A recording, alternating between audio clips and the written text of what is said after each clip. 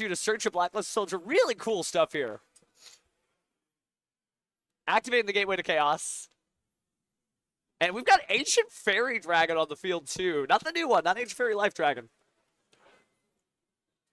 But grabbing an additional copy of Blackluster Soldier out of the deck here. This is some sauce. This is pretty incredible.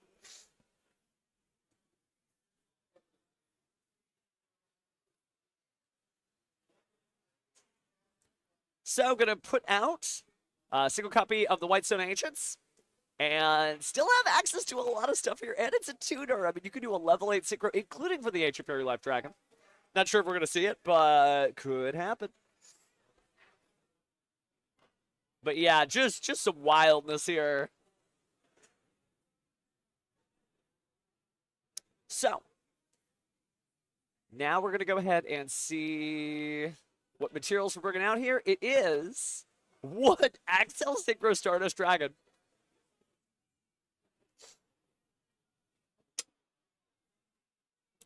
So if you're just joining us, we apologize for technical difficulties. We had a little bit of an internet hookup. So let's kind of catch you up to where we're at. On the right side, we have Tyler rocking out Mitsurugi. And on the left side, we have some Perchong opponents. It's going to be Robert rocking out Blue Eyes. And your eyes don't deceive you. It is Primite. It's got Dragon Master Magia. If you can hear my voice, though, shout us out in the chat because we are so happy to be able to join you finally. Couldn't get it going, but now we're live and in concert.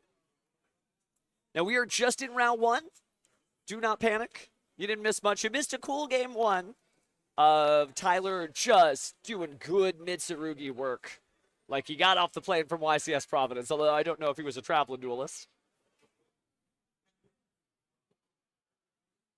But now we're going to grab Advanced Ritual Art here on Robert's side of the field. He's feeling pretty good since he has access to everything. Not sure how the Perulia got to the graveyard. Or excuse me, the Fualos.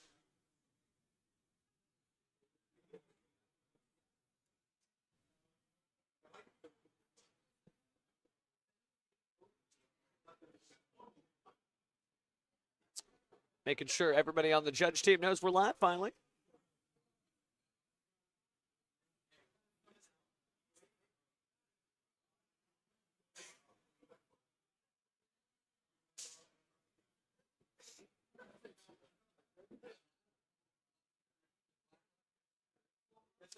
All right. So quest continues. And there it is, Blackluster Soldier.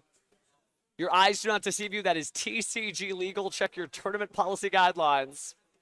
It has a TCG on the back, even though it is Japanese language on the front. And you had to enter, I think there's only maybe like a few thousand of them in the world.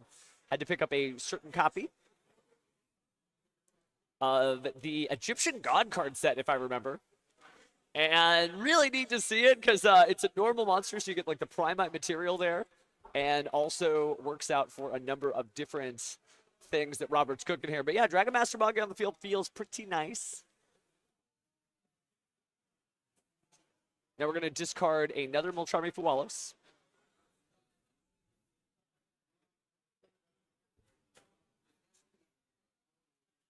And drawn for turn here.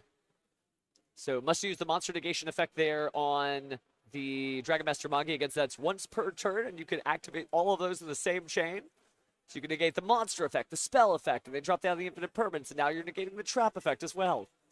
But that also is kind of the silver bullet there for Mitsurugi. Kawakimeru Drago preventing the special summon of any light or dark monster. So the normal summon of Adamasa is just fine. Depends on if we got anything too crazy on that face down.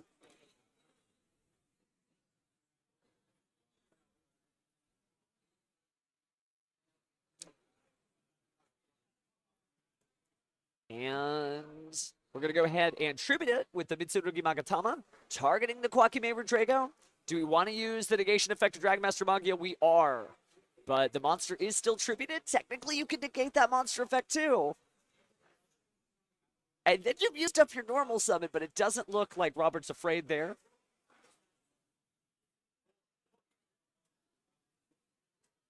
Oh, no, I guess Tyler is going to pack it up. So we're going to a game 3. So again,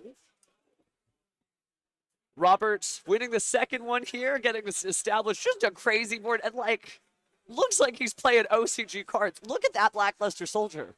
But it's TCG legal. It's in the policy guidelines. He was at YCS Houston, styled out the same thing. The head judge had to go to Konami and say, hey, is this good? Yeah, it is good. And so if you can get your hands on this card, I love how he's found a new way to stunt Dragon Master Manga. It used to be an impossible to find card. Now it's widely available in Quarter Century Stampede. That's not good enough for Robert. He's a hipster. He's got to find the newest thing nobody has. And that is that classic Blackluster Soldier. Kao Soldier. All right, so they're going to go side deck. I think for Tyler's purposes, maybe taking the Droll and Lockbirds out was a bad idea. And you see he's looking at the Droll and Lockbirds now from the side deck, thinking, I maybe need to restrict my opponent from getting access to their entire deck. So we may be seeing those come back in. But overall, what an incredible start here at round 1 of game, guys. Again, everybody's playing not just for their invite, for the NAWCQ. That's July 11th through 13th. And if you don't make it, that's okay. You can still buy a plane ticket because they're the last chance qualifiers. But speaking of buying plane tickets, Game Guys is going to get round trip ticket here for whoever gets our #1 spot. There could be only one duelist, right? Top Cut definitely going, but one of them's going to step off the plane. Brought to you by Game Guys.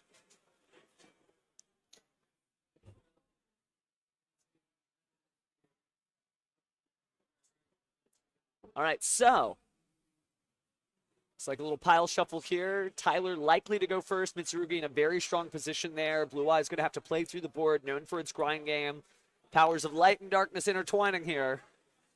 And an Earth normal monster for some reason.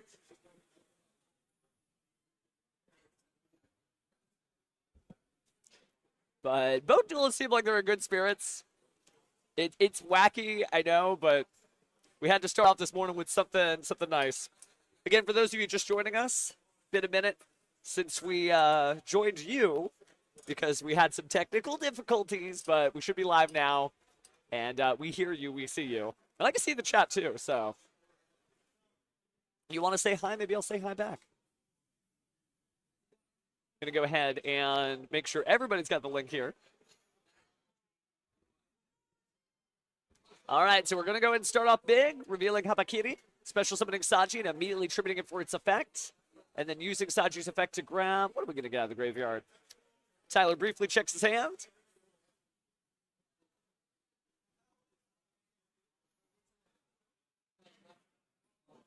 And looks like we're gonna grab the Mitsurugi Prayers.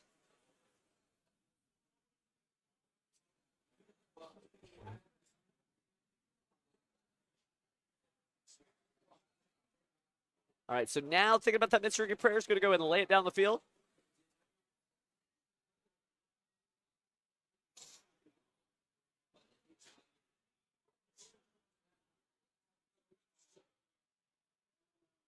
All right, so going to grab another copy of Habakiri here.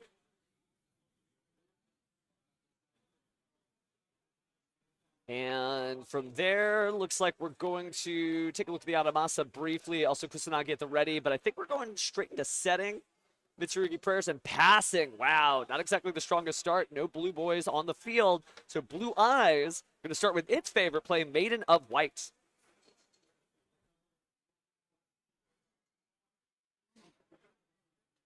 And so going to go ahead and place that True Light face up on the field. Feel like it's a pretty strong start here for Robert. Obviously not having to play into as much.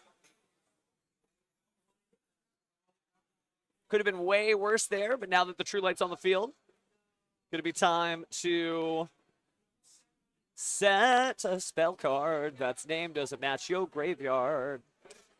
And looks pretty good. That Droll and Lockbird just did some great work. Obviously, Droll and Lockbird, very prevalent in this format, whether you're stopping Mitsurugi, Malice, even Blue Eyes. And what's cool about Blue Eyes, how we got here, of course, is it's a spellcaster, too.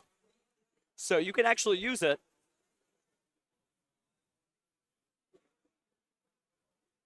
to even start your combos. But here we're going to discard the Ghost Bell and Haunted Mansion, grabbing a couple of new cards, including Sage with Eyes of Blue, normal summoning it. And Robert may be running away with this duel.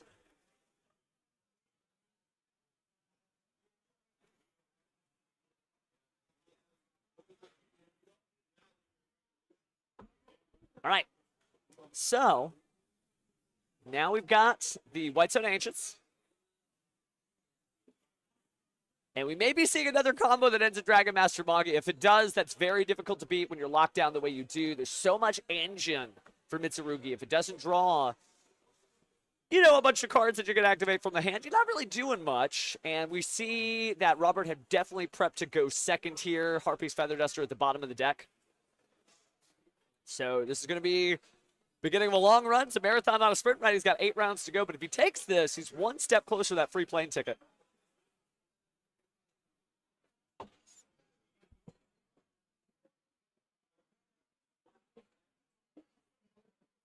All right, so think about it, think about it, think about it.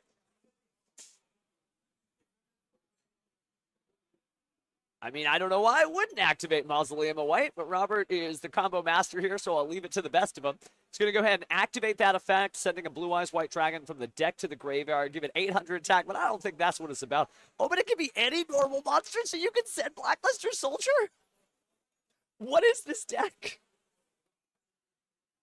The flashbacks of my entire Yu-Gi-Oh career thinking, man, you know, I would love to run OCG cards at the event. And Robert's like, nah, I got Strat for that. Just make sure they say the TCG on the back. Just wild. All right, so got a Blue Eyes on the field.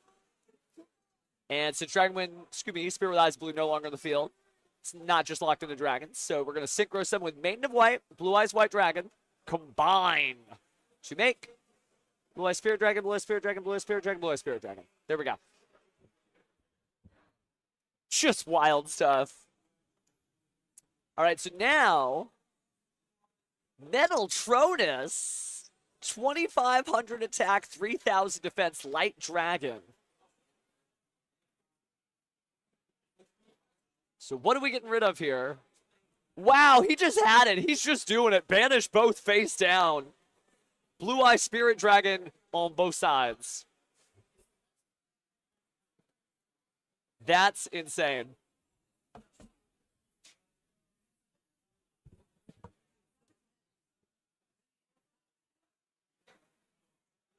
All right, how we feeling? How we feeling? Now we're going to do the Roar of the Blue-Eyed Dragons. And actually special summon the Blue Eyes from the graveyard this time, not digging deep into the deck. Maybe trying to hold out. Banishing the Wishes for Eyes of Blue to go ahead and make an equip spell here. Oh, and it's Blue Eyes Ultimate Dragon again. Wow, now using the summoning condition of Blue Eyes Tyrant Dragon to get that card into the graveyard. We are very, very close to seeing Dragon Master Magia's reprisal here. Now, it does have to be a Chaos Ritual monster, so it does just look like 3,400. Going to go ahead and grab back the Dominus Purge. That's huge. And setting it, so not locking yourself out of Dark Monsters. Remember, Dragon Master Magia is the light, though. If you wanted to activate that from the hand, just protect it, you certainly could. Do see a Primite Drill Beam there, but now we're going to normal summon the Stone of Ancients. And bring out another copy of Blue Eye Spirit Dragon. He brought more just in case, setting the Primite Drill Beam, I would imagine. Can still special summon a Blue Eyes here with the True Light if you so choose. But the timing on this is going to be kind of tricky.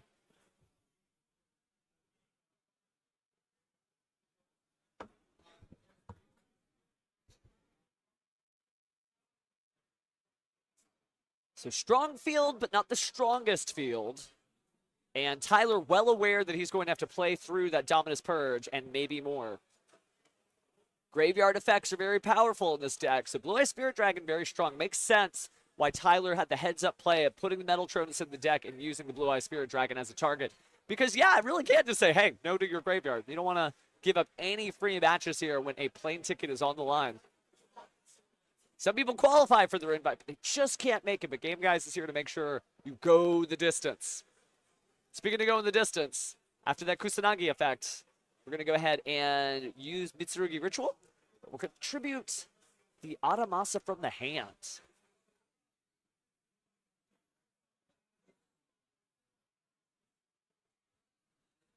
And so, it's going to be a no with the Dominus Purge. And we're going to negate. And we're going to special summon. Is this going to be the Blue Eyes Ultimate Spirit Dragon? It is, in defense mode, able to negate another on-field effect and then gain 1,000 attack. So Robert is trying his best to lock out Mitsurugi from the get-go. Wasn't able to close it out last turn. But both decks got a note for the grind game. Ooh, so we're going to see the Bestial Magnamud here. A lot of juicy targets.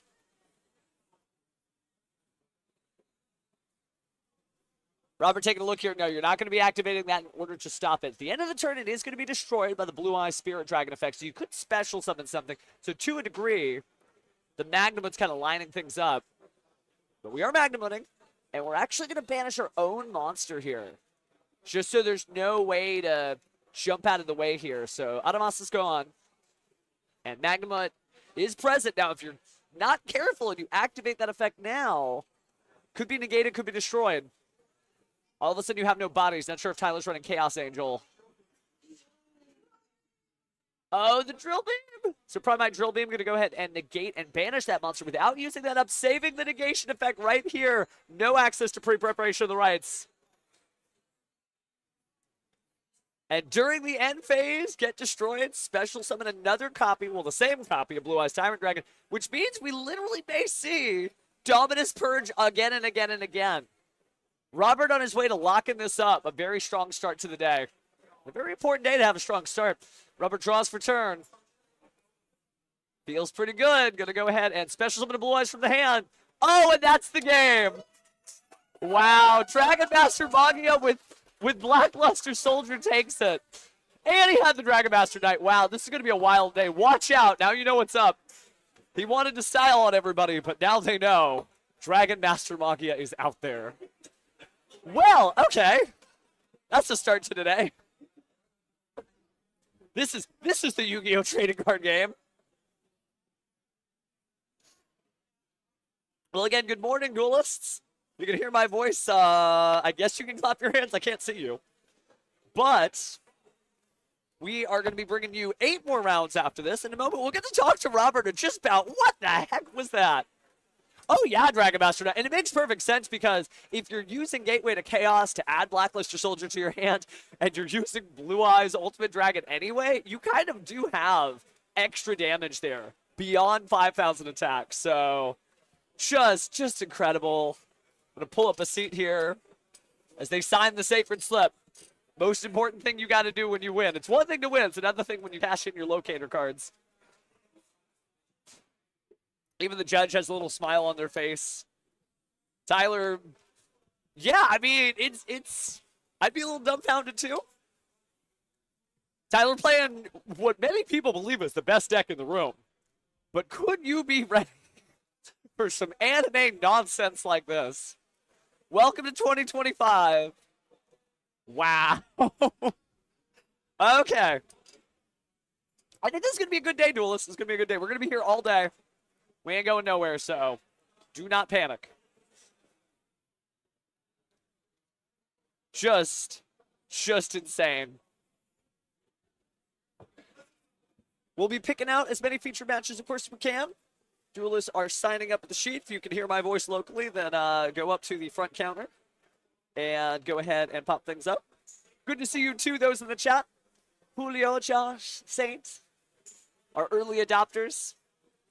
Share the link. We want as many people to see the weirdness that we just saw today. Nothing weird, just uncommon, you know. It's okay. We can admit, not everybody is playing Blackluster Soldier.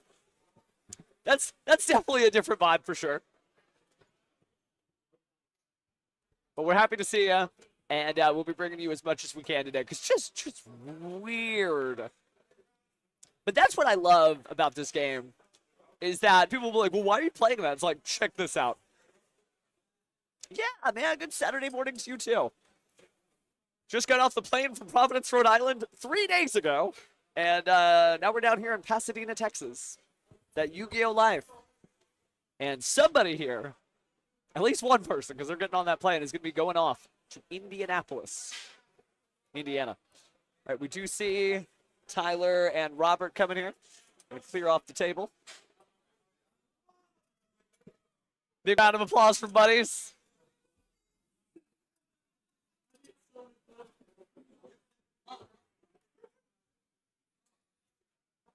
All right. So we're going to have our friendly neighborhood duelist go ahead and have a seat on down. All right. That was insane. Okay. What? Oh, no, we got to get you a camera. We got to get you a camera for that. Oh, yeah. Okay. Like, I thought I had the blue eyes stunt. That. So I understood. Like, when I saw the Dragon Master Knight in the extra, I'm like, okay, that's what we're doing. How does that feel to be piloting that deck and just watch your opponent just kind of stare and be like, wait a sec, what is that card? You know, the whole reason was just because I'm like, we want to be able to hear you. Okay, sorry about that. There you go, you got it. As you know, I have the BLS normal monster, and I was like, you know, I want to make a way to make this work, and I'm like, you know, I can just summon Dragon Master Knight. There's nothing stopping me. So obviously that deck has a lot of ins and outs, and I noticed the White Stone of Ancients in there. Are you trying to do like the backdoor Dragon Master Magia combo with that, or is that just for like pure Blue Eyes fun? So that is specifically because like, so there's a way to do one Sage, and the main end goal is to get to Dragon Master Lords. Okay. Oh, what? You summon Magia and Knight, and then you overlay them into Lords. Okay, well, I'm sorry we didn't get to see that. That's incredible. So actually the deck, you know, we're obviously hype about it, but the gameplay makes sense, right? Yeah. So you've got the Blue Eye Spirit Dragon, so you can negate the graveyard effect to Mitsurugi, so that's really strong there too.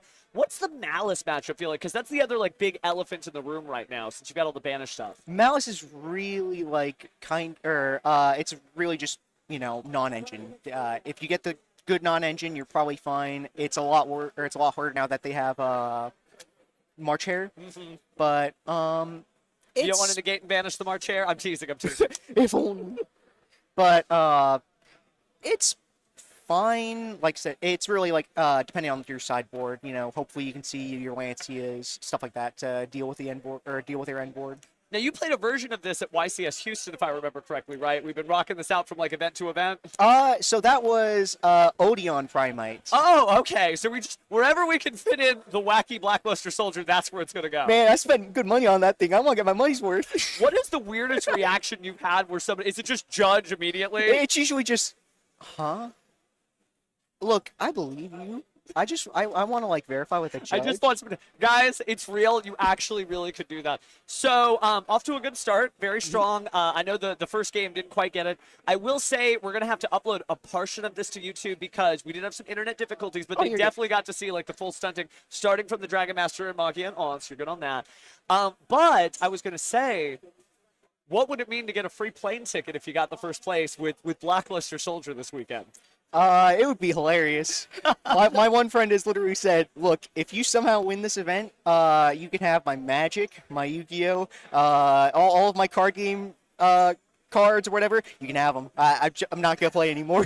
They're just out. Last Will and Testament. Everything to Robert. Sign. Gotcha. Wow. Okay. Well, good stuff. I don't want to keep you too long because I know your friends are out there, but just kind of keep hanging in on there. All right. And I guess good luck with your opponent, and I hope their arm is ready to scream judge. But don't worry, all the judges here, they all know. And friendly heads up, the reason why, if you look at the back of that Blackluster Soldier, it says Yu-Gi-Oh! Trading Card Game in English on the back. That's the reason why it can't be used. So it's in Japanese, but it was part of a promotion. Like I think the God cards. Yes, right? the Steel God cards. Steel God cards. Man, that's insane. Okay. We actually had to have a Konami representative tell the judges at YCS Houston that it was legal. It's one of those things where you're just like, it's like, can a duck quack on Tuesday and is it a criminal offense? It's like, it's buried in the rules somewhere. And you pull it out, you're like, oh, yeah, Robert can use this one really wacky card that nobody should pull out here. Okay, sure, why not? All right, well, good looking out, fam. Thank you very much today.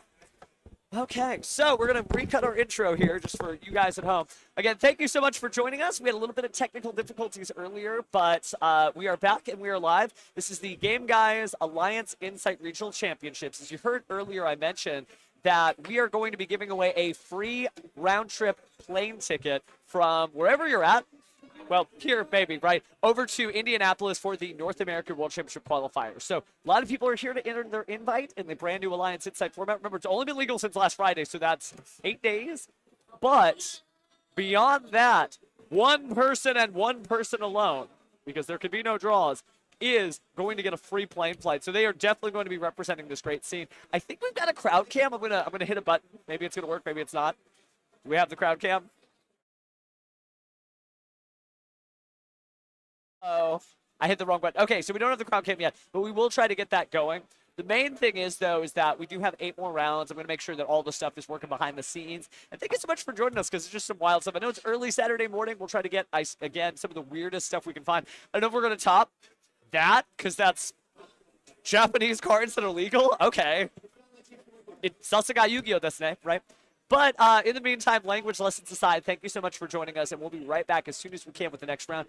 Look at the clock. I think we still got some time left on the round, so maybe about a couple of minutes left on the round, and then we'll try to bring up the future match. If there's anything weird you want to see, if there's any duelists that you want us to try to highlight, we've got a sign-up sheet. They should be filling that sign-up sheet out.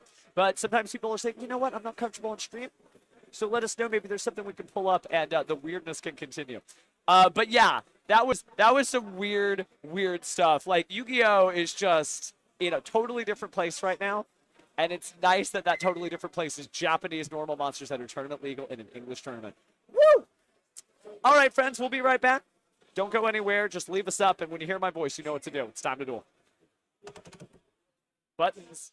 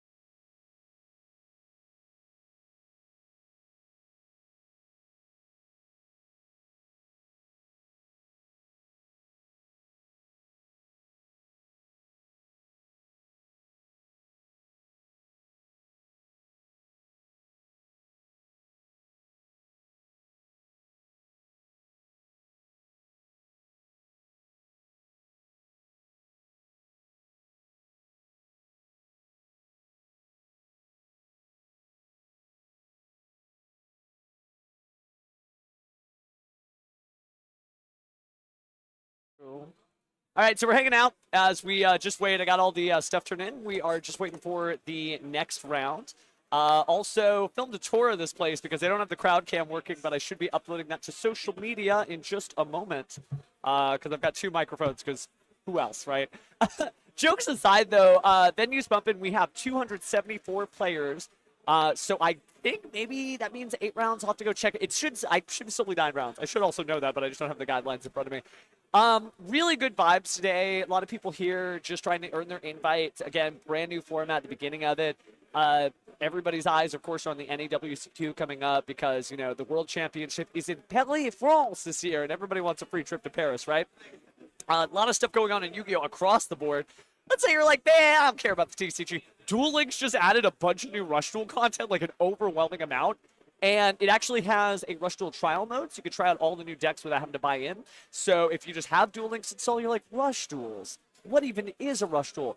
Check it out. You can actually find out there. Master Duel just added the brand new pack featuring all the new Mermail support from Rage of the Abyss, all the new evil heroes from Supreme Darkness. I should know that, right? I'm an evil hero.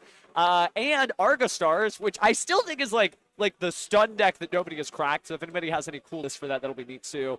So we have those 2 things. Then we've got, thank you, because Saint has, so it's going to be 9 rounds. Yes, because it's 274. So thank you, duelists who showed up. Thank you, because that's all I ask for is just some good Yu-Gi-Oh vibes there. Speaking of good Yu-Gi-Oh vibes, as soon as we get pairings up, we'll go ahead and get our next set of matches here. But I just want to kind of vibe with you because we did have some technical difficulties. So if you rewind to the beginning, you might see that it only starts like in the middle of round 1.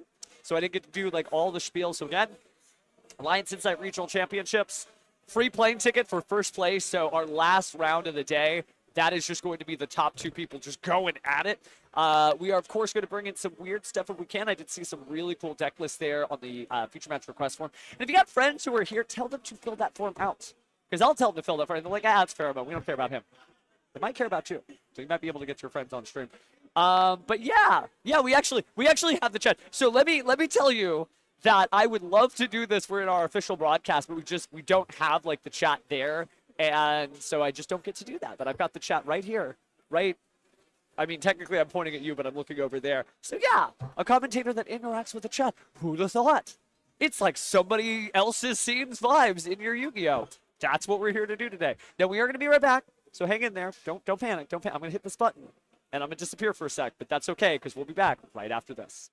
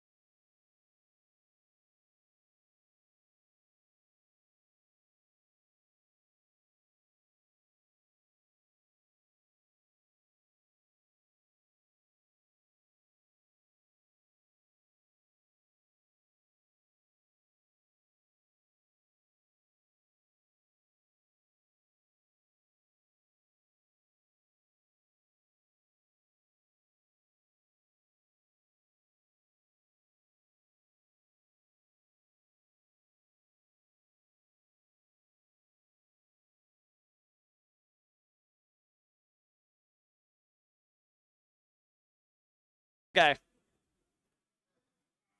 How about now? There we go. Good, good, yes. Yes, yes, yes, baby. Should be now, should be now. I'm waiting for the delay to stop so we can know. If not, I'll just go to the back and I'll hit the sound button. Still no sound. Okay, hold on. Let me go get it fixed. All right, BRB. Oh, wait, there's the sound. Okay, cool, cool, cool. So you guys are on delay and that's all.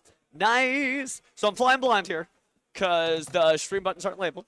So any production jokes, you can make them if you need to.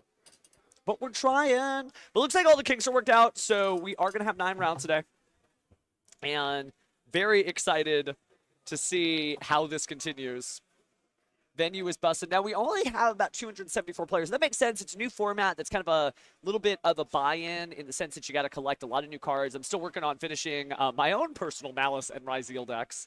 So if I had to show up here, and they're like, Pheromone, what are you playing? I'd probably be on Blue Eyes Primite Regenesis. So I understand if you're like, no, I'm saving myself for the perfect deck. That's okay, fam. You allowed. You allowed. But looks like we are good.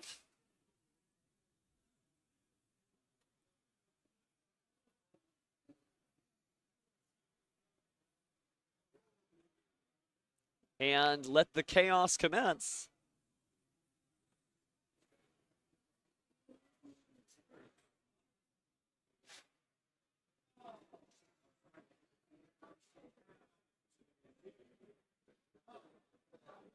All right, just making sure all of our guys are ready to duel. All right, so we'll get deck lists soon. Looks like they are coming our way. And find out which of our fine duelists that we ended up finding. It looks like it is going to be Antonio running Malice, and his opponent's going to be Jared on Live Twin Fiend Smith. We didn't get to see this on the featured match stream at YCS Providence, and I was so sad because it is so dope. So why don't we go ahead and start with some Live Twin shenanigans here. Wow, quarter century secret rare, kiss a kill there. Off of what appeared to be Live Twin Sunny Snitch. I think doxing our little Live Twin saying like, hey, check these people out. They're up to no good.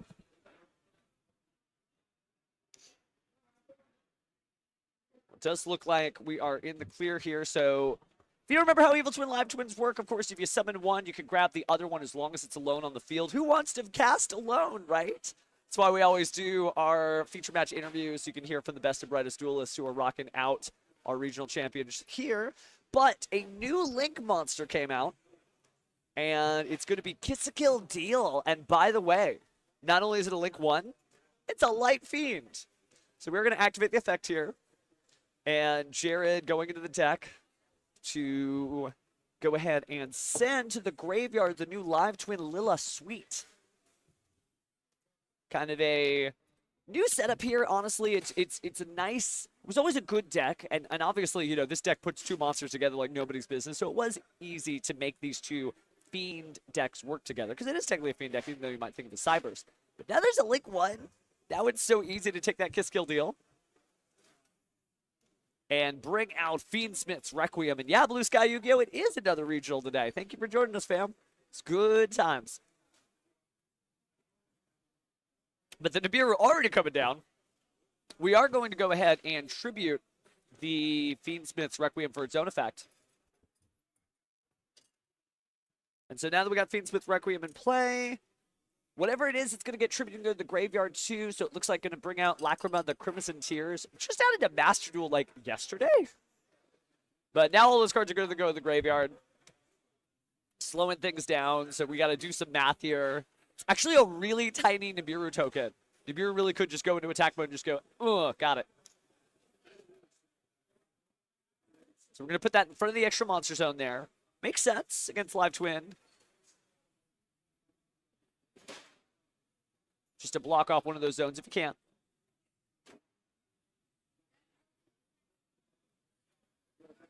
And so, do we have our token?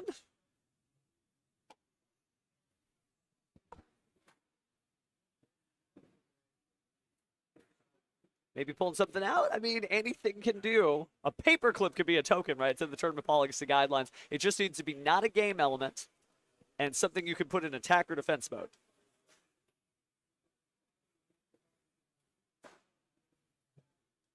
An empty sleeve might be helpful, but at the same point, you don't want to confuse that for a game element. Hey, we got a field setter. That works just fine. Nice looking out there, Judge. Wow, look at that, by the way, with the 6 attributes. I think that is some new Judge swag. Always got to take care of our judges. They work hard. They give up their Yu-Gi-Oh! Experience to help enrich yours. I know because I'm part of the Yu-Gi-Oh! Judge program myself, although I don't get to do it as much. Do have some judging events coming up. We are going to discard Fiend Smith Engraver and grab Fiend Smith Tract. And now let's go kick some Fiends as we activate Fiend Smith Tract to probably add Lurie, I would imagine. Now, the real question is, how many copies of Fiend Smith's Requiem are we running? Well, we probably shuffled it back in, but we're actually going to grab the Engraver. Ooh, because we had the Fabled Lurie in the hand. Beautiful Platinum Rare there.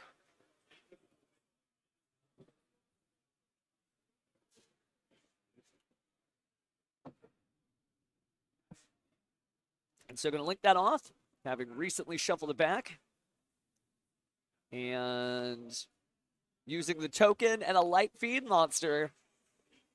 Fiend Smith sequence, all that fuss about, well, what are we going to do with the token? Well, we're just going to link it off. So now we're going to go and recycle. Fabled Lurie. And maybe the Kiskill Deal. Technically, it's a light Fiend too. Yep, Kiskill Deal going right back in. And are we making Desiree here? Maybe not. 2 Fiends. Are we making Duke of Demise? No way. Okay, we are. So if you haven't seen this card, I don't blame you. I feel like it got slept on just a little bit when it came out in Maze of the Master this year. Also, relatively recent addition to Yu-Gi-Oh! Master Duel. But here's what it does. Most importantly, you get an additional normal summon. That is huge in this deck. Like, forget the rest of the card text. So obviously, it's a great card. Meant for Fiends and Zombie types. But in the Live Twin, Evil Twin deck, it is going to be mostly Fiend-centric. But notice I just said additional normal summon. I didn't say additional normal summon. A Fiend monster, a Zombie monster, just normal summon.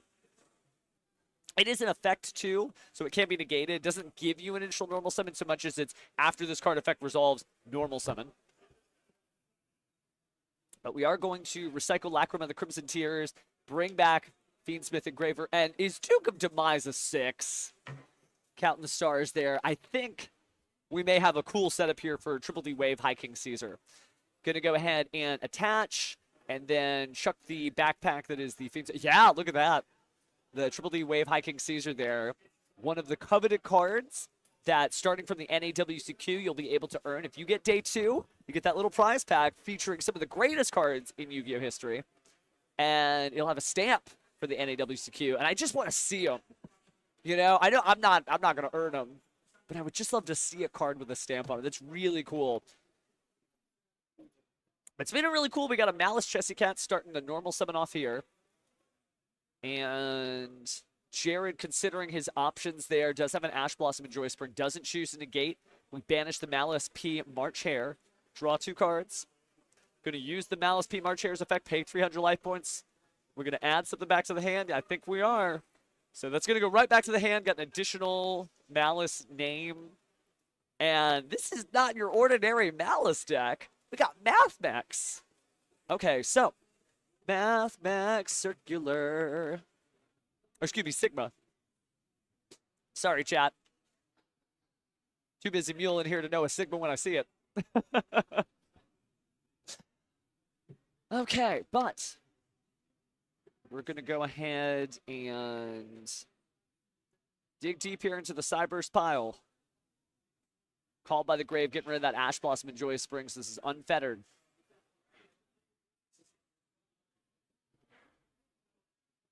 So, more Mathmech action here.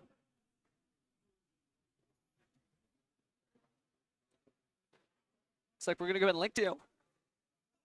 Weird having Mathmechs back, by the way. Oh, no, Link 1 and just going into Link Karibo. So Link Karibo able to stop trap cards, but also just kind of like pushes the opponent back. And since there's a monster special summon from the extra deck, trying to use the effect of backup Adagnister, but negated and destroyed by detaching material from the Triple D Wave Hiking Caesar. So not going to happen there for Antonio. Trying his best, but has his Malice March Hare. Able to banish a Malice monster in the hand or graveyard to special summon itself, independent of that pay 300 effect. Hey, fam. Shoutouts to New York, New York. Well, upstate New York, I mean New York, too. But yeah, from Providence, Rhode Island to Pasadena, Texas, wherever great duels are had, I'll try to throw my voice in the mix. Thanks for putting up with it. All right, so we are going to banish the Malice P. Chessicat.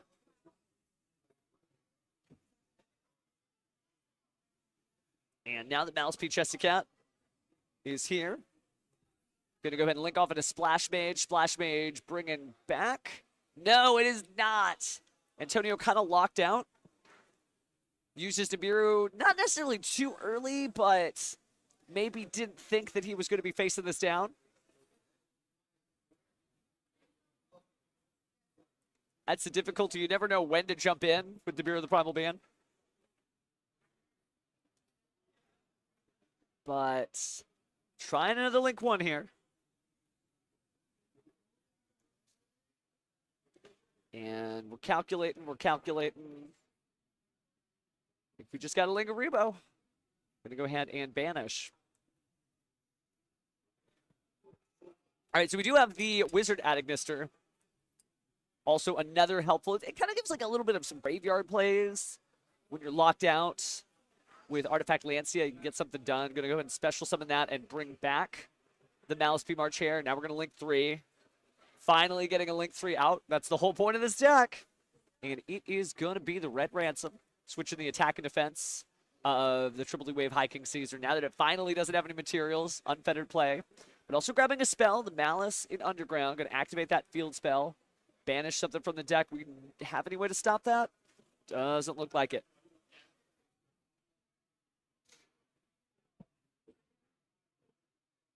So banishing the Malice P. Dormouse, pay 300. We used to say pay 8, feel great. Pay 3, feel glee. We'll keep workshopping it. But Dormouse, definitely a danger there as it banishes a Malice from the deck. It's going to be Malice White Rabbit. White Rabbit able to, of course, do the same. Pay 300 life points. Special summon from the banishment.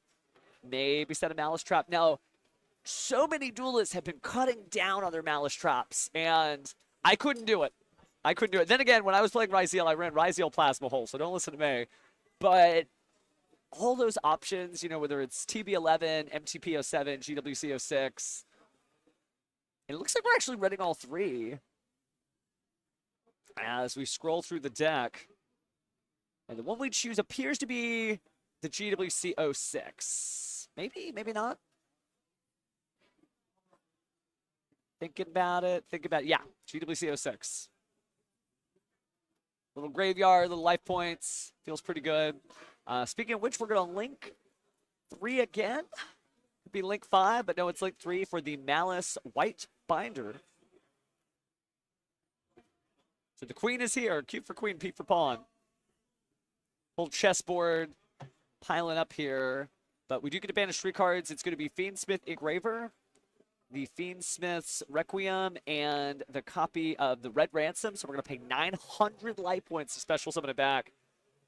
I think Antonio's Malice is finally broken through. And that is the difficulty of just relying on the... I mean, not like he was trying to just rely. Jared was doing their best there. But once you get through those 2 negation effects of the Triple D Wave Hiking Caesar, then the pressure's on. And definitely see it, JLGC. This is some good Malice work. Because now we've got plenty of bodies here. It's a difficult deck to play, right? We saw that the world champion Ruben Penaranda was running this deck. Got first place undefeated out of Swiss. Didn't make it as the first place YCS winner. Ryan Yu, Master Duel world champion and team captain. Didn't make it out of there. So Malice definitely takes some skill and some practice. We've had about 8 days of official TCG play. Maybe you're labbing it out at home, surfing the internet like the Malice monsters themselves, but It's a little different when you're actually laying cardboard on the table, and Antonio doing a great job so far.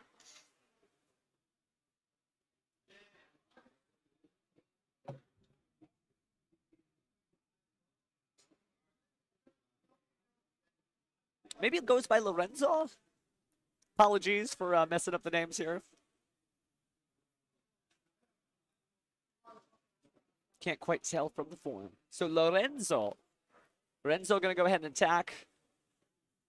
And attack again. Big numbers, by the way, with the access code talker. It's nice to see it still back in play. It's still a great Cyberse monster. Obviously, allied code talker, very exciting, being able to special summon all those Link 3s.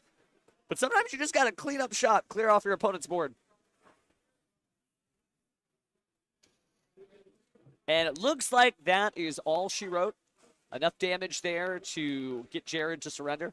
So we're going to game 2. And the side deck could be pivotal here. I love this stat, and I know it's been some time since YCS Orlando. But YCS Orlando, the #1 played card, I kid you not, statistically across all deck lists, was Artifact Lancia. Not Ash Blossom and Joyous Spring, not a Mulcharmy of any kind, but Artifact Lancia. And it's good against a lot of decks, not just Malice. Believe it or not, it can mess with Fiend Smith a little bit. It can mess with Crystron. Big shout-outs to Steven Santoli making it to the top 32 with Horus Crystron. I think top 16, actually, because that's a deck that just has a lot of natural predators in the environment, right? And wherever Great Banishment is held, Artifact Lancia is there. That's why I'm not playing Shining Sarcophagus right now. That brand new Dark Magician Girl, the Dark Magician's Apprentice. Oh, great card. But if they're just like, I side deck Artifact Lancia because I'm good at this game, I'm like, oh. Yeah, you do. Okay, well, back to the drawing board. Such a prevalent card that some duelists are running Spell Card Monster Reborn to take their opponent's Artifact Lancia out of the graveyard and tribute themselves in the Malice Mirror match. And we do see some cards coming out of Lorenzo on the left there, our Malice pilot. And in the blue sleeves, Jared doing much the same. Not sure if it is just going to be Artifact Lancia and Lancia Services, but, I mean, if you want to lock out the banishment, that kind of helps. Now, what's kind of interesting, since this is a Fiend attack, maybe Chaos Hunter would have been good here. Guess we shall see. And thanks, Blue Sky, for cheering us on. Top 8, that's right, that's right. Thank you, thank you. It's been a minute. I mean, I was physically there, but I don't know. It's been a minute. Life on the road in Yu-Gi-Oh! Duel after duel after duel. But really cool stuff, though. Really, really cool stuff. Showcases that there's a lot of decks that are still viable in this format. And we definitely saw that last round, if you want to rewind the VOD. Primite, Blackluster Soldier in Japanese, Blue Eyes. That was cool. And Mitsurugi, honestly, was good, too. Right now, it's Malice versus Fiend Smith, Evil Twin, Live Twin. And all eyes are on these two duelists. Beautiful day down here in Pasadena, Texas. I thought we had a forecast for rain. But it is just, well, blue skies smiling at you.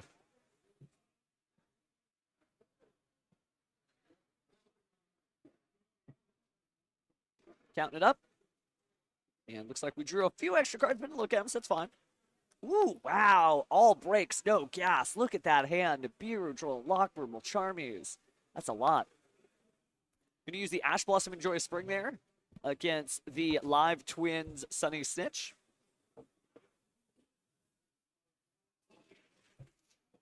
And pass, and then pass again, because there's just no engine for either of them, and then draw set pass. What year is this? Even that Malice doesn't necessarily help other than to make a Lingaribo, and that might be what we go for here. Maybe deciding to hold on to it because it'd be better for a later play. But we're going to go in. So normal summon, Link summon, and Lingaribo is here. The Adignisters are at it. And Lingaribo just going to go attack. There's some damage. A lot of protection. That might be the best protected Lingaribo in the world. Draw set pass from Jared. Both duelists smiling. Oh, but there's the Malice Dormouse. Dormouse can blow this duel wide open. Normal summoned. And if there's a trap on the field, it's not going to be enough, but Effect Veiler slamming on down. but could still link 2 into Splash Mage. But it looks like instead we might be going for Haggard Lizardos. Yeah, there's the Haggard Lizardos. Oh, wow, but using its effect for cost is not enough because Ghost Ogre and Snow Rabbit just destroyed it. Which is actually really good, but I believe that's cost. Judge taking a look at that, there may still be the banishment there of the Malice P. Dormouse, yeah. Because if you're activating the effect, you wouldn't see the Ghost Ogre and Snow Rabbit unless the effect was activated, and you would be activating the effect unless you paid the cost. So, not out of the woods yet on Jared's side.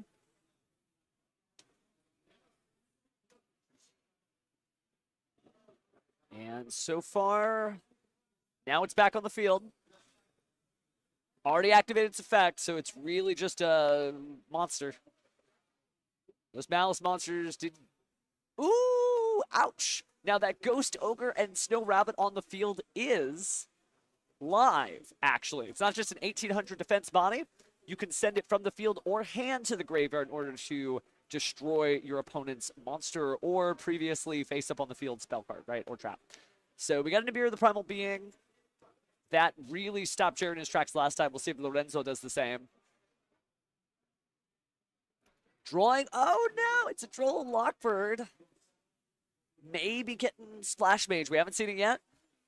But we're going to use the Malice Dormouse, and its effect is good. Decided not to use the effect of the Ghost Ogre. Maybe holding out for the Splash Mage. Splash Mage would be very strong here. Of course, banishing the Malice P. White Rabbit. Going to go ahead and pay 300 life points to bring it back and then set a trap from the deck. We know it's safe because Jared probably would have stopped the Dormouse earlier than that.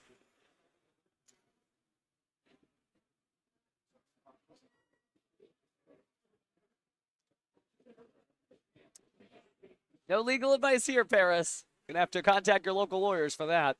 All right, but Splash Mage is gonna go ahead and now get chopped off using a Ghost Ogre from the hand just to keep the body on the field to protect the life points.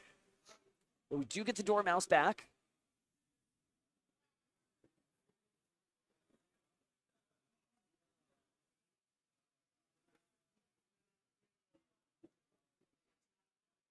So feeling pretty good here. Very experienced Malice player, seems to know what he's doing. But pass turn.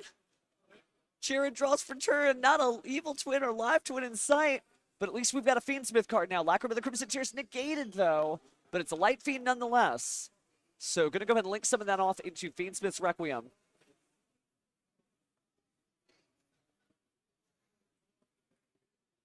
And so we're going to go ahead and special summon the Fiend Smith Engraver, finally out. Ready to carve his name into Yu-Gi-Oh! History. Grabbing his backpack by the straps, pulling up the Fiend Smith Requiem from the grave, and then slinging it across the board to send the Malice P. Dormouse to the graveyard. Malice P. Dormouse, really the combo starter. Tiny monster, but very terrifying in its own right. 1 becomes 2, 2 becomes 3, and well, Malice does not need any more help than that. So now, the Fiend Smith sequence there.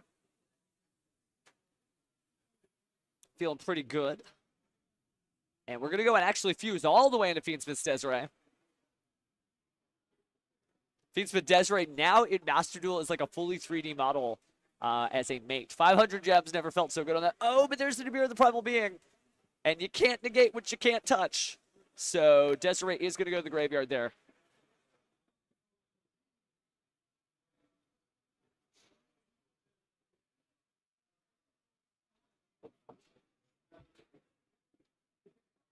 Ooh, what? We doing it unaffected? We're actually using Fiend Smith in Paradise. So, not going to be attributed by the effect. So it's going to be kind of a tiny token here. Everything else goes.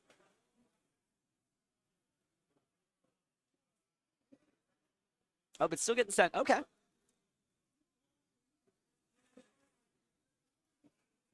Still tiny token. But I guess we're not going to be using the Desiree for now. What a wild slug match of a game. Mostly cards that interact from the hand, but nothing to get combos started. Are going to go and shuffle back. Goodbye, Nibiru. And that's past turn. Gold Sarcophagus could blow this duel wide open, but Ash Blossom and Joyous Spring there, not going to do much. 2 copies in the hand for dear old Jared there as Malice P. Dormouse is banished.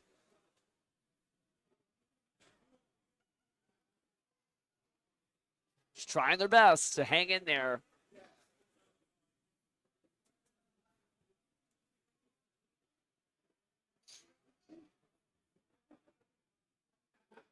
How they've managed to survive this long is wild. Both of these decks known for explosive combos, and yet here we are. Somehow, we have not made it. All right, setting a card there with the Malice P. White Rabbit. Finally time for Link 2, but not very many Link 2s left. Thinking about the SP Little Knights. Could go for something like a Lingaribo, but I don't know if there's another Lingaribo left.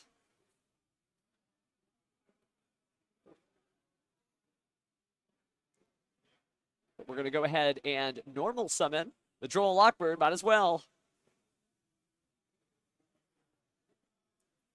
And the quest continues as we bring out the Malice Red Ransom. Going to go and activate our TB11 immediately there. Banishing the Link Monster to bring out our Malice P. Chessy Cat. And 900 life points seems like a fair trade in order to bring that monster back and keep these combos going. So let's go ahead and grab a spell card here. Last time it was the Malice P. Dormouse. Oh, excuse me. No, it's going to be the Malice March Hare. Going to immediately add that back for 300 life points. Going down in life points, but going up in card advantage. This is round 2, by the way. We got 274 players. We're going to play 9 rounds of Swiss today. First place, he's getting a free plane ticket, round trip, to the NAWCQ in Indianapolis, Indiana.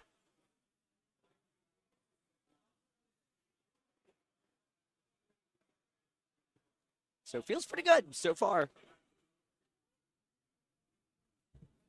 And now we're bringing out Cyber's Wicked, and we're special summoning a monster to the Link Zone it points to, so we can grab a tutor monster. Also going to banish the Lingaribo to grab our backup adding Mister there. Is it oh, it is a tutor. That is right. So great pricing. Of course, they still get all the other goodies there for the top cut and their invite. So second place isn't bad, but it's not a free plane ticket. Speaking of free resources, I'm going to go ahead and link these off to bring out the Malice P. White Binder.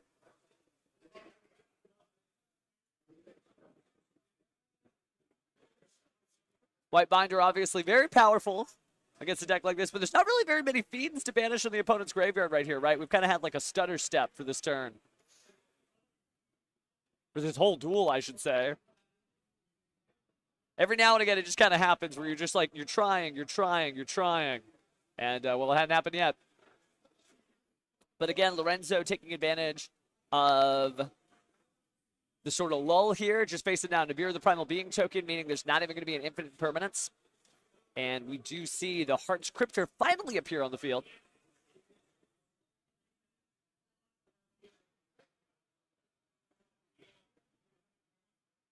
Doing a great job for sure. So it may be that Lorenzo is slowly but surely going to get through this duel. Again, it's kind of a grind of a game.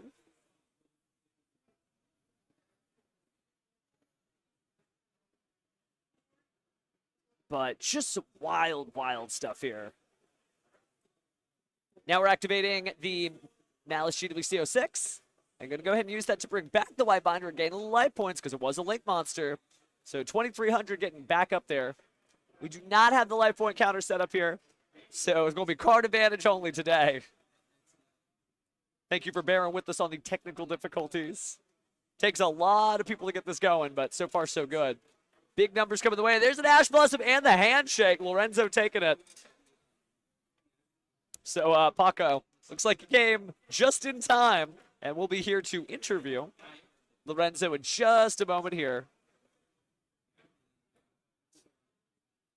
Just wildly good gameplay. And shows you that Malice has still got it going on. You know, there was a little worry as Malice failed to convert at YCS Providence, piloted by some of the best duelists in the world. Literally, they have the title, best duelist in the world, world championship. But just kind of managed to, you know, didn't see it happen. Mitsurugi took the day. But I think Malice has a long and bright future. Just going to take a little bit, that's all. Signing the Sacred Slip. It's a great feeling. Lorenzo off to a 2-0 start here. Which is important, because if you go 9-0, then, I don't know, you're going on playing for free. Moment here we'll get to see why still Malice. I think it'll be a simple answer. I don't know, I own Malice, it's still good, fam. Okay, cool.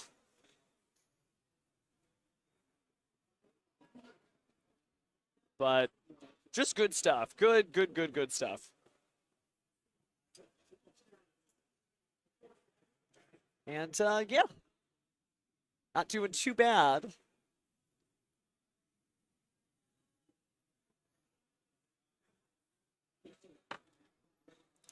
Jared, certainly no slouch either. But your graveyard's kind of vulnerable. And when you got a built-in triple DD Crow like Malice Malice Q. Let me pay respect where it's due. Malice Q Whitebinder. Banishing 3 feels pretty good. You can just take out all the research. But look at the smiles, though. It's my favorite part of the duels, when all the stress, all the pressure just goes away and unwinds. You get to just relax.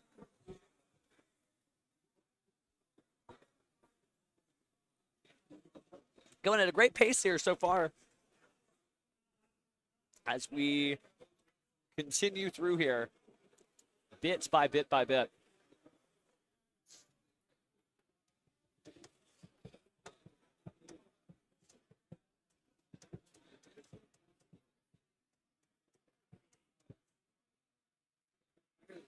All smiles for now, but Lorenzo still has their work cut out for them, so we'll get a chance to talk to them soon.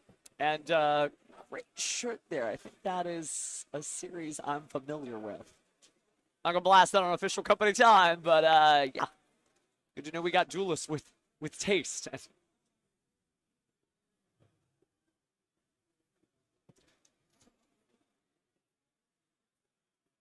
But again, thank you for joining us. We're closing up on round 2 here at Game Guys Regional Championship for the new Alliance Insight format.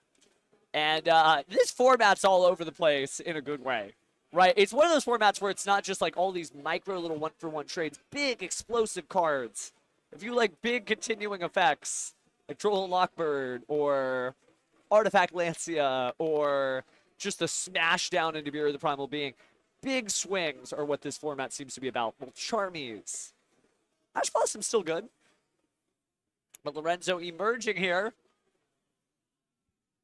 Yeah, fam. Yeah, you. Okay. As we get ready. You want to join us, Lorenzo? Just have a seat. I got some friendly deck lists for you, Judge fam. You just want to take that. And then have a seat here. Your whole posse is cheering you on. Everybody from Pac 1 up. Yeah, but go ahead and get the headset on so they can hear you. Because they won't be able to hear you. So, good to see that Malice is still getting it done. Thank you. Thank you. So I got to say, a lot of people were here. Scoot over here because it's your show, not mine. Okay. A lot of duelists were worried coming into this format that like Malice may have like punted the match. They couldn't get it done right at YCS Providence. Great duelists with all of that like kerfuffle of conversation going. What made you say no? We're doing Malice today. Very simple answer. I like Yu-Gi-Oh! Reigns. Hey, Reigns is good. Reigns is my favorite series. As simple as that. As long as I can play a Cyber's deck that I enjoy, I'm pretty happy with it. I think when I quit Yu-Gi-Oh! For a little bit, then I came back and I played Salamangreat, and I just loved it. So seeing another Cyber's deck that still can do a lot of fun stuff like that was fun. So I played towards it, and I also like Alice in Wonderland. It's a cute concept. Most of it was just I like Cyber's monsters. Makes sense, makes sense. Now, it does feel pretty good to have triple DD Crow in the form of White Binder when your opponent's on Graveyard. Yeah. Had you played against the Evil Twin Live Twin stuff that had recently come out? No, I really haven't. I just knew like with the new engines, it's just the new Kisiko Link is just a one card Fiend Smith board and everything. Yeah, crazy stuff, crazy stuff. That said, is there anything that you're worried about running into? Obviously, we've seen that Mitsurugi does good work against Malice. Honestly, not really Mitsurugi. I just know I just pray I opened up side and that's it. That's fair. I noticed you opened up a lot of side on that game 3. That might have been what we were like. Game turn 3, 6. game 2. It was game 2. Excuse me, game 2. So opening hand was not fun. It was not. I drew.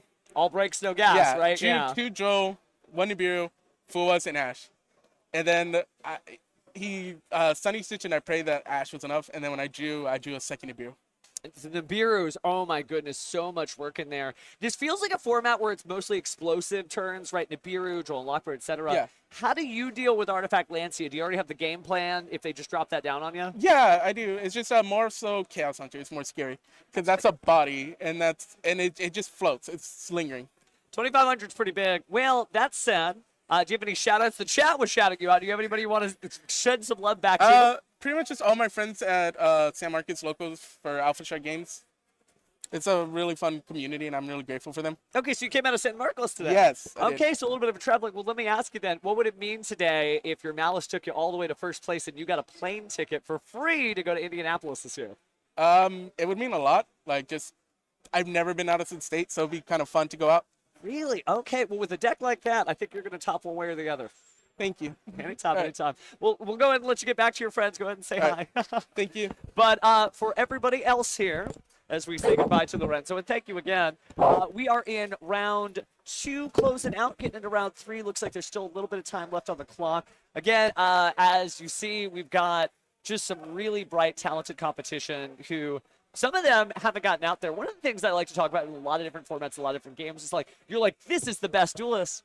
Maybe not. It might just be the best duelist who can travel. It might be the best duelist at that event. So there's a possibility there that there's a lot of talent, just like Lorenzo, who hasn't been out of state, hasn't gotten to see it. So it's good to see and showcase some of our local homegrown heroes. And one of them, we are going to go ahead and give a full round-trip flight to, I guess, from San Marcos or wherever they are, over to Indianapolis to just fight with the best of them. If you haven't been to the North American World Championship qualifiers, you know, maybe you live up north, east, west, wherever, it's really worth going. Even if you don't have your invite, you can qualify in the last chance qualifiers. But it's basically like a Yu-Gi-Oh! Like convention. There's thousands of duelists. There's all these public events. There's voice actors that are sometimes there. They do like the cool scripted duels. There's giant cards. And I don't just mean like the ones that you win. I mean like ones you can actually play with. And it's basically all your people. You know, the people who watch like this guy talk about Yu-Gi-Oh! On a Saturday morning. Hi, chat. Those people are all gathered and congregated together in one space. So really, fam, if you haven't gotten your invite, don't feel like, oh, I can't go there. It's a really, really good time. Speaking of good times, we are going to take a quick break until we get our next round going. But don't worry, we'll be back soon. We got 7 rounds to go, so it's going to be a good day. See you soon, fam.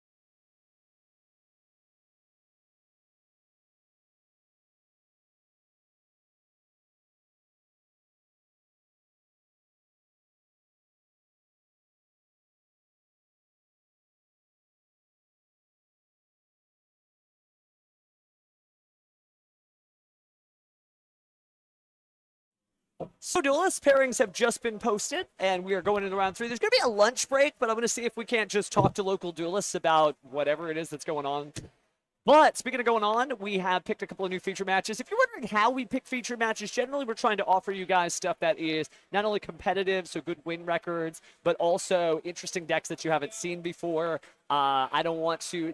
I mean, maybe you are like, just show me 9 Mitsurugi matches in a row. But not everybody wants to see that. So we make sure to get like a nice cross-section of different duelists from different walks of life. As we get towards the later rounds, we might show people who are on the bubble. That means that they may be just about to top, but if they lose, they don't top, and if they win, they definitely top. That's certainly a tradition that you see through there, but just kind of give you a peek under the hat here of what's going on. It's not just like, bring me my buddies, bring me this. It just show you case really interesting duels. The only problem with that is there's only 9 rounds. And there's 274 duelists, so we don't get to put everybody on stage. But if you keep at it, you just keep showing up and doing cool Yu-Gi-Oh! Tricks, eventually your day will come. And we'll see, again, if we can't get some folks up here just to kind of, like, chill with us as we're going. See my eyes darting away? I can see our judges. Going to go ahead and bring everybody, so players are getting ready to go, and that's it's exciting times. A lot of duelists are really excited to be here, right? It's just a beautiful Saturday morning. A little warm here in beautiful Texas, right? Good weather in Texas means sunny weather, but sunny weather means it's hot. So I'm wearing a little bit of a tank top myself just so I can stay cool. But speaking of cool, it's always good to be here. It's a great venue. It's a great vibe, and I am very excited to see how the Alliance Insight format develops. There are regional championships going on all across North America. There's also national championships going on all across Europe and in South America as people compete to figure out who is going to compete at the WCQs, whether it's the EU WCQ, the NA WCQ, the SA WCQ, the LA WCQ, WCQ. But if you're done hearing me just say QQQ, maybe it's time for us to go over to the main event as our duels are sitting down here. And the vibe continues. Thank you again for joining us. Certainly a lot of duelists out here in the chat. There's almost as many duelists watching as there are playing. But I am very excited to see what it is that we get out of this, because if it is who I think it is, it's going to be something cool. I mean, Alliance Insights brought so many different decks to the forefront. I love it because it feels like it's a patch, right? And that's funny because, you know, it's Cyber's Monsters. So we're going to go ahead and grab our deck lists here as our handy-dandy judge walks around. Sorry to make you walk, but, oh, we got it. We got it. Okay, the tongue twisters are going to begin. So we have Jesse Barrera, and Mr. Barrera will be playing Dragon Rulers. His opponent, Javon, is going to be rocking out the handy-dandy Malice monsters.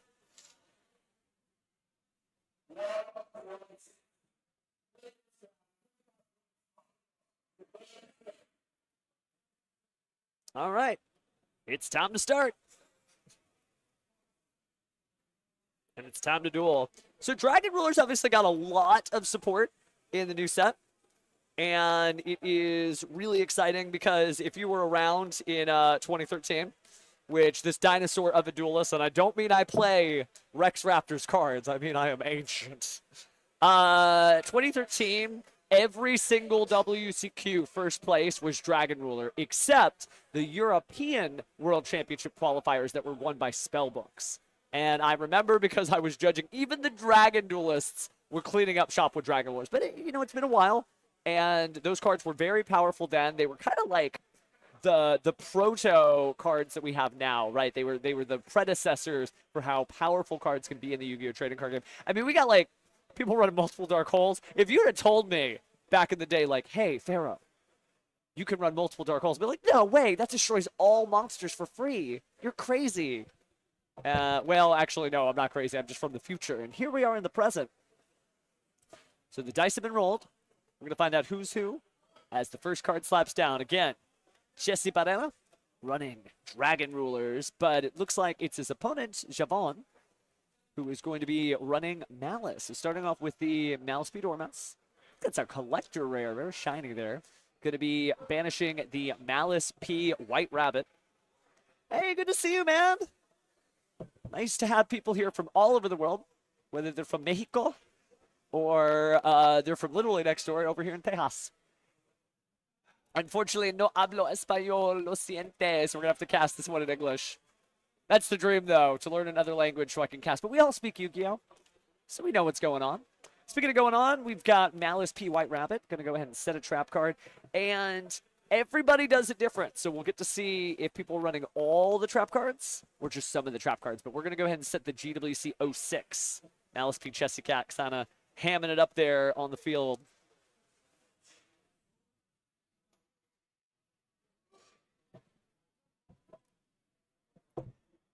Well, I am so glad we got people from the Dominican Republic. There is a caster from another game series that loves to describe people as highly Dominican. And he means it as a compliment, just that there are very skilled players out there from around the world.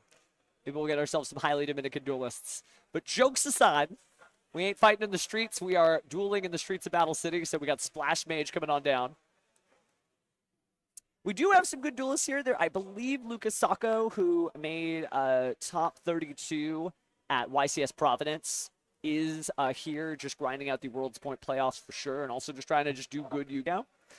Speaking of good Yu-Gi-Oh!, the Ash Blossom and Joyous Spring coming down to stop adding that spell from the deck to the hand with the red Ransom.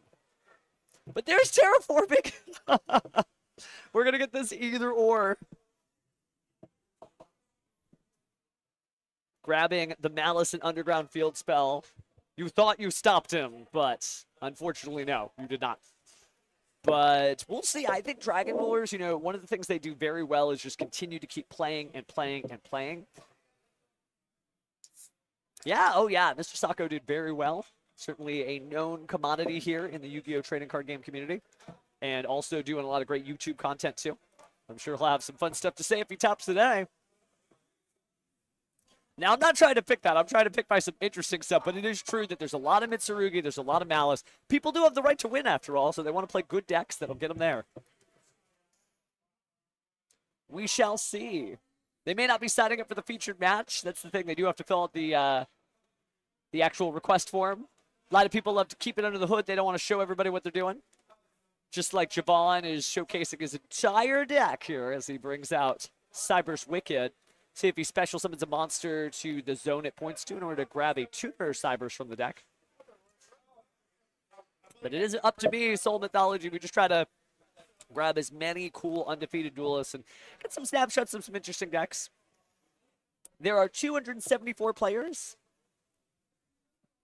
And we're going to go to 9 rounds. This is round 3. We are going to have a lunch break after this, but I'll see if we can't just hang out with some cool duelists in between. I got no problem talking about Yu-Gi-Oh! For all the live long day.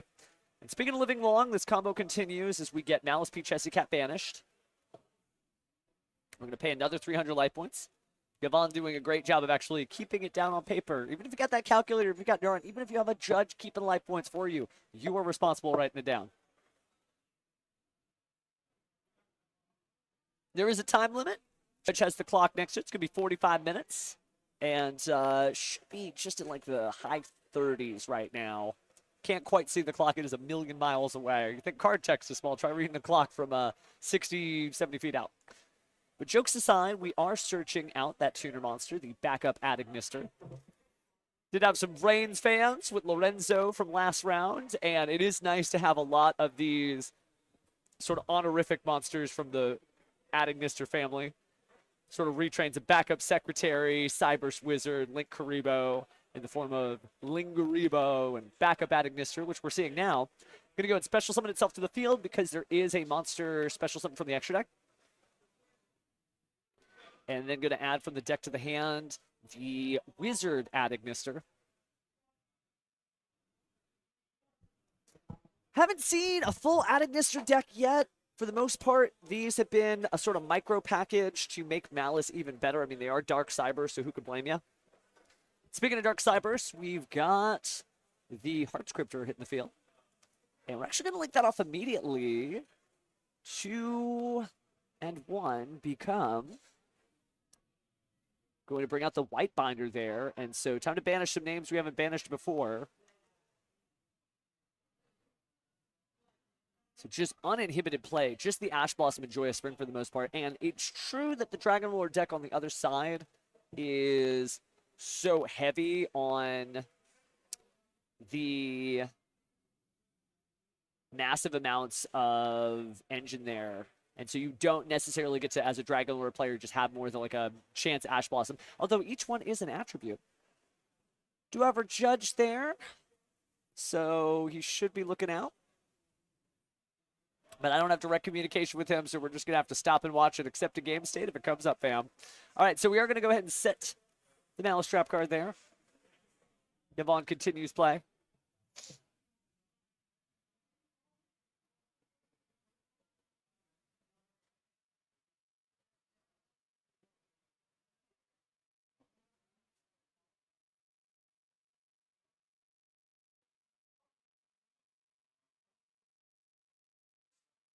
And they keep on keeping on. All right, so looking at Malice P. Dormouse here.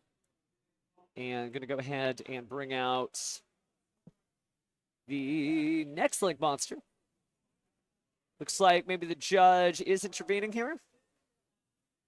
Verifying what our discard was. Ah, we didn't discard. Very good, very good. Sometimes it just takes a second, right? These are Cyberse monsters. Maybe there's a little load time involved.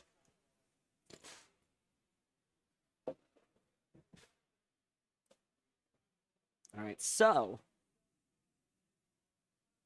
Oh, yeah, I love Dragon Roller so much. I'm really hoping we get to see some cool combos. I did not get to cast the first round at the YCS Providence.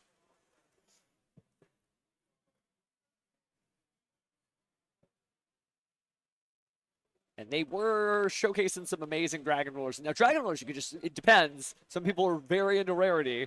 And thanks to the Quarter Century Stampede and Bonanza, like all the Dragon Rollers are just super upgraded. So nothing wrong if you just got your standard ones, but there is a version of this where the camera cannot even absorb all the light of those Quarter Century Secret Rares. So I'm excited to see it either way. Speaking of seeing it, let's go and take a look here at the White Binder back on the field, drawing a card from its effect after paying 900 life points. And the field just keeps on getting bigger and bigger.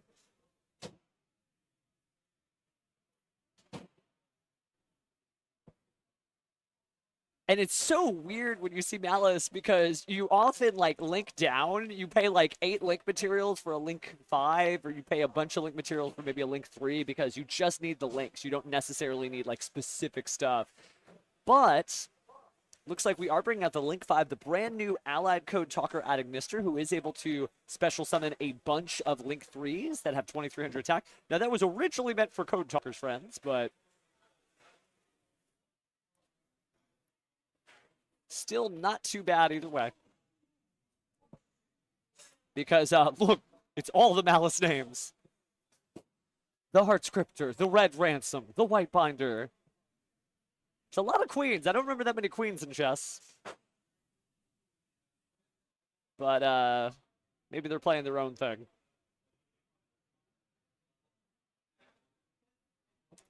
But again, if you're just joining us, we're here in round 3. And looks like we're going to go ahead and activate the effects here. And setting a card. I think that's it. So pass turn. Jesse drawing for turn. Let's see some Dragon Lore action. Definitely able to keep playing and playing and playing and playing and playing and playing. So talk about that new cool style. Going to start off with, ooh, wow, okay. It's an interesting way to kind of bury the Red Eyes package in here. With Black Metal Dragon, going to go ahead and link it off, possibly into Striker Dragon. Yep, Striker Dragon it is. Are we running both, though? We're going to actually chain block here to grab the field spell and a card from the Red Eyes side of things. Are we running the Metamorph stuff? No, it looks like Ash Blossom and Joy Spring said no to something. Didn't add any cards, so now we're going to activate Primite Lordly Load, adding a Primite card from the deck to the hand. We've already normal summoned, so, ooh, looks like we're going to go ahead and stop that with the allied code Talker Adagnister, tributing one of those link monsters to banish that card off the field. Continue a spell, so it is not going to resolve since it's not there during its chain link, but oh, here we go. Didn't catch what the discard was, but we are going to activate the Spectral Dragon Ruler of Flickers to try to grab 2 different Dragon Ruler cards with different attributes. So going in the deck, and we shall grab Looks like it was titled Dragon Ruler of Storms. Or no, excuse me, a Waterfalls. Tempest of Storms. This is going to be like a Yu-Gi-Oh! Duel Academy quiz. Can you say all the names correctly the whole way? All right, so we're going to get the Dragon Ruler of Infernos Blaster. It also looks like we're getting the little baby of Wind, which is Stream? No, not Stream. You know what? I'm going to pull up handy dandy Yu-Gi-Oh! Neuron. Because there's way too many names to keep up with. We got to get this right. Someone in the chat is like, hey, come on. I'm like, it's a lot. I slept through that Duel Academy class. But the graveyard's already loaded up, and we're going to go ahead and proceed to bring out Tempest. However, now we're going to use the Druid's Worm. Bestial Druid's Worm banishing the White Binder. White Binder looks like immediately paying 900 life points there to special summon itself and get another card.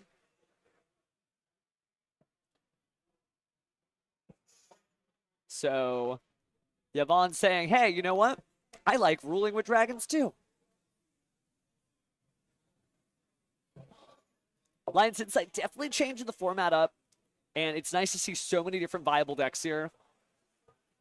But only one can win that free plane ticket.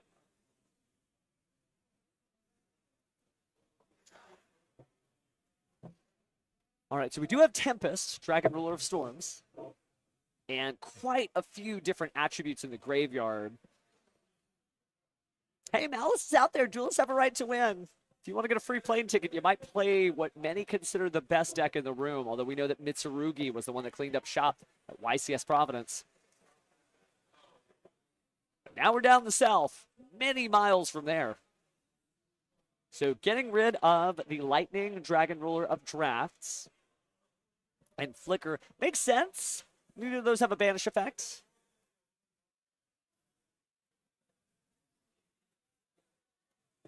So still deciding targets, haven't banished it yet.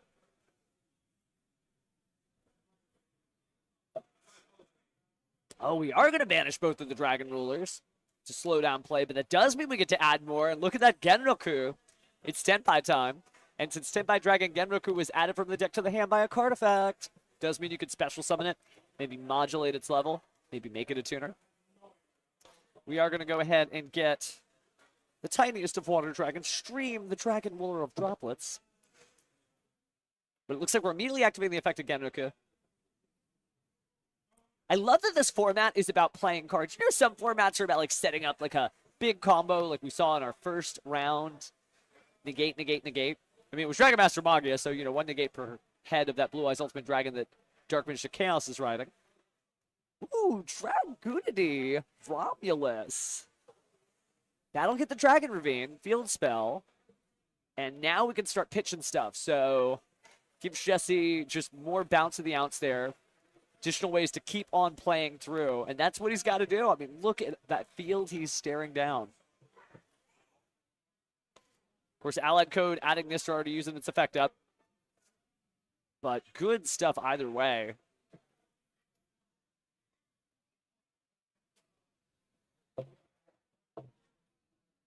So taking a second here to look at his graveyard. Yvonne thinking, I'm going to go ahead and bring back with GWC 06. And then I'm immediately going to set a trap card here. Gaining some life points, of course, because of the trap. So not a bad way to sort of grin with Chessy Cat there. But now we're also going to set the trap. And again, every Malice player is different right now. It's not a guarantee they're running all of the traps. It looks like we are going to set the MTP 07. Some duelists not even choosing run it. Couldn't be me. Not because it's good, but just because I'm like, oh, but all the cards are the options. But it shows you that not every Malice player is just hitting copy-paste on their Cyber's deck, right? They're their own living being. Not asking, you know, AI to crank the deck list out. There is a man behind the machine. Speaking of which, Siobhan, thinking about activating the MTP 07. Maybe not. Could still see Tenpai. There's a version of this where all those monsters don't matter, just able to clear it out. The main culprit to be afraid of would be the Bestial Druid's Worm when it's sent to the graveyard, of course, sending another monster on the field too. Gonna go ahead and discard Droplet here.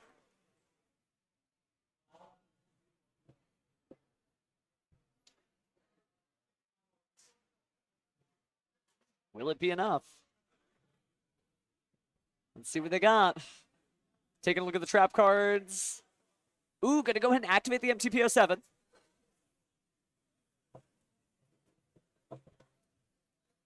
And choosing to banish the Heart Scripter. Oh, excuse me, the Red Ransom. Oh, but Ash Blossom and Joyous Spring. Not going to be adding, not going to be banishing. So trap card is negated there. And so we'll be sending Redox, the Dragon Ruler of Boulders, to the graveyard. I love, like, the nomenclature, the etymology of the Dragon Rulers.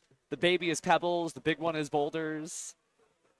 Drafts, Storms, Droplets, Waterfalls, Embers, Inferno.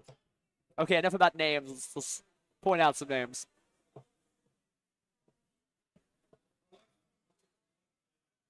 But Yvonne still taking advantage of the open game state here. Gonna go ahead and activate Nibiru the Primal Being. Doesn't want to get Tenpai'd. So everything's gonna clear out here. That is a big Nibiru token. It's wild that, like, you could almost finish the game off with just something that would change the attack and defense, or excuse me, the attack position. One of the biggest tokens I think I've ever seen. We'll let the judge do the math there, but numbers. Because that's 23, 23, 23, 23, 23. And then the tiny Genriku and a little bit more there. And the Druid's Worm. So technically Druid's Worm's effect could activate here, sending the token to the graveyard. Yep. So I will take that token back. Good on Yvonne for using, like, the actual token, by the way. But we are going to use Redox by banishing Dragoonity Romulus and our stream, Dragon Lord Droplets. And now we're going to banish Striker and Lightning, Dragon Ruler Drafts. So 2 level 7s. Looks like we are going to open up the overlay network here for Shazma. By the way, I found that out. Shazma. It's not Chasma. It's not Chasma. Shazma, which is wild. But able to detach and then copy an effect. So going to use the Monster Reborn effect of Redox to bring back Genriku. Uh-oh, it's Tenpai time. Perhaps using the Nibiru the Primal Being was not the way. Oh, and that's enough to get the scoop. So cleaning up the cards, and Jesse playing through every Malice Link monster in the book. And just shows the Tenpai. Even the judge is like, really? Huh. So, just good stuff. Very impressive dueling there.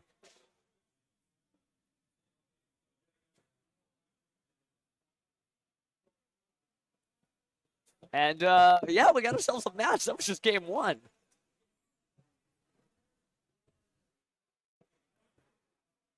Good stuff. So hopefully that gave you a little preview of Dragon Ball. So, I know some of the channel like, another Malice, please. But anybody can duel with the best of them. You just got to know your matchups. You got to know what you're doing. And Jesse did not sit there and say, oh, no, Malice is on the other end of the table. I better go grab my keys. I better put it in the ignition and drive home now and not even show up to rounds 3 and beyond. No. He saw that and he knew, if I'm going to get that plane ticket, I got to get in there. And he did. And lots of recursive abilities. I think that Shazma really set it apart. And that's a hard deck to side deck against, but you do see the Mulcharmies. Good look at those from Yvonne.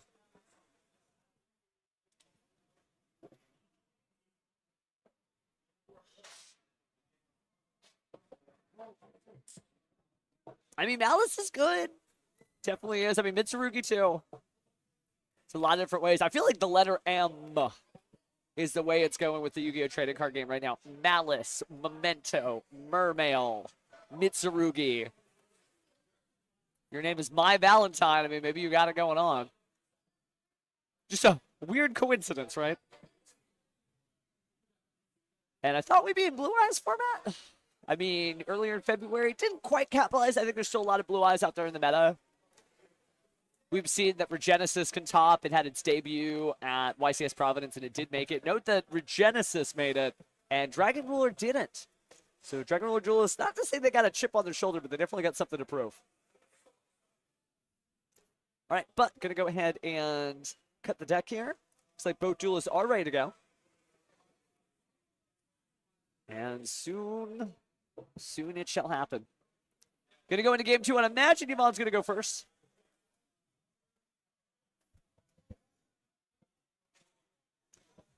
And definitely respect from both players. Let the games begin. Off into game 2 of round 3 at the Game Guys Regional Championships here for Alliance Insight format. 8 days into the format, and anything can happen, including normal summon Malice P. Chessy Cat. Gonna activate the effects. Try to banish. We saw that for the most part, uninhibited play.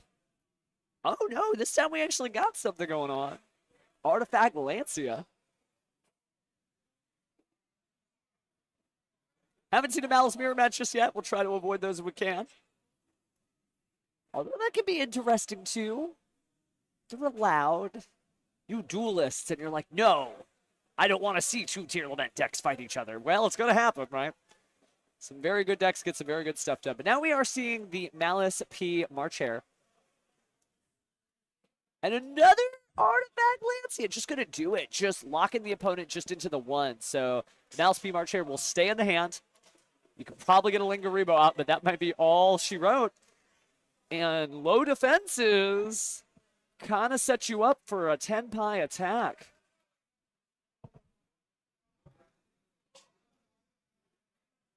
So Judge seems like they wholly are on the same page, nodding themselves. Again, you got to thank your local judge. They give up their Yu-Gi-Oh experience so you can have the best one possible. It's difficult work, fam. It is a job. Speaking of getting the job done, Primite Lordly Load being activated here. Going to add... We're going to go for the Ether Barrel, or we're going to go for the Lordly... Or excuse me, the Drill Beat. It looks like we are getting Ether Barrel.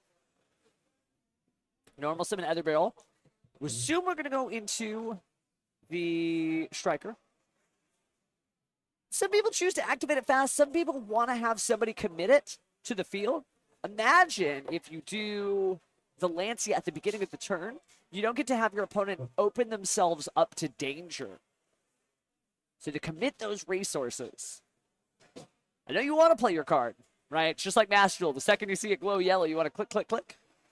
But by holding off on the Artifact Lancias, it meant that effectively you can just get your opponent with this normal summoned monster in attack position. And they are lights, which doesn't really do much actually for Dragon Ruler now that I think about it. You want other attributes. Speaking of other attributes, we are going to send the Embers to the grave and title Dragon Ruler Waterfalls to go grab Blaster Dragon Ruler Infernos, I think.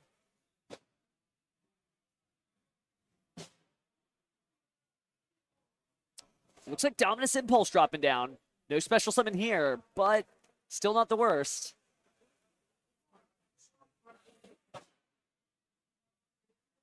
Because we're going to go ahead and special summon title. Banishing Burner and the Primite Dragon Ether Barrel. And by the way, that is Red Eyes Black Dragon in the grave. And we are going to special summon the Red Eyes Black Dragon, but that does mean we're locked out of special summon effects for the rest of the turn. But Jesse rubbing his hands together, grabbing that extra deck. Feels pretty good. Technically, you could try to lock things up with the Shazma. Yeah, taking a deep look at that Primite Lordly Load. Kind of in a difficult position. But going to go ahead and build the overlay network. Dropping it down. Maybe, maybe not. We'll see if they lock things up since it's just battle phase. No more special summon effects here because they were successfully locked out of too many monsters. And we know that there is a Malice P. Marchair in the hand there. So as we move out of the main phase, even before we draw, going to go ahead and use the effect of Malice P. Marcher. Going to go ahead and banish either from the hand to the graveyard. Looks like it's going to be the grave. So a Malice combo on the opponent's turn here. Yvonne is not even drawn for turn, so this is still on Jesse's turn. But, you know, not standing on the back leg. Jesse winning the first one. So maybe getting to go first again next turn means they could just sort of clasp down on the opponent. They did have to go through the 2 artifact Lancy to keep things locked up. Hindsight's 2020, but hey, wow. Looks like we are going to send with Forbidden Droplet. 1 spell card going to negate that effect. Then we're going to link 2. And this link is probably, I would imagine, Splash Mage. Oh, no, actually, we're going for Cypress Wicked. To each Malice Duelist their own. So maybe has something that can special summon from the hand in one of those coveted link arrow positions. Yvonne taking a second here. And they're going to activate the field spell, Malice and Underground.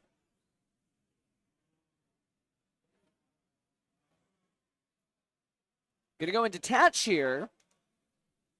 Sending Red Eyes Black Dragon to the graveyard. It is a level 7 after all. Going to send a Dragon Ruler to the graveyard and copy its effects. And so using Blaster, Dragon Ruler, of Infernos to destroy 1 card on the field. So the Malice and Underground doesn't even happen. That spell had to be faceable on the field to resolve, so no Malice monsters are banished. Certainly a heads-up play. Definitely burned through or blasted through the last of the combo. But there's the Malice P. Chessy Cat. Gonna link 1, special summoning a Lingaribo. There it is, to the linked zone that Cypress Wicked is pointing to. Now we get to search a tuner monster. And we pay the cost, which is banished. Cypress Wicked never felt so good. Again, this is game 2. Dragon Ruler Duelist Jesse Barrera up game 1. Yvonne here to make the comeback. Grabbing backup Adagnister. Think we'll remember to discard this time. So we're going to pay 300 life points. And Arrowhead's confirmed. Be a link 3, 2+ monsters. Yep. There is the Red Ransom. Ransoming your attack and defense. Spyware, be careful what you click online. Somebody sends you a link, just make sure to verify it. Not a whole lot you can do, right? You use your 1 effect for the turn. But we are going to bring up the backup Adagnister to the field. And then go ahead and add from the deck to the hand. The Wizard Adagnister. And should be a discard this time.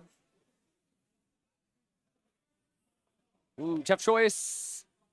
But we're going to get rid of the Malice in the Mirror. Yvonne hoping he can change his ways. If you caught that joke, by the way, man, you're an ancient duelist too. All right, so we're going to bring out access code soccer here. Up to 5,300 attack points because of the Link 3, right? It gains 1,000 attack points for one of the Link materials. Link ratings, 1,000 each. Going to go ahead and banish the Red Ransom to get rid of Shazma. Sent to the graveyard, does get to bring out another dragon. Let's go ahead and put Tidal. Dragon Ruler Waterfalls in defense mode. Now going to pay 900 life points here. Again, Yvonne keeping track of life points the way you're supposed to.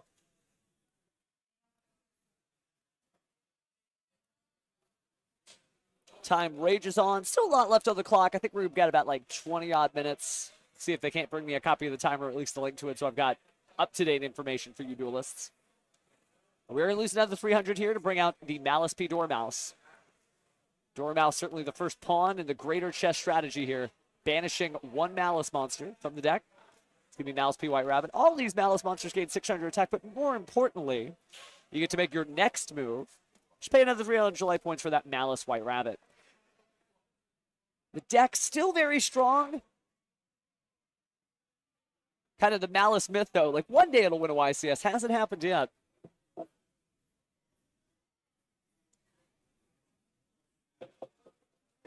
But we're going to link 3, sending the requisite materials to the graveyard. And that'll bring us to the Malice Q White Binder.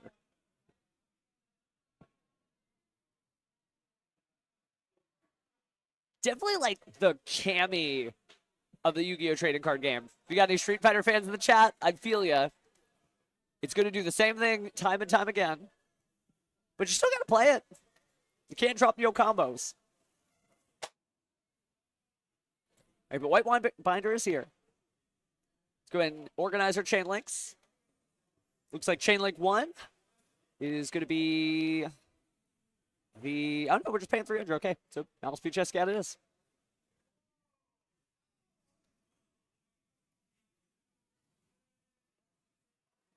Ooh, and now a word from our Adagnister. So, Wizard Adagnister, slap down the field. And link summon again into a Heart Scripter. Haven't seen as many Heart Scripters go into the field. But Yvonne definitely playing the full package here. And so Tidal gone in the battle phase. 2 big attacks, 5,300 and 23. And that's game 2. So Yvonne walking it back, had a little bit of a stutter step. But no fireballs this time. Dragon Rulers taking the L, so we got ourselves a match going into game 3. That does mean that Jesse gets to go first, gets to set up a lot of stuff. Looks like maybe the Droll and Lockbirds are coming out. Doesn't necessarily do a lot of searching. I mean, Malice hasn't had the greatest tournament results. It'll get you to the top cut, but it may not help you convert.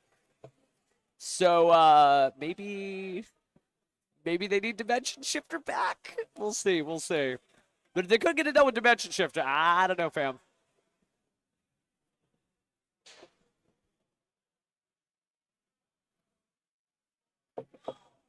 If they didn't have a normal monster in their hand or on the field, might have been problematic.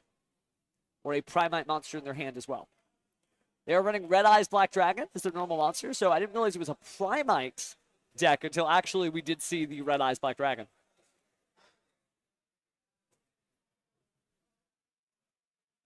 So Jesse considering some side deck options here. Seems to be sizing up some cards. Maybe just go keep it as is.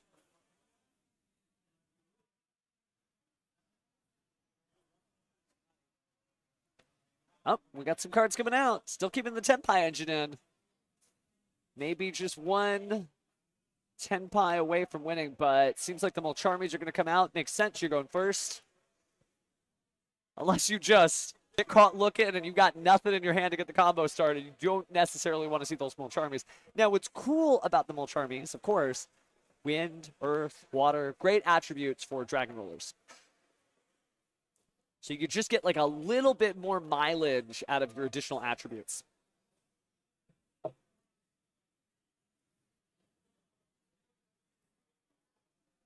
But we shall see if Jesse is able to conquer his opponent or if Yvonne is our second Malice victory on the stream here.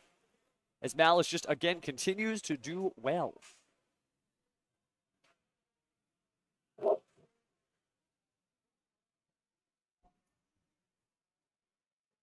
Certainly haven't seen as much Ryziel floating around. Difficult deck to play nowadays. But duelists are doing their best.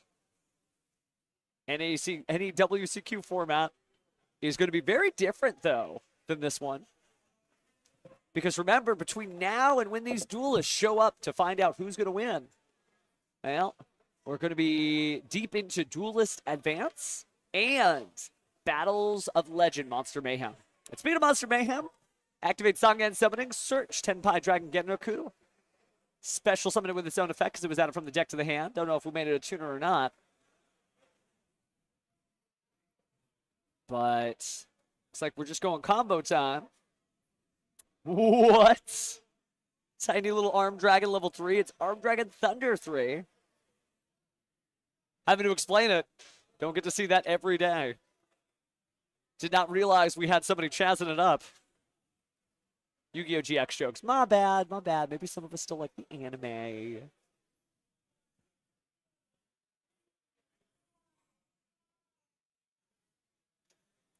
But Armed Dragon Thunder gonna go ahead and get rid of itself, but be met with a Molcharmi Fuwalos. So we are gonna go and special summon a level 5 or lower armed dragon monster from the hand or deck. And it's cool that it gets to send that card from the deck to the hand, or excuse me, from the hand to the graveyard, because that's just good dragon ruling. And we do have a tuner here, so 5 and a 3 maybe. Drawing an Ash Blossom and Joyous Spring. Also saw a Droll and Lockbird there in the hand. Oh, no La Cucaracha here. It's like there is a card in the graveyard, but that is interesting. Make sure these duelists are doing what they're supposed to be.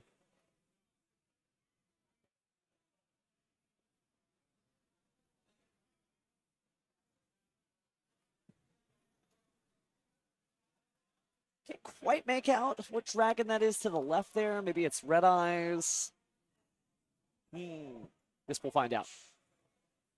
But looks like the Tenpai Dragon Genroku. Up. Oh. The judge might have caught that too. Okay, well, that's fine. Discard Tempest. Okay, so we're going to have that. Cool, cool, cool.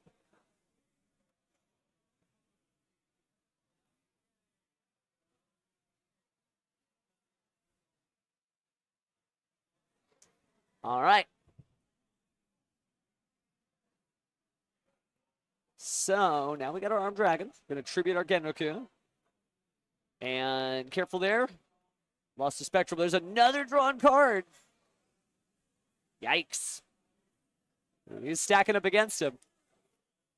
We are going to, are we going to add? Are we going to set? So maybe getting a procedural reminder there for forgetting to discard. It's okay. It's just a warning. It's not the end of the day. There's the Droll and Lockbird in the hand on Yvonne's side, an Ash Blossom and Joyous Spring. Looks like a Malice Peach Chessy Cat, a GWC06. So a little bit to start the turn and enough to stop. I think it might be time for the Ash Blossom and Joyous Spring. Yep, he's had enough. Slow down, partner. Now it is Red Eyes.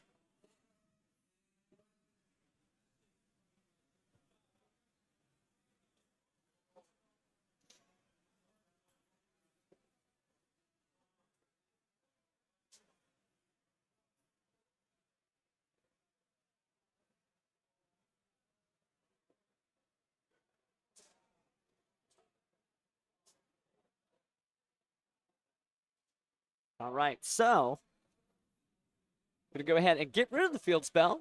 Replace that with Dragon Ravine now that we got our Dragoonity Romulus there.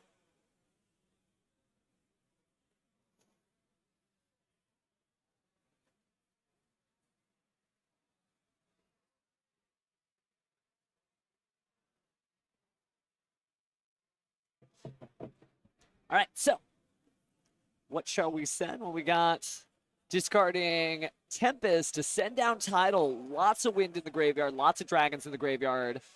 Gonna get a lot of stuff down here. So saying goodbye to some Tenpai monsters. We don't get those back. There's not really a lot of ways back in. Now remember, this is still main phase 1. And there ain't no battle phase because this is still turn 1 of game 3. So a lot of cool plays. But there's a Molcharmi Fuwalos in effect. Looks like we are going to exceed summon here into Shazma. Shazma's back. Another draw from the Molcharmi Fuwalos. And man, everything in Yvonne's hand just has all the pieces.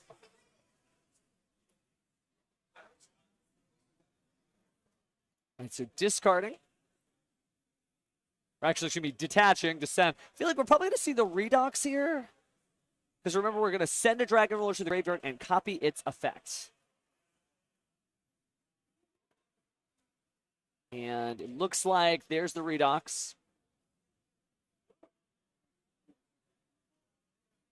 A lot of insight there into the deck building strategy. Ooh, I see a Kawaki mate with Draco. That's cool. But it doesn't look like we're going to get to use it just yet. as we send Redox. So, wow, bringing back the red eyes. So, now that the red eyes is back on the field, that of course means that can definitely special summon some crazy stuff here.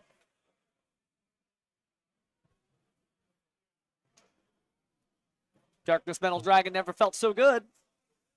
And bringing back Redox, meaning that we have 2 level 7, so we are going to perform another Xyz. Oh no, are we doing this?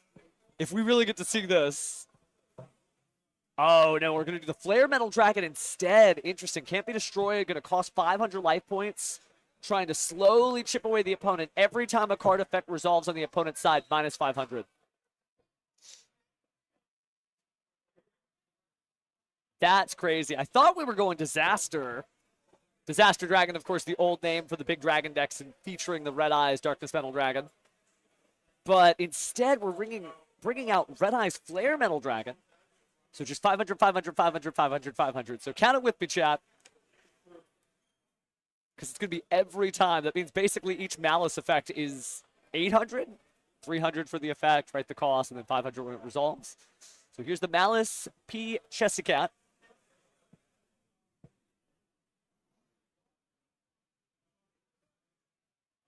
And maybe it's time to do the Heroic Seal of Heavenly Spheres. That was the normal summon.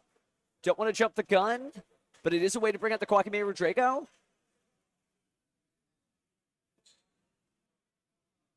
Definitely Chaz it up time, that's for sure. All right, so we're going to banish from the hand, draw 2. So that's 500 right there.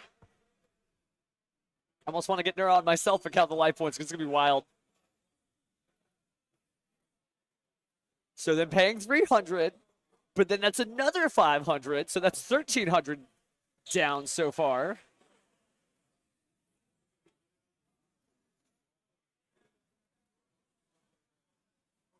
Oh, but now we're going to tribute. I think it's time for the Quackamaru Draco. You don't target necessarily. It's on resolution with the Heroic Seal, but we are going to let that resolve.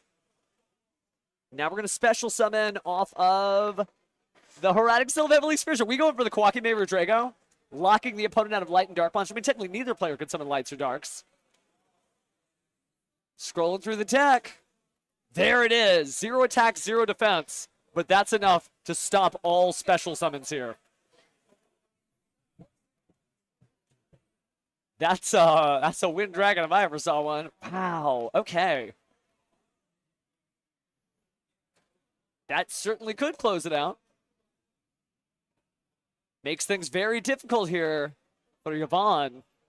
Jesse might have found his way in. And that's it! Enough to get him to surrender. So Yvonne certainly had a great hand of Malice cards. But the Quackamaru Draco takes it all.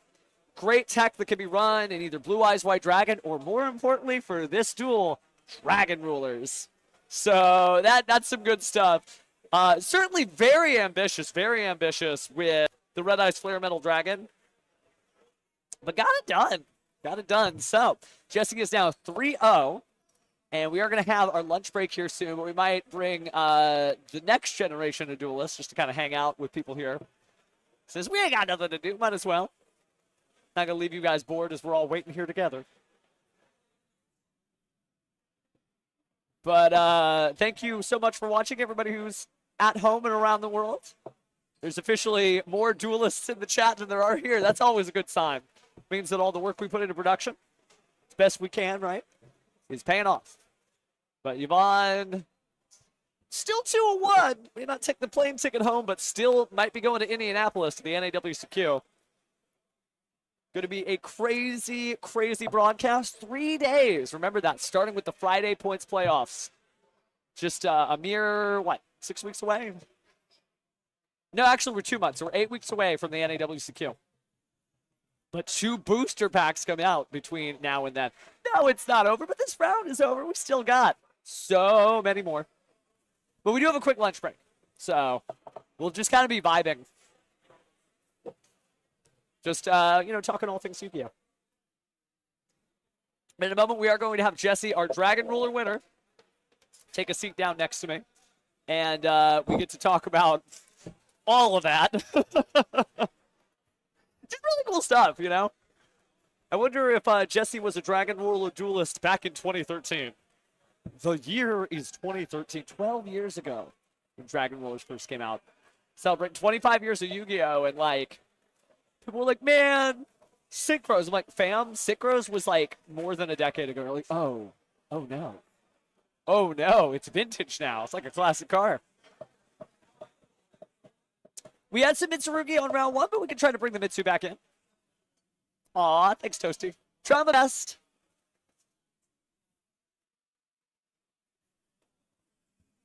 Just one duelist alone. We don't got all of Max Steve here. I've asked them. I'm like, dude, just get on a plane. Just come on down. I will drive you myself. I will deliver them. But, nah, it's just me. That's fine. We'll hold it down. We still got 6 rounds to go. I can do 6,000 rounds. Let's do this. So this is an official tournament store event.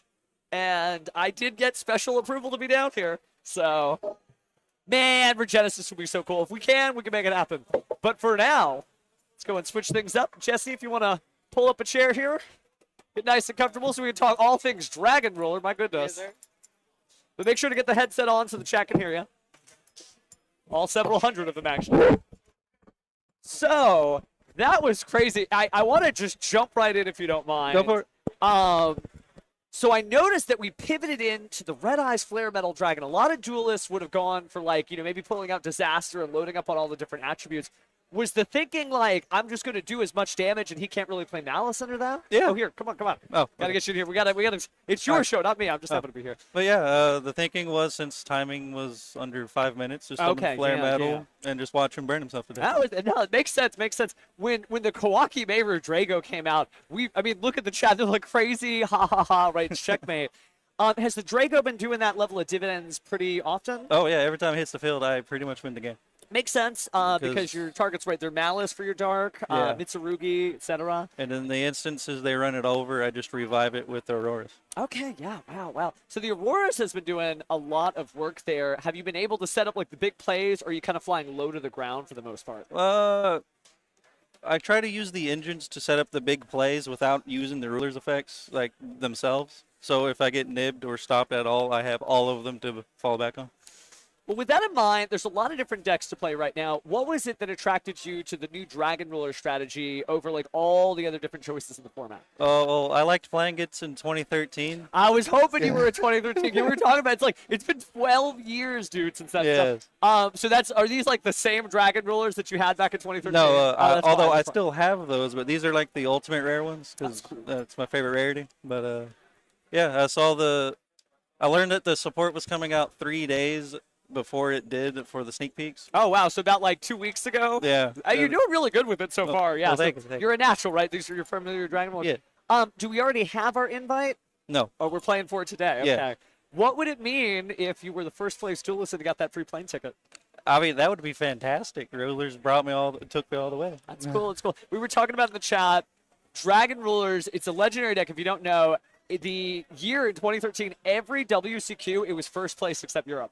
Ooh. Europe's always, like, different, right? They were doing spell books, but, like, it's nice to see it. Like, I'm a duel and dinosaur, so I'm like, yes, Dragon Rulers. It's cool to have them back. Is there any deck that you have, like, an issue with where you're like, oh, please, like, if my strength of schedule is perfect as long as I don't run into... Well, I don't know, because I learned how to play against Malice just now. Oh, okay. Like, that was, like, on-the-job training? Yeah. Okay, well, you did good. Well, thank you. I realistically, I don't know what any of the decks do except Blue Eyes. That's fair. Blue Eyes is just kind of a bigger dragon. So is that a hard matchup because you've got your bodies and they're like 3,000? Nope. I just like... I love you too. Fan favorite. I'm seeing fan favorite. They're all just screaming, Jesse, I love you. I don't know if you were catching that on the mic, though. Well, do you want to give any shout-outs back? Okay, yes. Shout-outs to my boy Michael over there, my boy Brett, my boy Alex over here, that Nate, they all said they love me. I mean, there's more people, but I don't know how much time you want me to... I mean, we got the lunch. I don't want to eat up your lunch break, though, right? Because you. It is lunch. It is lunch. Oh. Yeah, that's the thing. Wait, is the round over? That I can't quite see. I don't think it is. but you may have a second. But yeah, just Well, I mean, I'm down to chill for a little bit. that's cool. That's cool. Just crazy stuff. Like this format is so wild that when I see things, I was like watching you go through. Like I'm like, that's Kawaki Rodrigo. That's the entire format. As long as like no mermail like just floods on in. Oh, you're at the fine. moment that happens, I don't know what I'm gonna do. Yeah, it's hard, except that they're running barrier statue of the water, and you're just like, cool, I'm going to summon a water monster. Get him. Oh yeah, you're running over with the title. No Yeah. fear. Not to give me hits. We are going to take a break, though, so I can find out for the chat how long we're going to be here, and then I'll kind of circle around. Maybe we'll get some of the little kids here. Like, I want to be on the stream. I do want to have them on the Oh stream. yeah, go get all the kids. We'll see. Yeah. But thank you so much. Good luck, No fam. problem. You Thank got you. this, and we'll be back quite soon, chat. Don't go away. Later.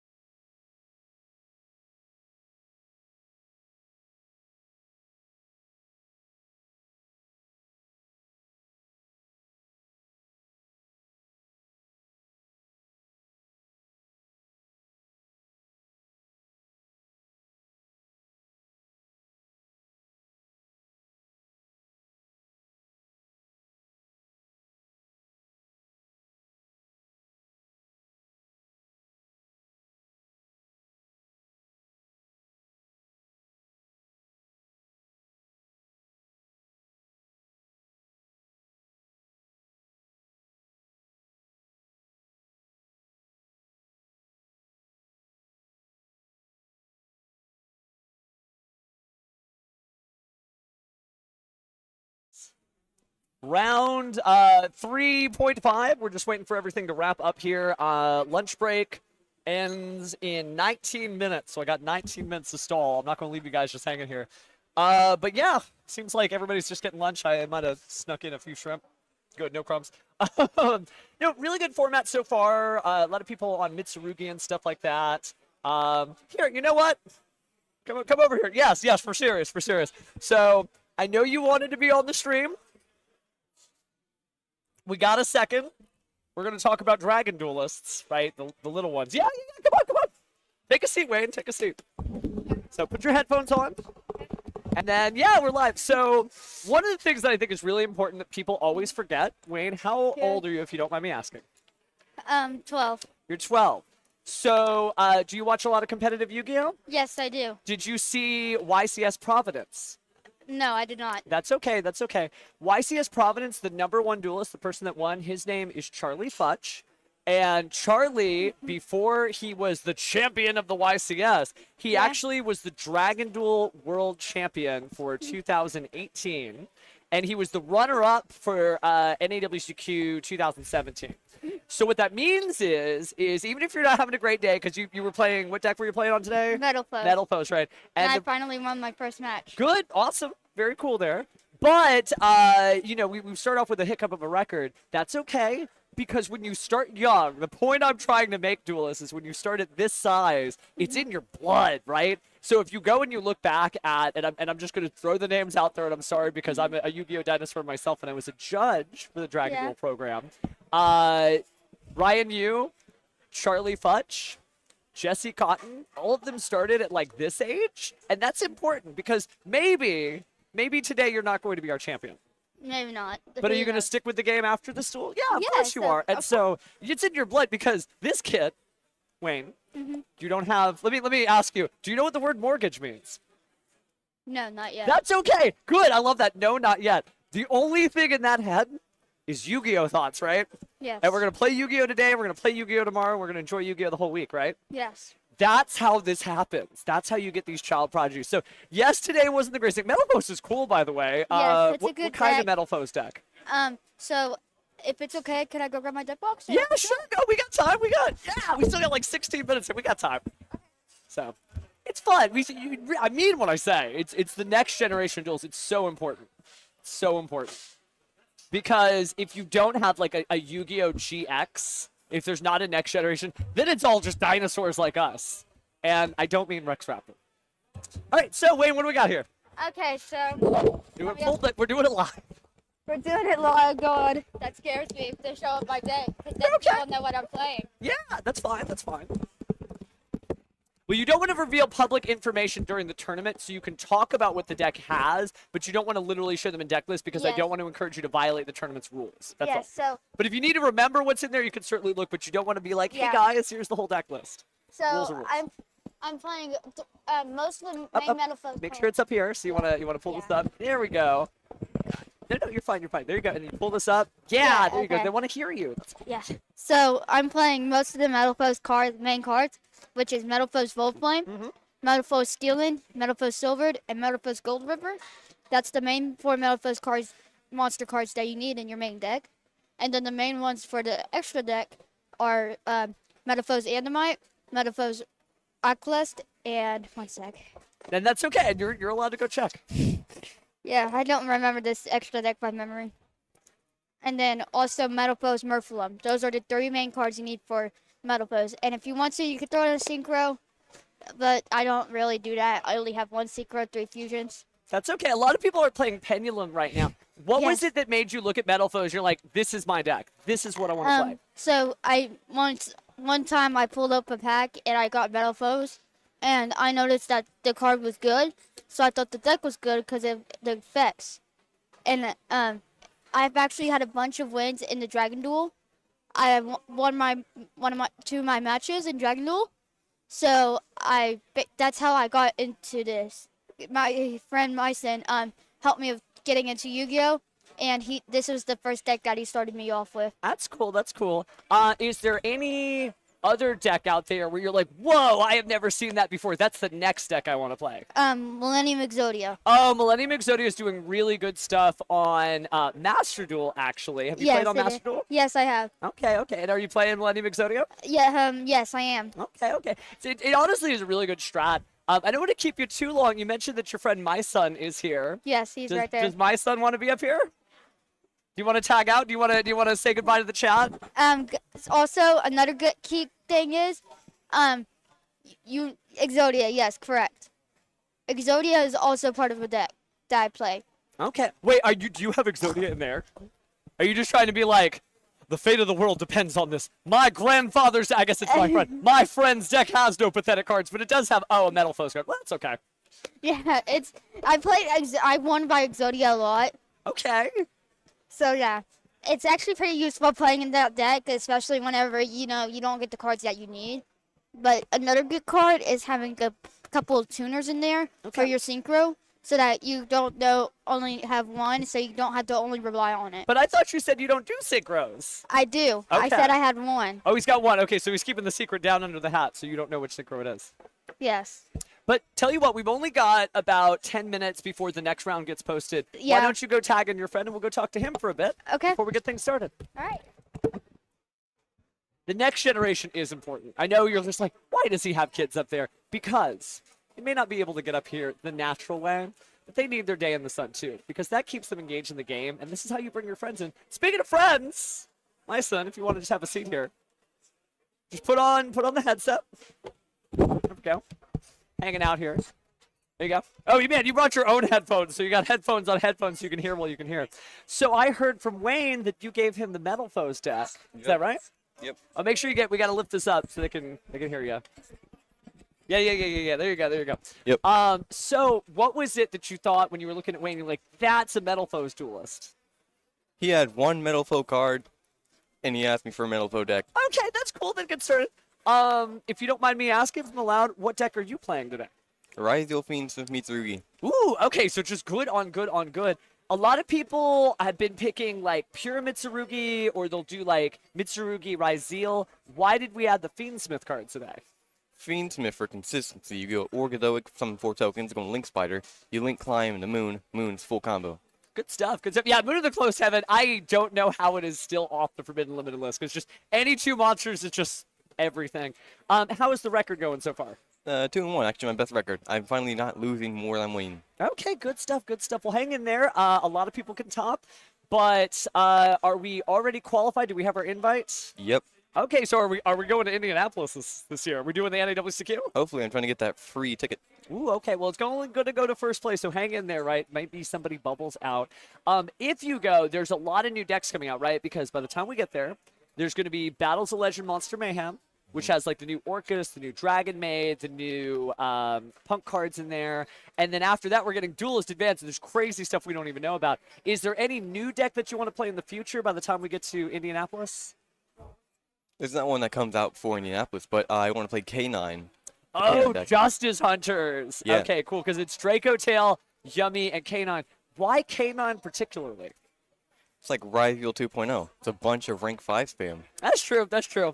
So it started with it was Sprite and that was 2s, and then Ryzel is just Sprite with 4s, and so that's basically just Sprite with 5s.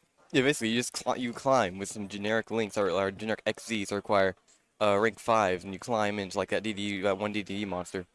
Well, I gotta say, when you said you had your invite, is that on the Dragon Duel side, or is that just the main invite? Like you're playing with everybody else? I'm pretty sure it's the main invite. Okay. I didn't get an email, so maybe. That's crazy, because the World Championship in Paris, France this year, I'm not confirming this, but it looks like the timing is right that Justice Hunters would be legal.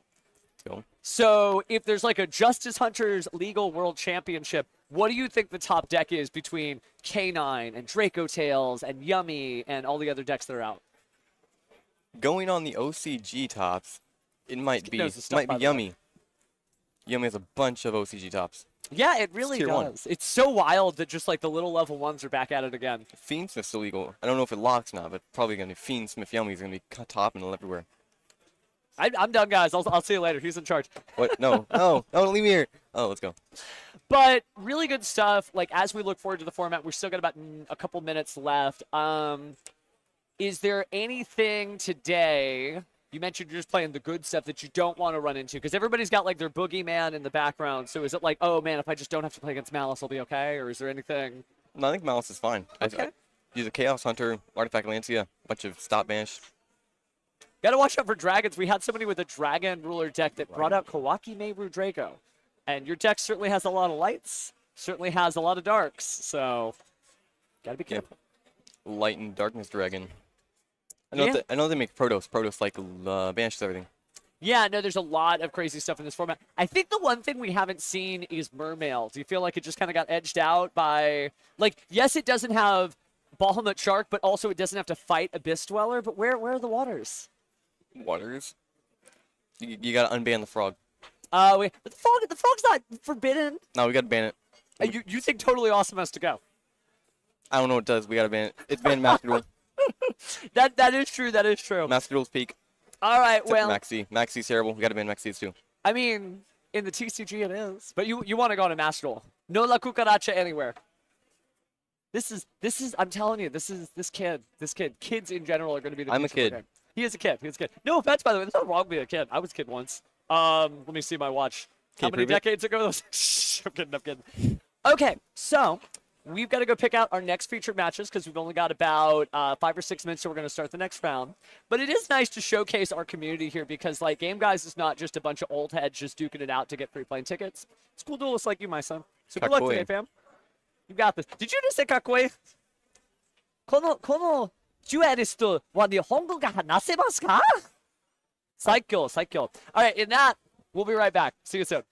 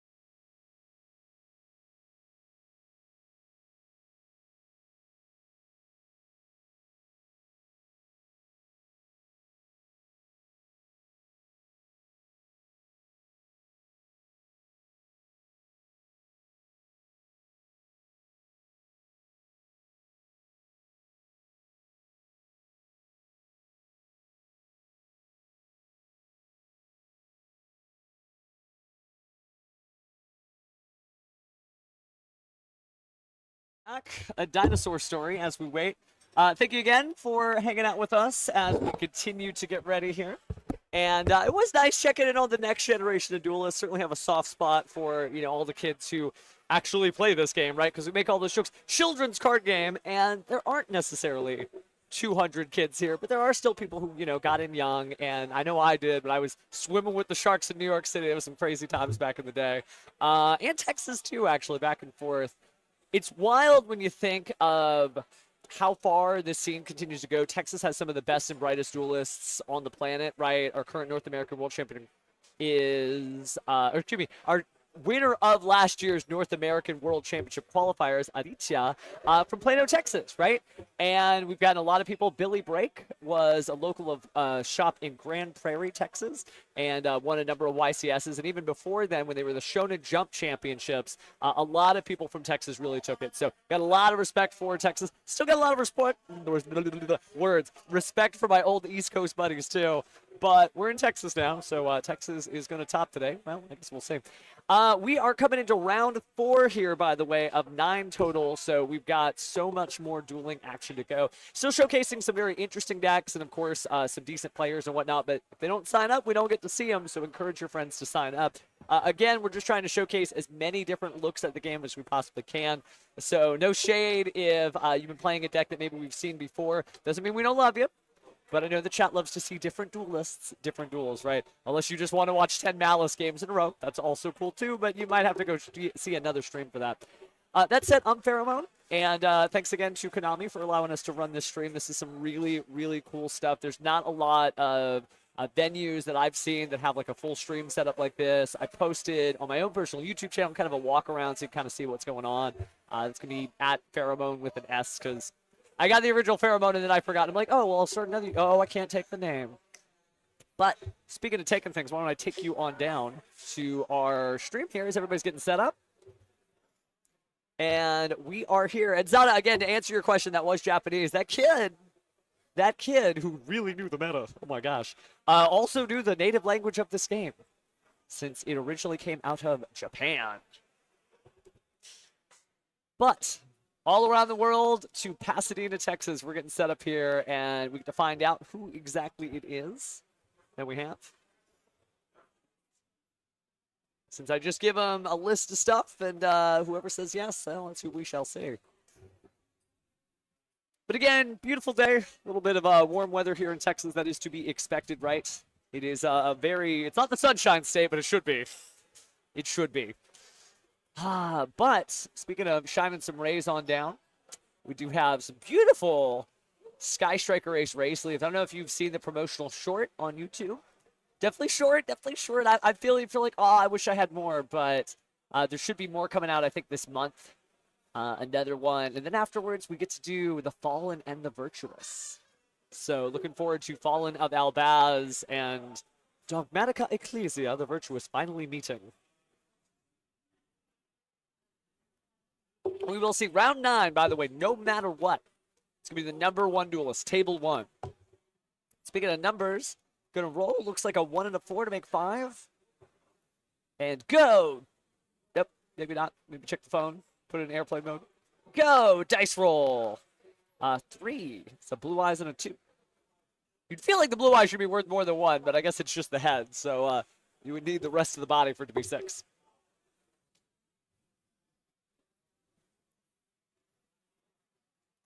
All right. Looks like we are going into it. Let the games begin. So now we get to find out. And if it's what I think it is, it's going to be wild. And there's nothing wrong with your fellow tournament organizers. This is just something really special, which is why I always try to make the time and come down here. Because I'll tell you, this isn't any regional I've seen either. Oh, wow. Delta of Invitation. So we're going to send some zombies to the grave in Eldritch the Golden Lord. And then setting a card. And then using the effect here. Sending Scarlet Sanguine Eldlixir. Or Eldlixir the Scarlet Sanguine, excuse me, Yu-Gi-Oh words. To bring it back to our hand. And special summon a zombie and give it 1,000 attack and defense. And it can't be destroyed by card effects. Then we'll use Delta of Invitation It's cool to actually see Eldritch making it this far in the tournament undefeated. Undefeated.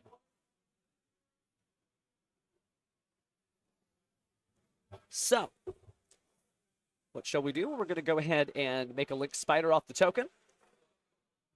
And then go ahead and, wow, okay. We are actually like using the full Eldritch package. And I have seen this floating around a couple of lists, but never this deep into a regional. So this is the brand new card, Fallen Angel, the Golden Lamb. Just going to read it off to you, even though it's been Link summoned off. You either fusion summon or special summon it by triggering a light zombie monster, Eldritch, while you have Eldritch on the field of the graveyard. You can only special summon it once per turn that way, and if it's sent from the field to the graveyard, you can special summon an Eldritch monster from the deck, extra deck, or graveyard. Looks like we're going the deck. And special summoning that in defense mode. So that's wild. Infinite Permanence certainly strong, but not enough to stop all this nonsense. And we got the Silhouette Rabbit. So banishing the Elixir of the Scarlet Sanguine to set our Hakero of the Golden Land. This is Yu-Gi-Oh! At its finest here. Oh, excuse me, Conquistador. And don't say that people don't cheer for Eldritch, because I was there, and I think it was the South Carolina YCS in 2023. But somebody went set 5 pass, and the crowd went wild. So we do have some Ryzeal here. Gonna go Ice Ryzeal into Sword Ryzeal. Gonna go ahead and grab something from the deck. Some duelists, they just don't want to grab both halves. I was like, yeah, I'll just take it off the top. Maybe it's there. But not this time. We're gonna get the X Ryzeal. Technically in Japanese, it's Ryzeal. Maybe it's Ryzeal? A lot of people say Ryzeal, though. But you're not Zealous, and you don't display Zell. I mean, you don't display Zeal, excuse me. So, well, nomenclature side, we'll find out. But, Ixie Summon. And we're going to just go right into the detonator, actually. And, oh, it is Heraldic. I saw it in the hand. So we're going to do X Ryzeal. Sending what? Number 18. Okay. We're actually doing this, friends. We are Xyz summoning. So this is a wild match for both of these decks to be undefeated so far. So number 18, when it's sent to the graveyard, you get to grab 2 Ryzeal monsters. Sorry. 2 Herald monsters. And so the Herald monsters we're going to get rid of. Of course, we add the Ice Ryzeal, but we're going to send the Griffin. And usually it's Leo. Yeah, there's the Leo. And it's just another way to get this deck going. Crazy card that Griffin can be used as 2 materials for the Xyz summon of a 3-material Xyz monster. So Heraldic Beast Griffin sent to the graveyard, and Heraldic Beast Leo as well. That stat wheel's pretty good too. And it's rare to see this deck. It requires like not exactly like a lot of like super rare cards, although it isn't super rare. Just cards that like nobody has. Number 18 came out in World Premiere Superstars in like 2015. And believe me, I've asked all my friends. They got it. They ain't got it, so. All right, but tripping over linguistics aside, we're going to go ahead and special summon these 2 Ryzeal monsters with the Advanced Heraldry Art. And perform an Xyz summon. Kind of locked into using these as materials, though. You want to typically bring out something that can get rid of the materials. So we're going to bring Duo Drive. Duo Drive kind of dangerous here because if it's negated, then you're locked into those particular materials being kept under it. So some people like to do like Dugatis, so you can go ahead and mandatorily detach as cost. Get rid of those cards. But now we're going to do Nibiru, the Primal Being. That's definitely a way to get those cards to the graveyard. So everybody's gone. And that is a mighty big token here. Thousands and thousands of attack. Do have, appears to be a friend printed on some kind of Nibiru, the Primal Being token. Comet's coming for us all. Can't outrun it. But we're going to do Node Ryzeal. discarding the Heraldic Leo. So the Heraldic Beast Leo now in the graveyard, exactly where it wants to be. Because when it's sent to the graveyard, by the way, add a Heraldic Beast monster from your deck to your hand. But that does mean it misses the timing here, so its effect should not be resolving. Man, that was some cool card hands for sure. Emmanuel's certainly practicing in private. Speaking of which, going to go ahead and activate the Ryzeal plugin. Special summoning a Ryzeal monster. No Xyz monster to attach to it. But definitely getting another material on the field. And maybe we didn't activate the effect of Griffin that locks you in. We didn't activate the effect of Griffin that locks in. Wow, so we just still have full complement and full access to everything Ryzeal. So special summoning the Ryzeal Detonator from the graveyard and then attaching from the deck. Managed to get Detonator back out. Big Nibiru token helps. And unfortunately tributed the one monster that would have been able to hold off Ryzeal Detonator. The Eldritch, the Golden Lord, special summoned by its own effects. Unable to be destroyed by card effects. Which Detonator certainly loves doing that. All right, take a look at the extra deck. Maybe we're going to build the overlay network once more.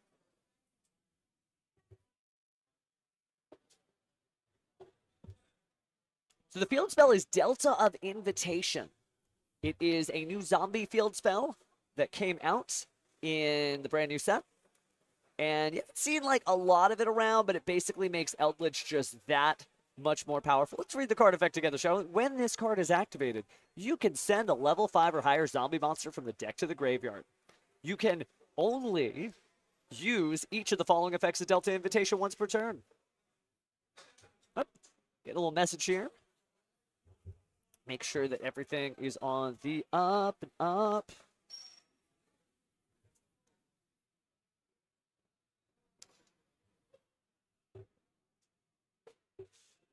Gonna go ahead and help out somebody down. And then we'll get the Delta Invitation. Sorry about that. Technical difficulties. There we go. All right, back to Delta Invitation. So when this card is activated, you can send one level 5 or higher zombie monster from your deck to your hand, or should be deck to the graveyard. You can only use each of the following effects. If a zombie monster is on the field, you can special summon a Delta token with level 5, 0 attack, 0 defense. That's how we got the Link Spider earlier in the turn. And if a monster is added from the graveyard to the hand while this card's in your graveyard, including, think about Eldritch, you can add this card to your hand. So really good stuff either or.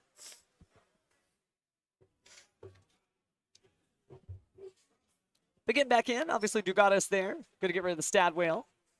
Question was about the mandatory search effect. We just want to make sure that everything was on the up and up. We are going to banish the Stad Whale from the graveyard.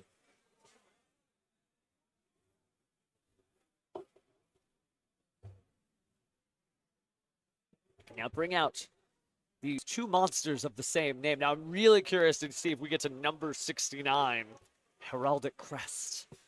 And it's heraldic. I went back and I watched the anime just so I could kind of study for this very moment.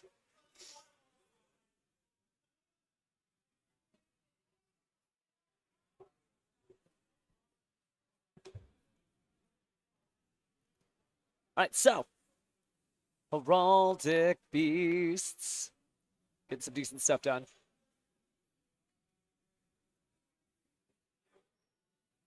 And we're going to see something. Ryzeal Duo Drive never got a chance to activate its effect. But it looks like we're just going to go battle. Tugaris takes out the Nibiru the Primal Being in defense mode.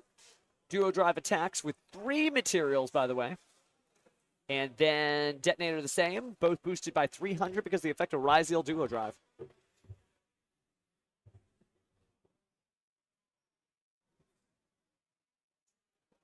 And then we're going to flip over the Conquistador of the Golden Land.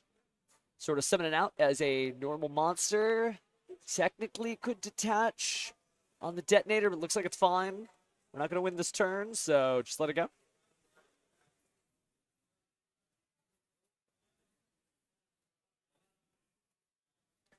think it's zombie time as we look at the graveyard. Going to go ahead and use the effects.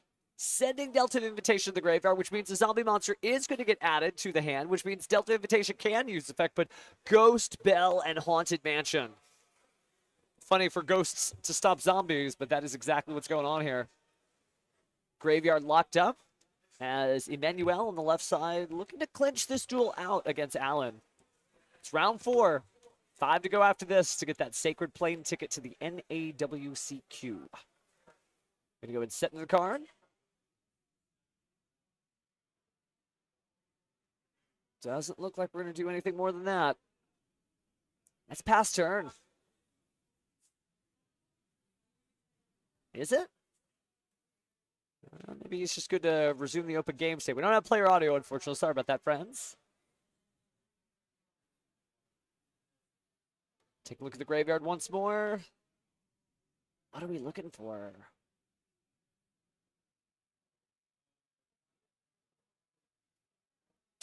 All right, we're going to detach 2. Let's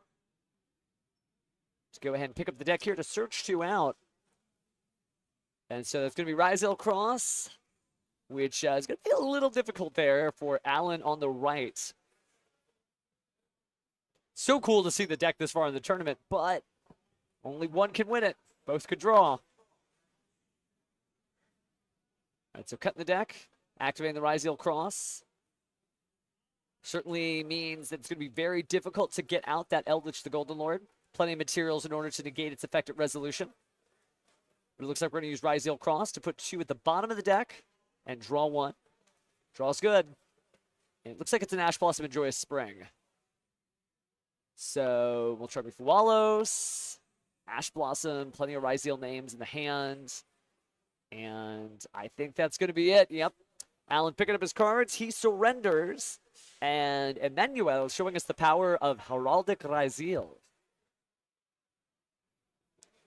Certainly a great rank 4 deck. A lot of great rank 4 decks coming out this year. If you're a fan of Yuma Tsukumo. Hey, somebody loves him. Somebody's like, yeah, Subaba Bancho Gaga Coat. Well, we're going to get some Dodo Dwarfs and other great cards in Duelist Advance this July. So we'll probably be seeing some rank 4 toolboxes. Doesn't necessarily have to be Heraldic Rizal.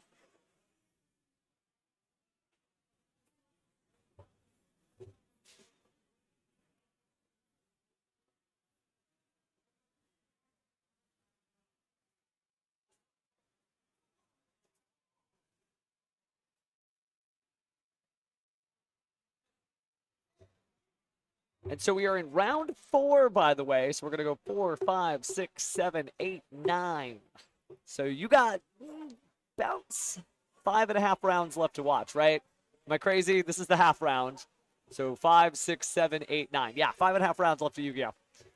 So plenty of great duels, showcasing all of the Alliance insight here, including Heraldics. So we've seen the new zombie stuff. We've seen the new Heraldic stuff. We've seen the new Mitsurugi stuff. We've seen new Malice. We've seen new Dragon Rulers. If I could find you some Shining Sarcophagus duelists, I will, but it would be very brave to try to be banishing your opponent's cards right now in Malice format.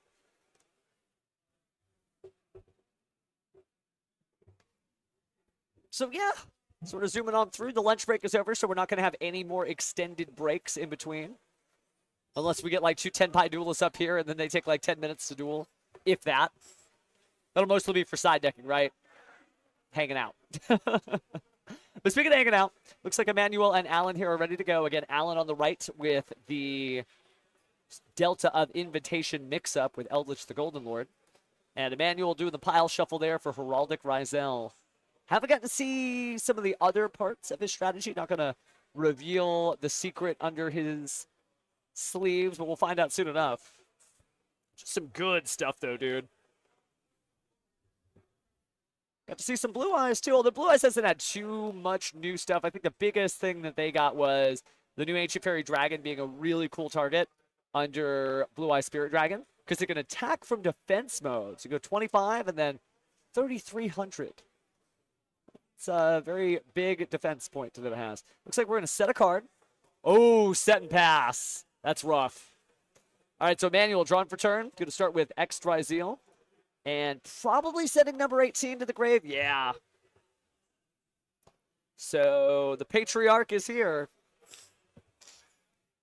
And we are going to go ahead and bring it on down.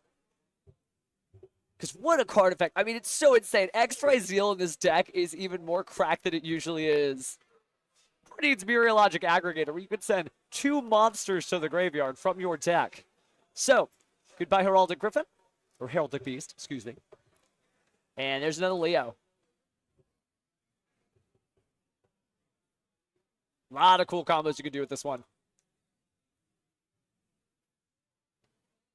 Ooh, but there's the Duel and Lockbird. So that really helps slow things down. I think Duel and Lockbird, one of the strongest cards this format. Because there's the Sword Ryzeal, no effect. But we are going to Xyz summon.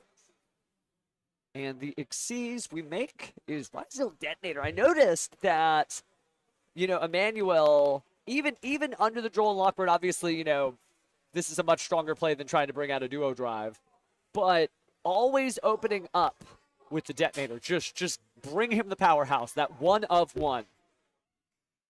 3,000, by the way, attaching the number 18. Huge heads up play next time he detaches to destroy. It's going to feel really good because you get to send another 2 Heraldic Beasts from the deck to the graveyard. Play passes over to ALIN, draws for turn. Going to go ahead and use the Dynama Cannon. Decides not to do anything there, just lets it get set. But that opens things up. So we will go ahead and see the Delta of Invitation. And so now you're going to add that level 5 zombie. Sending it to the graveyard. And pretty easy for it to bring itself back out. I love this combo. Like, it's really neat to see Eldritch like getting played. I know there are many duels like, ooh, they shudder at the sight of this monster typically backed up by skill drain, and there could be only one, but it's not really the play style here of ALIN. At least we haven't seen it yet. So it is face down. You don't have to panic about the Ryzeal Cross.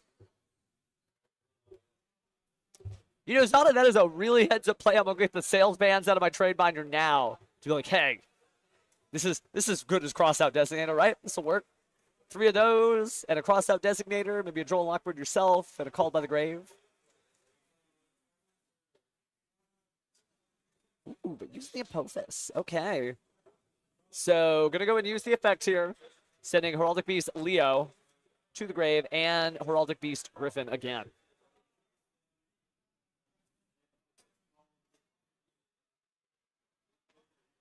Haven't made the token yet. But adding the Stad Whale from the deck to the hand. This is looking similar to that first game. Maybe ALIN's able to hold out. But sending the Delta of Invitation to the grave, bringing back the Eldritch the Golden Lord, which means the field spell was in the grave to see a zombie added from the graveyard to the hand, so it goes right back into his hand. Strong stuff.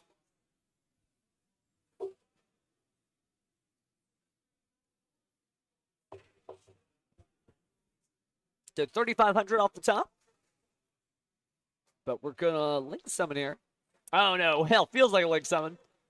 But it is actually just the fallen angel of the Golden Land. Never talk to me or my son ever again, says the fallen angel. Because it is like, it does feel like a Link 1, and certainly we have seen some Link 1-esque fusion monsters in the Yu-Gi-Oh! Trading card games future. Don't know if you saw the Dark Magician of Destruction, as they're kind of talking about it in the fan circles, but man, I'm looking forward to the day where everybody's playing Dark Magician, even if it's a name only.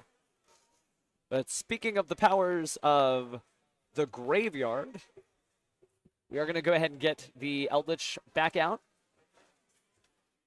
I think that's going to be all she wrote. That came from the Fallen Angel, by the way, being sent to the graveyard as Link material. Of course, getting to send that card away gives you just a little bit more bounce to the ounce. Speaking of which, oh, it's Stad Whale. I can't believe this card is a common, but man, is it good. And why is it good, Pheromone? Please tell us. Well, check this out, card advantage. If it's normal or special summon, you can discard a card and add 2 heraldry, spell, or traps from your deck to your hand. Notice, you could add the same one twice.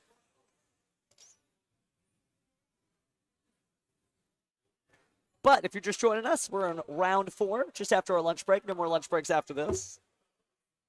And Emmanuel on the left won the first one with Heraldic Ryzeal, grabbing 2 copies of that very powerful spell card. And why is it powerful? Because you literally get to summon your Xyz materials and then Xyz. And feels pretty good to be able to do that twice. Oh, we're doing 7 Tachyon. Gonna go ahead and reveal and grab a card with a matching attribute or type. Then we gotta put something back on top of the deck. So grabbing that light monster, X Ryzeal, to match Masquerade. Put one back on the top.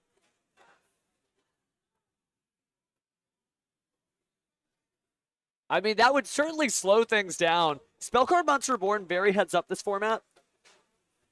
Speaking of heads up, looks like we are getting Eclipse Twins to the graveyard, so 2 heads are better than 1. Unfortunately, I'll be here all stream. Sorry, Duelist. But we are going to go ahead and, because there are 2 validly special summoned, or actually Xyz summoned, Xyz Bunch to the graveyard, Detonator comes back and places the number 18 Patriarchy right back underneath there. So, just so many great 2-for-1 trades. That's what Emmanuel's duel style is all about. Card advantage, card advantage, card advantage as we continue round 4. Numero 4. 4枚ですね. 4 en français. The duels around the world, worry not, as we get Castel, the Sky Blaster Musketeer. Are we going to send Eldritch back to the deck? Does he dare? Yeah, detach too. And say goodbye to Eldritch. Oh, but that's heads up using Conquistador before the effect resolves, meaning that Eldritch the Golden Lord is still on the field, so you get both effects. And that means we are going to mess a little bit with the Ryzeal Detonator.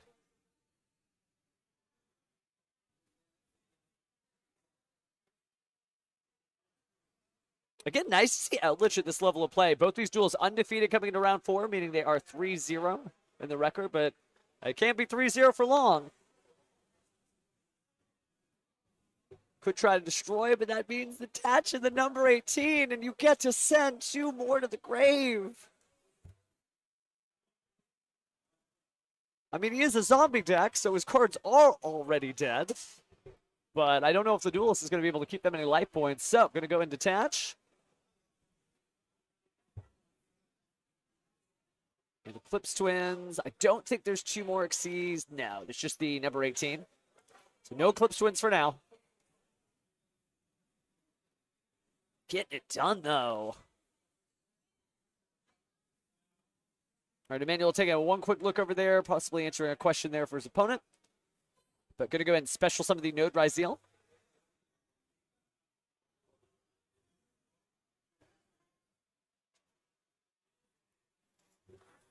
All right, special summon the X Ryzeal. And, oh, and there's sort of just too many bodies. I think at a certain point, just going to get overwhelmed. Kind of looks like the Ryzeal duels of old.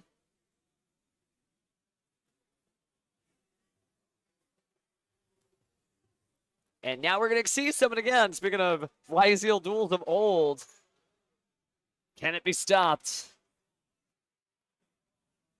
Now what? Even I can't quite tell just from the angle there what we're looking at. No way.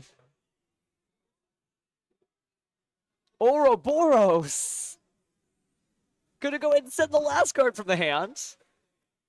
Evil Swarm Ouroboros, able to use those effects once per turn, and now the Heraldry Art. This is getting out of hand. Just too many Xyz summons, one after the other, being able to bring out the 2 materials, and then immediately Xyz summon. Alan just nodding. Okay, yeah, that's what that card does. Okay. Number 69. So number 69, pretty crazy. Able to destroy a card, but on top of that, then able to bring out the next version of 69. So it goes Herald Crest, and then Herald Crest Shadow Stream, and then Herald Crest Dark Matter Demolition. So detach, and say goodbye to the Silhouette Rabbit, which could not be destroyed. Gonna go and bounce that back to the bottom of the deck. This is really cool to see this, though, because somebody had to take the heat. Somebody had to wake up in the morning and say, yes, I am going to exceed summon number 69. Be good, Duelist. Be good. Please, please. But jokes about jokes aside, we're counting up the numbers here. Still going to get past the Conquistador of the Golden Land. Activating the triple tactics talent. Are we going to take? Yep, pass it across, and that's the handshake. Emmanuel Rodriguez now going into the tournament 4-0 with 5 rounds left to go to get that coveted free plane ticket. But definitely on his way to get an invite if he doesn't already. Nice to see Eldritch. Alan still has a chance. So don't be discouraged if you're a zombie duelist. And looks like it was a Nibiru next turn. Too little, too late. Comet's coming, but maybe not soon enough. Sort of missed it, right? Side just trying to calculate the odds of a Nibiru the Primal Being coming your way. Well, maybe they didn't calculate it quite right. But just good stuff for both duelists. It shows you that there's a lot of other decks in this format. Remember, it's not just the Malice Wars, as some people predicted it would be. Alliance Insight, obviously a huge boost to Cyber's monsters. But dope. Just good duels, good duels. And really showcasing what you can do with Delta of Invitation. So, really great stuff there for sure.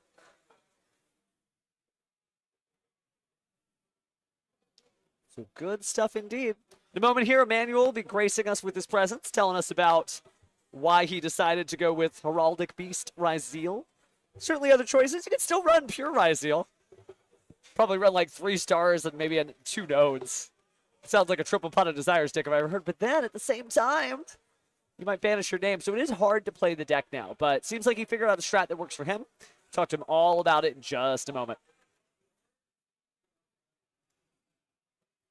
But Alan not out of the tournament. And I'm excited to see how far we go. There's still a lot of decks we haven't got to showcase. Nobody with Regenesis taking the stage yet. Definitely a lot of different showcased vibes of Regenesis. There's still Memento Duelists in the tournament. Think I saw some mermails out there when I was walking around. So if you your playstyle is wet and wild, good news for you. That still works.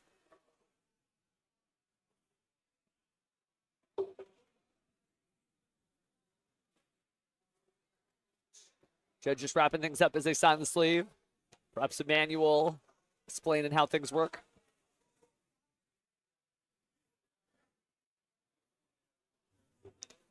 So good times.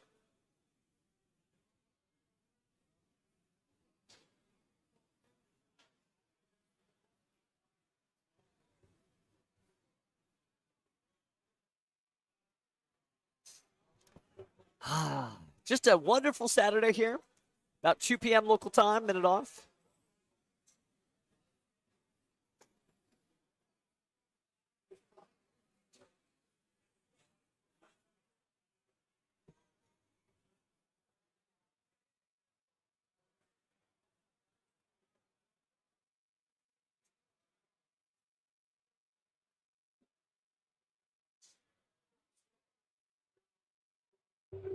I mean, I don't know if his opponent did. Might have been on the wrong receiving end of Heraldic Crest Shatter Stream. But really good stuff there. You behave, by the way, duelist. Don't make me come down there.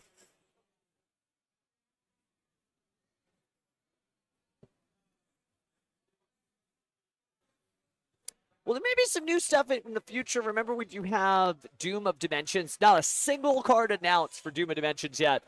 But usually Doom and Gloom means darkness and zombies and dimensions. I'm assuming there's going to be some triple D, double D. Just as a guess. I am not leaking any inside info. I'm just a fan like you trying to figure it out day by day by day. But Dark Matter Demolition and Shatter Stream, pretty good here. I do see Alan talking to Emmanuel. They're still going back and forth at it. We'll have to see what that conversation's all about when Emmanuel graces us with his presence. But good stuff so far, fam. This has been like a wild turn. I love this format. It's just stuff. It's just cards. It's not like I'll set up this board and you'll have to come and get me. But maybe we can have Emmanuel come down here soon so we can talk to him. Just handing off the deck list to the judges here. Gonna go pull up a chair. My apologies. Sorry, NA production. Emmanuel, come on down. Come on down. I am, the mic is definitely live. So you want to throw on that headset? We got a seat for you right here. Hi. But good stuff. Good stuff. We'll talk all about it. Go ahead and get the headset on. Backpack's a little clunky. Oh, no, you're fine. If you want to take it off, we got a second. We got a second. So, Hi. a lot of different ways to run Ryzeal right now, but you Yeah. decided that, well, I own number 18. It's impossible to find. Yeah. Why do we go with the Heraldic Beast stuff? And pull it a little closer. It's okay. the You show starring you, not me. Sorry. You're fine. So I've been seeing the Fiend Smith and the other engines as well, and there's a lot of times when you get interrupted and your opponent could quote unquote break your board. We're in a really like huge format where if you don't blanket hand trap one or if you don't do some like intense lockdown, your opponent's probably gonna break your board and you're really trying to come back from the crackback. Yeah. I noticed we never got, there was certainly some nice jokes in the chat. You see, nice.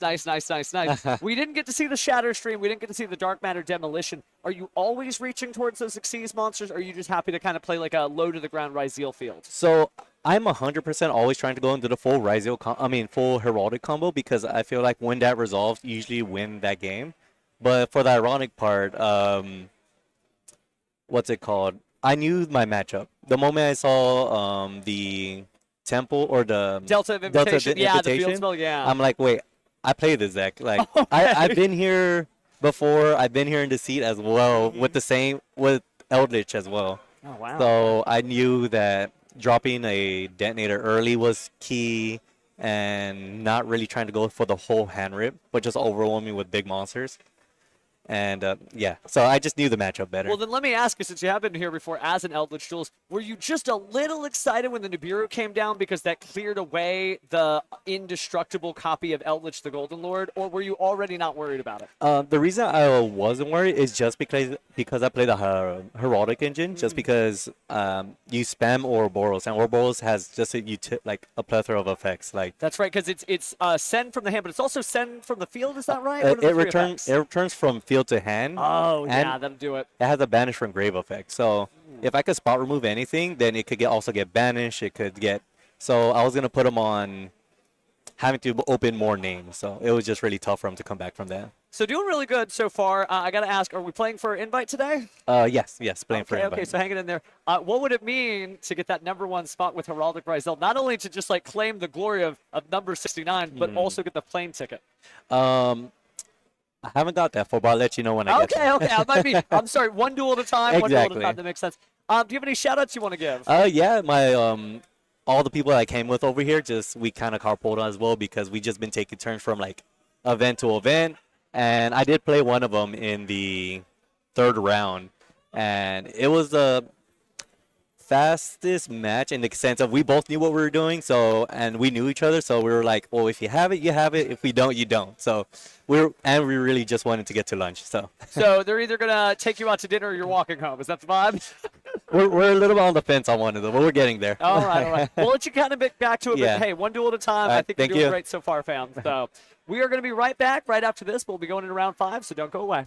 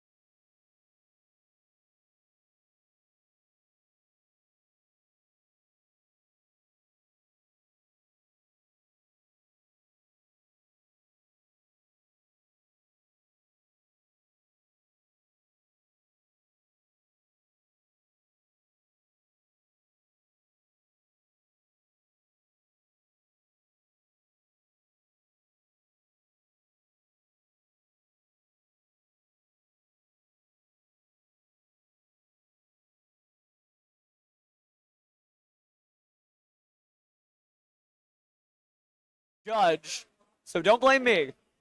Blame the judges. But they asked me a question about whether or not I had stood up on stream. And I'm like, no, I hadn't stood up on stream. They're like, oh, so nobody saw the bling. I'm like, no, nobody saw the fact that I was wearing the Hypeland Blue Eyes belt this whole time. That's a lot even for me. But it is a real belt. It will hold your pants up. So if you were thinking of whacking it out, this is the bust down one. It's a lot of bling. All right, so speaking of a lot of bling, we do have our feature matches picked out. So we are just waiting for pairings to get posted. We're just kind of hanging out in the meantime. But, yeah, it's been some crazy stuff. I had a friend text me. It's like, hey, any cool matches? They're all cool matches. They're all cool duels. But I will say getting to see Heraldic Ryzeal versus Delta Invitation Eldritch was really, really neat. So, yeah, I did the bust out. I'm sorry. Somebody's got to wear it. My big thing, people are like, why are you so extra? And I'm like, am I extra or is it just that, like, nobody's showing love to their brand? Because if you look at other games, and I mean this, like, for real. If you look at the streams of other games and you look at, like, their clothing and their vibes, they show that they like their stuff, right? Like, I'm not going to say the names. I'm not trying to call out any other games. Technically, I'm trying to elevate them. But you can tell that people who are playing other card games really like their card games. And my vibe is just to showcase that I just happen to really like the Yu-Gi-Oh! Trading card game. And you like it, too, because you're putting up with me. You're, like, watching the Yu-Gi-Oh! Despite the fact that I'm hosting this stream. Good on you, fam. But somebody's got to do it. So somebody has to wear the bust down Blue Eyes. Ah. But yeah, no, it's just good times. Everybody's just kind of chilling out. We're getting to the halfway point as we get to round 5 here, which is nice. And it's going to be pretty fast. Like, if you're looking at your clock and your friends are like, when are you going to be done watching the stream, fam? We think we'll probably be done by about 7 p.m. local time. It's 2:20. Yeah, you can't see that. It's 2:20 local time, so we think probably about, because it's 5 more rounds, 45 minutes, time extension, stuff like that. So you're trying to plan your evening. I have seen the tote bags from Hypeland. I give myself a lot of Hypeland stuff, so somebody's got to do it. Somebody's got to do it. They can't just sit there on the shelves. As we're going, it's a mirror over there. That's what just that. We are just trying to pick out a bunch of more interesting matches. There are some really cool duelists and cool decks out there. So we'll just try to put up the most we can. And then once we get to round 9, we are definitely going to put up the number 1 duelists, table 1, trying to fight each other to find out who's going to get that coveted spot on the plane ticket. Again, there's some crazy stuff coming up. We've got, of course, all the national championships around the world. Some people, they like to say, I'm going to Nats. Nats are an extra step. I'm not saying you don't want to go to Nats, but just pay attention. The regional championships go directly in North America to the North American World Championship qualifier. In other regions, they actually have to go, like, you can qualify for nationals or you can buy into nationals, but you go from nationals, then to the WCQ, then to the World Championship. So if you want to go to nationals, cool, but that's technically an extra step, so just keep that in mind. Yeah, we're just kind of vibing out. Crowd just kind of chilling. There's even people who are taking a nap despite my voice blasted in their ears. Venue is pretty neat. I did, like I said, make a video. Here, let me open up the chat. I'm going to get on my phone and get into the chat myself because I showcased a little bit of the venue so you guys can see. It's like my last upload from about an hour or 2 ago. So if I pull up the chat and I say, hi, chat. Here we go. Send. Yeah, there I am. If you click that, you'll see what the venue looks like, and I just kind of did a walk around so you can see everything here because they did remodel everything, and you can't see that technically because of the way that the camera is set up, but it is really, really cool. This venue is, like, outdoing itself. Like, when you're the best and you don't settle for being the best, you want to be perfect, and that, like, Seto Kaiba energy, that is exactly what Game Guys is delivering here. And there's not really a lot of venues like this, and there's other shops here. You know, Epic is here. They've got their regional championships coming up in Dallas-Fort Worth on June 7th. And I applied to judge, so I'm back in uniform just like everybody else. So I might be a little bit, hey, duelist, I've got to do the job here. Not because I'm trying to blow anybody off, but because you do want to be locked in, because the whole point of being a judge is to provide the best customer service experience and best integral tournament you possibly can. So, yeah, it might be a little different vibe when I'm back in uniform, but it'll be fun. So anybody can go to Indianapolis for a couple of reasons. One, there's actually still the last chance qualifiers. 16 duelist flight. If you're the number 1 duelist out of that 16 flight, congratulations, you are going to go to the NAWCQ, which is literally like there and the next day. That's going to be on Friday, and they usually run about like 100 of those. I know from experience because I was one of many public events leads for a lot of stuff. If you recognize me, if you're like, is that the guy? I've cosplayed, I've judged, also Konami commentator, and I've done some box opening stuff. So you might keep running into me, and I'm sorry, fam. I'm not trying to be like you look around and then there I'm standing behind you like it's a horror or haunted house movie or something like that. But yeah, just is what it is. I just love this game. Love this game. But to answer your question again, Zana, you can qualify, or it is the biggest public events carnival like ever. Hundreds and hundreds of public events are run. I was one of the public events leads for NAWCQ 2023, and we ran, I think, 437 unique public events. And in those 430 odd unique public events, we had more individual duelists in public events than we did in the main event. It was like 3,300 duelists in the main event, and it was like 3,700 unique Konami game IDs in the public event. So it shows you how popular it is between all the cool prizes you can win, all the great stuff. It's a good time.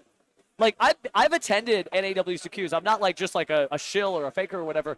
I've gone to 2 NAWCQs just as like a duelist. There was one that was in Fort Worth in 2018. Can't remember the other one that I went to, but the 2018 one, I went cosplay all 5 days, and I was like Jade and Yuki, 2 versions of Playmaker, Yami, Yuki, and Pegasus, and I just entered events at cosplay and just tried to win. I think I got like one game mat, excuse me. But yeah, it was good. You can only attend one national, by the way. That's absolutely right, Mifiles. So you don't want to accidentally give up your invite. By the way, if you enter a last chance qualifier and you already have your invite, kiss your invite goodbye, because you've got to earn it. Like, you have to enter the event and earn it again. So keep that in mind. You can't stack the bracket with just your friends. All of a sudden, you just made it Battle City, and now Joey has to fight Yugi to find out who's going to fight Merrick, Kaiba, etc. But thinking about all the other stuff, the new prize cards, I know that because I did the announcement, it's going to be starting at the WCQs. You get the Day 2 prize pack. So if you didn't see that, you can, of course, check all the Yu-Gi-Oh! News. But it's a prize pack. I'm doing this off the top of my head. I want to say it's normal rares, by the way, you get just for making Day 2. And your pack could contain one of the following: Shadow Fusion, Pot of Desires, Dante Traveler, the Burning Abyss, Triple D Wave, High King Caesar, Blue Eyes White Dragon, I think DSOD art, like from the anime. There's some other names that I'm forgetting in there. But also, if you make top 32, you get Card Trooper as a super rare. If you make top 16, you get Effect Veiler as an ultra rare. Notice, and this is just me guessing, I don't know anything more than you do. I really don't. But notice that it is normal rare, super rare, ultra rare. And I did have to say, stay tuned for future prizing announcements, so who knows what's next. I think the stamp cards are really cool. Like, it reminds me of Chronicle cards in Yu-Gi-Oh! Duel Links, where you can customize your own cards. But, like, man, I come from an age of, like, the Shonen Jump Championships where, like, one duelist in the room, by the way, his name was Austin Coleman, but one duelist in the room had 2 shrinks. And if you were him, you got to play Shrink, and nobody else got to play Shrink. Well, that felt a little rough, and they had things like Crush Card Virus and Des Volstograph. I was a cosplay kid, so I'm like, I'm going to win an SJC to get Des Volstograph. Didn't have my... I made top 64, not bad. I think 57th place that year, but didn't get the Des Volstograph. But I think this is like a nice, cool middle ground to where you can like show up and like somebody... Imagine you're playing up against a Blue Eyes player, and they drop the Effect Veiler on you, and it's got the stamp, which is insane. But... There's some kids waving. But beyond that, like, that shows how committed that duelist is. And we all love rarity upgrades, you know, and people have like their favorites. Some people are quarter century secret rare types. Maybe they love ultimate rares, or maybe they love collector's rares. But like, man, if you're the duelist and you drop the WCQ Effect Veiler, and they're like called by the grave, and then you chain a YCS Effect Veiler, you're the guy. You are him. You are her. You are whoever that duelist is. So that's exciting. The Day 2 pricing is really neat. And they've got some other pricing that I assume they're going to announce, because they said stay tuned to the social media channels for further pricing. So it's a lot of cool stuff. And then there's all the stuff you could only get from the public events, like giant cards and uncut sheets where it's straight off the factory, like literally like glued, not even glued together. I mean, I guess if you wanted to, you could get scissors and try. Please don't cut those. Please, I don't think they'd be tournament legal. They definitely don't think you're going to do as good of a job as the factory stuff. So just trade those for whatever you want. But there's a lot of great pricing out there. And they usually do like the voice actor guests. Last year, It was a pre-recorded one because there was a scheduling conflict, I think. But it was still like Dan Green, the voice of Yami Yugi, versus Wayne Grayson, the voice of Joey Wheeler, showing up. Actually, well, he was doing Grandpa. That's right, because they did recast Grandpa. Rest in power, Grandpa Muto.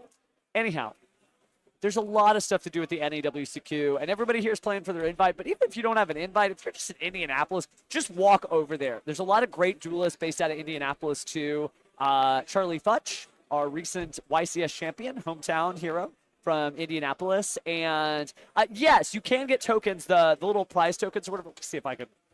Can I pull up tokens? Can I show you guys what it looks like to turn yourself into a token? I've got so many of these. I'm scrolling. I'm also buying time while we wait for the next pairings to go up.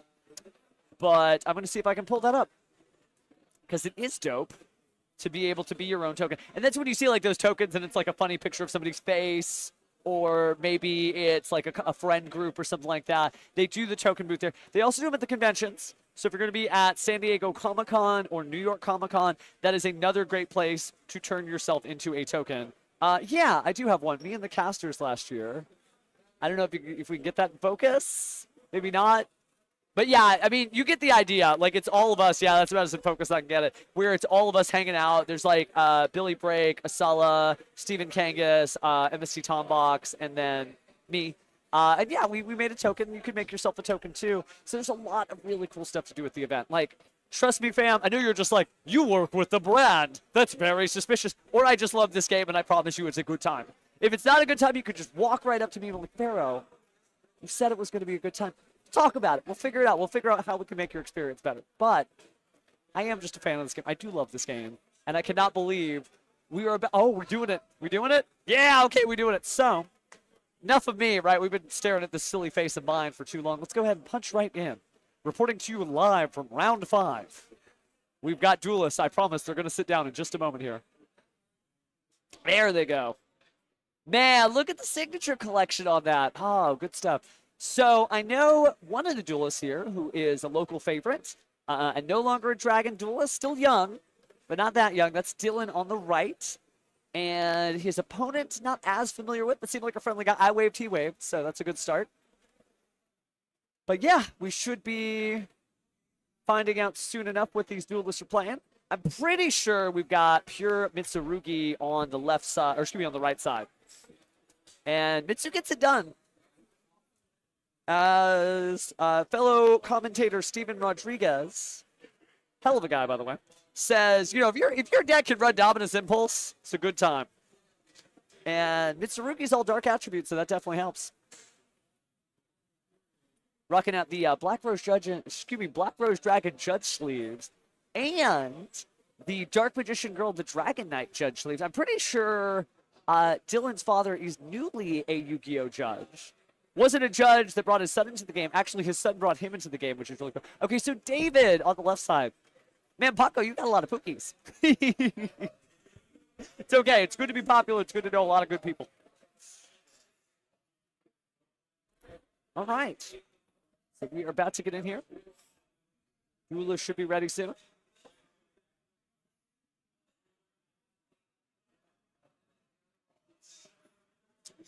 It's like we're good to go.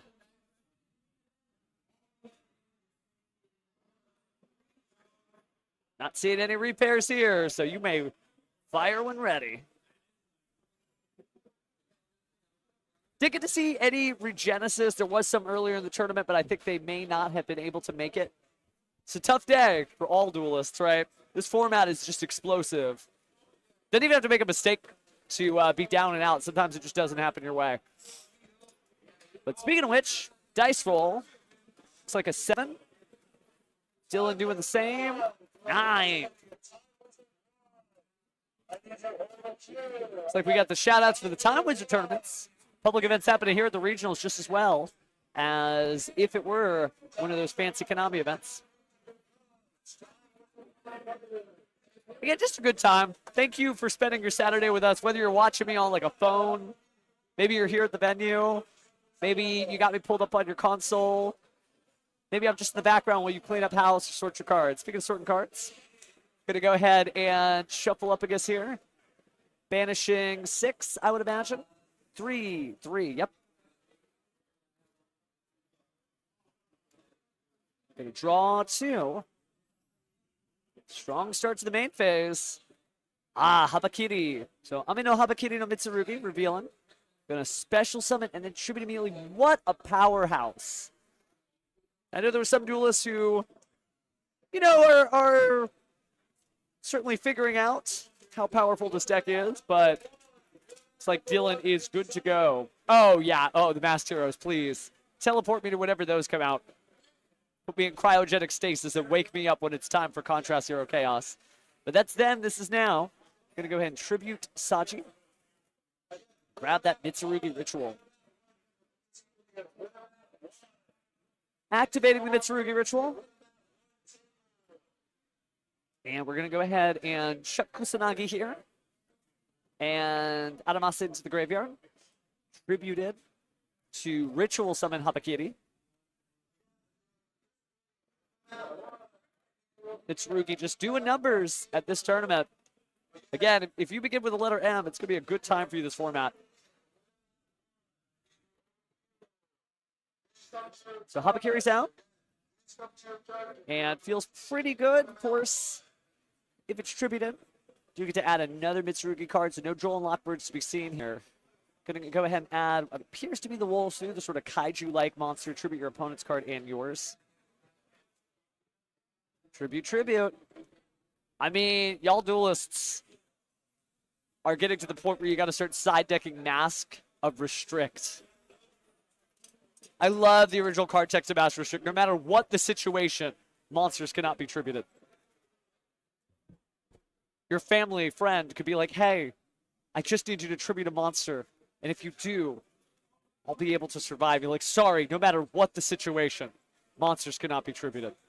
I don't make the rules. I just play by them. But jokes aside, we are going to go ahead and tribute the Wolsu to go ahead and get out the Amino Murakumo no Mitsurugi. And get rid of Manju. Wow, Manju with 1,000 hands. Remember, both these duels undefeated. Now we're adding the pre-preparation of the rights. Adding the Mitsurugi Mirror. And a monster mentioned in its card text. So here comes Futsu no Mitama no Mitsurugi. Let you spam out a few more monsters there. Dylan locked in. Going to go and tribute Habakiri. Ritual summon. Do get to draw off of the ritual there. Excuse me, the Purulia. Purulia pretty strong this format. Doesn't solve all ills. Not necessarily as good in the Malice matchup. Because Molcharmi Meow's great. But doesn't do... I mean, it could do a little bit. MST Tombach's a big proponent of running Meows in the main deck. I think he's onto something. Because you're always going to get some value out of it. Speaking of value, same deal here when your opponent special summons a monster. The Futsu no Mitama no Mitsurugi is going to special summon a reptile from the grave.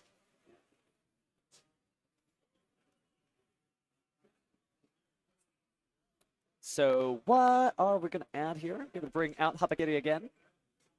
Some cool card hands there. You can always tell duelists who are labbing it out physically with their cards, as opposed to maybe dreaming deep online. Because they just have like a magician's hand, not to be confused with the card. Magician's left hand and right hand. All right, finally get to see the trap card, by the way. Haven't seen the Mitsurugi Purification in a while.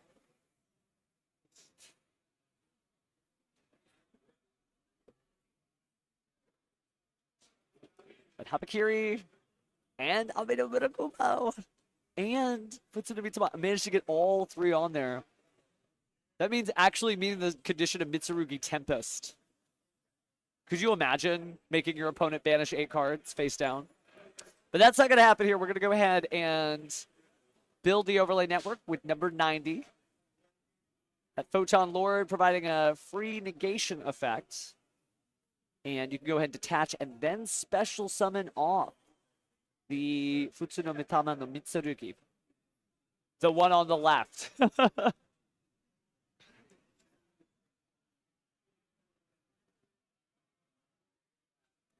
All right, so now we got to jump into the duel. David deciding what to do. Playing Malice here. Has a great opening hand, but has to make some decisions. Taking a look at the number 90. Really powerful card. Works even better in a deck that just spams out those level 8s. It doesn't mind them hitting the graveyard as materials because they can be summoned out again easily. I think we're going to drop the infinite permanents down on it first.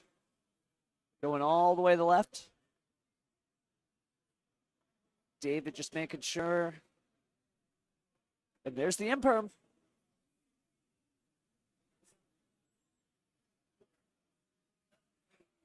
Gotta consider activating. Oh, we're doing it.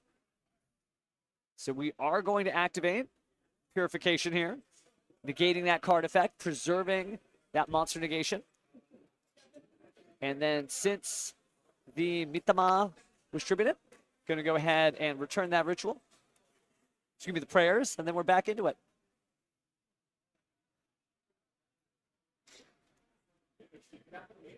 Haven't used the actual effects of Futsu on the field, but we are going to go ahead and grab out Kusanagi from the deck. Dylan taking a moment to shuffle there.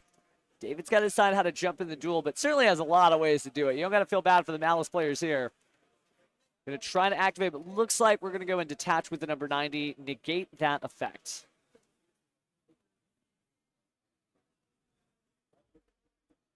So not going to let anything through, being extremely conservative here, or aggressive, depending. They're basically locking out the opponent as much as they can.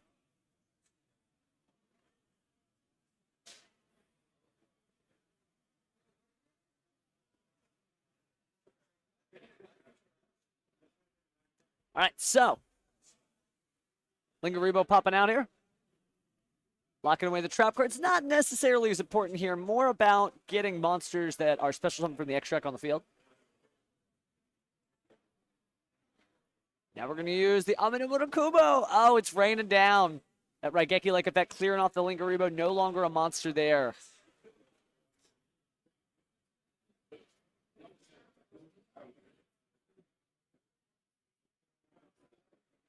So just making sure that the snakes are biting down any chance that David tries. But there is terraforming. That could be bad. This could pop this duel wide open since most of these effects have already been used. And it's good. Dylan hasn't done anything wrong here, but eventually your opponent does manage to break through. And so does have that negation effect. Maybe going to use it, maybe not.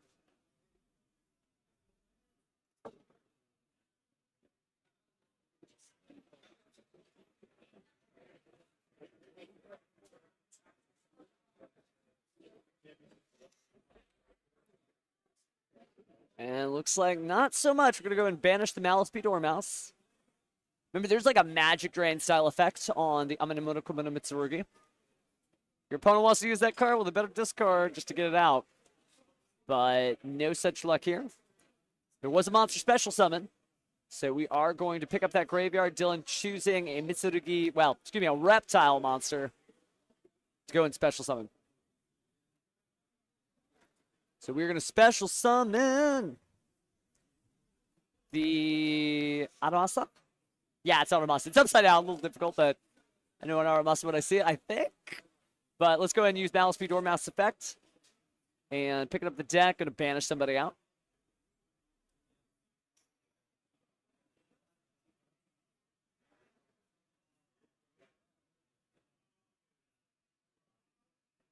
And I think this is where things get a little wild.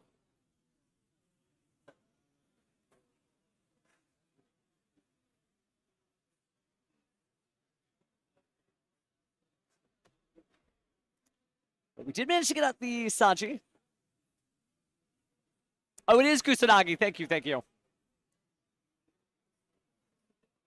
When it's upside down, it's difficult to see. Next time, I'll just stand on my head. Thanks, Snugs. All right, so plays going back and forth. Getting the Magatama. Huge heads-up play. Being able to push back on the following turn as long as you survive.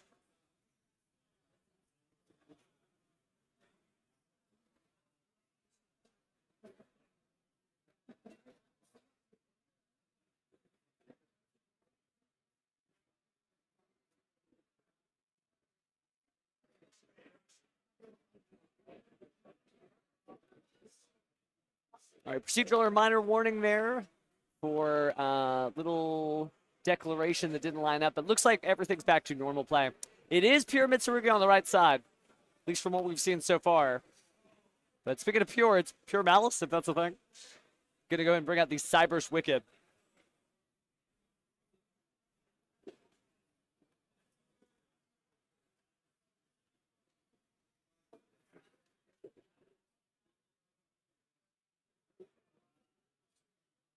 But it didn't resolve, apparently was caught, so we are good on that.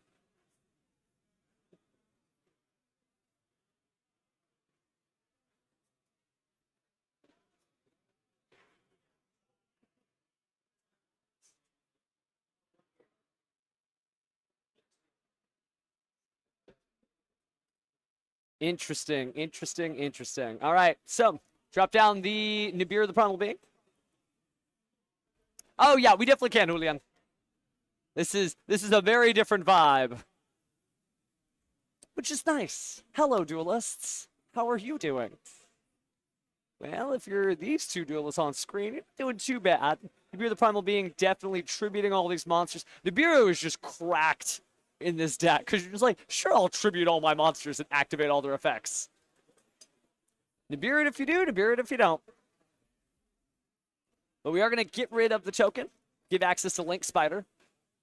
Oh man, Quarter Century Secret. I think that's from the tins, last year's tins, 2024. Ho ho, I meet you.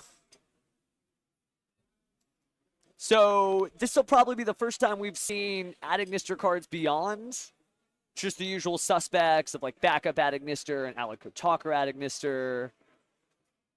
So using every piece of the archetype, well, at least one more spell than usual. Explaining to his opponent what it does. Again, we don't see I meet you every day. Why don't I explain to the chat what it do? So reveal a Cyberse monster with 2300 attack in your hand or extra deck and add an Adagnister monster with the same attribute from your deck to your hand. That's a good way to start those combos. Well, thank you, Fred. Can't say your name on a stream, but appreciate the love nonetheless.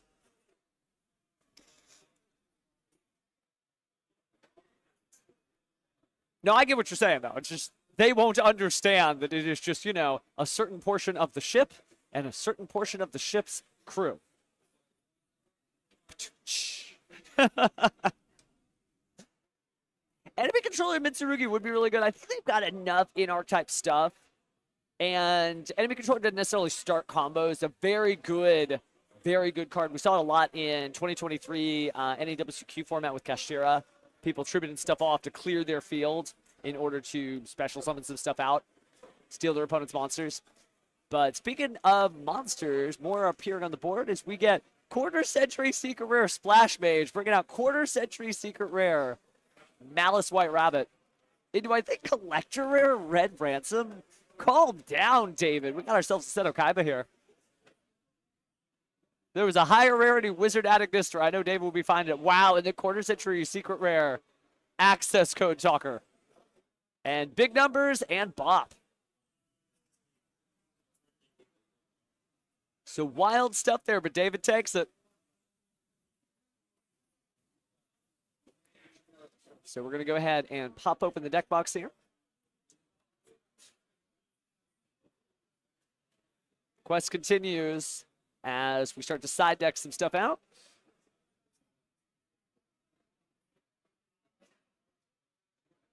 Dylan definitely determined to do it. Both duelists here, beginning with the letter D. A little alliteration for you. Makes sense, makes sense. Duelists from around the world with different vibes. I think Chile Nationals was last week. But David all smiles, and Dylan got a good sense of humor too. You have to at a certain point. It is a two-player game after all. Thanks, fam. We got several rounds to go, but I could do this all day. Julian, for your information, it's 274 duelists, meaning we've got 9 rounds of Swiss. We're in round 5, having finished game 1. David on the left side taking out the first game. Uh-oh, the Lancias. Maybe, maybe. I mean, you do tribute. Somebody's got to run the Mask of Restricts. So nobody plays Argo Stars, so no one is going to know what I'm talking about. But in Argo Stars, you do get to put some continuous trap cards from your hand on the field. And if you were doing like Tomb Keeper Argo Stars, you could activate them the same turn. Somehow we gotta like cheat out a Mask of Restrict before the opponent knows. That's very difficult to do, but Mask of Restrict, it's in common. It's everywhere. Just try it. I don't know if it's good, but you know. Maybe you'll get a free duel from it. Okay, so Dominican Republic's regionals coming up. Good stuff, good stuff. All right, Mifiles, good stuff indeed. All right, Puzzle Milk. Hey, okay, cool. Well, then you're in the Cool Kids Club. You too, Drek. I'm so glad Argo Stars duels. Have you picked it up at Master Duel yet? For those who don't know, Argo Stars is a level 4 warrior deck, kind of. It's a very tricky continuous trap deck. Hey, it's a 2-player game. There are no solitaire here, but I can understand. You know, people used to say, oh, I love the old school Yu-Gi-Oh!, but you have to remember, nothing happened turn after turn. I set a card pass, I set a card pass, I set a card pass, I set a card pass. It's one of those things where it was all of the gameplay that we get in a single turn nowadays stretched out. And it felt okay, but man, Swords Reveal in Light for 3 or 4 turns. Well, 4 turns, my bad. 3 turns. Sorry, Grandpa is getting old. Oh, that is neat. Ultra rare. Nice, Mifiles. But old school Yu-Gi-Oh! Has a certain vibe, but it was very different than what the game is now. If you're trying to connect the dots, watching Yu-Gi-Oh! Reigns, I think, will equip you for nowadays. Because all of the decks played in the Yu-Gi-Oh! Reigns anime series have been on the World Championship stage. Goki, Cybers, Dragon Link, Altergeist. Even Trickstar did some numbers. Speaking of numbers, we're going to be drawing a card now that we've got Moltrami Purulia. For every card something from the hand, so as we normal some of the Aramasa, David draws a card.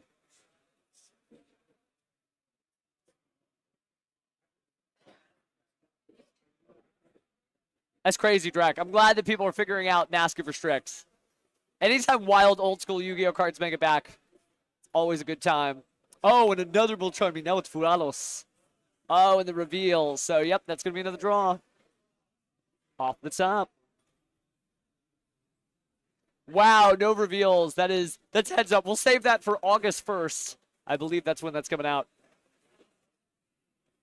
The Justice Hunters. Can't wait to hunt some justice, but right now we're just going to have insight into our allies. So grabbing the Mitsurugi Ritual out of the deck, Dylan continuing to try to perform at the highest level possible. 4-0 with pure Mitsurugi, feeling good. Even if he leaves this duel 4-1, hey, not trying to predict a failure for him. But 4-1 is a good record. Off to a strong start with only 4 rounds to go after this, trying to get top 32. Make that invite to the North American World Championship Qualifier. David smiling. Feeling okay as he's got his opponent under pressure. Gonna go and activate Mitsurugi Ritual.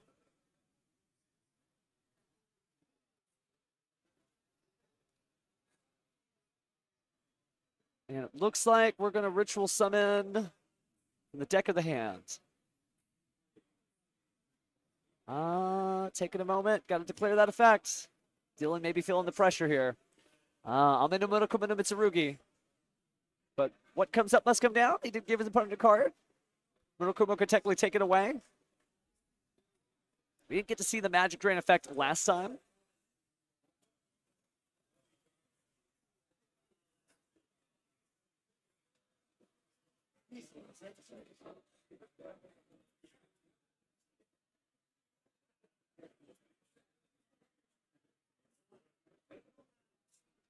And passing over, just making sure everything's on the up and up. Again, when there's 14,000 Yu-Gi-Oh! Cards in rotation, it's kind of hard to memorize all of the card text perfectly. But speaking of card text, getting out the Mitsurugi Magatama. Oh yeah, no, I definitely am. It is a vibe. It's a tongue twister. Should have seen me on Memento, and it's like Memento Tatsuno Toshigo. You gotta say the full names. You gotta put respect on that name. because that's how they would do it in the anime. All right, looks like we're going to slow things down here. A little bit of a half board, as some duelists call it. Those Molcharmies, they're cute.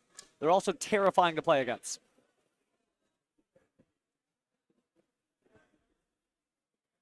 David just confirming. It's like 3 cards in hand. Definitely a lot of Malice names. Full combo at the ready. David going to draw for turn.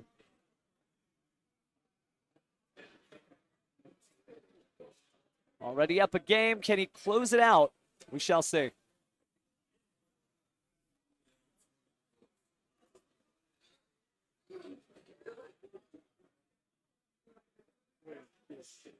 Hey, that's okay. Everybody's got a different voice. There's a lot of different styles out there. I mean, we could do that right now. We can bring it down to golf Yu-Gi-Oh!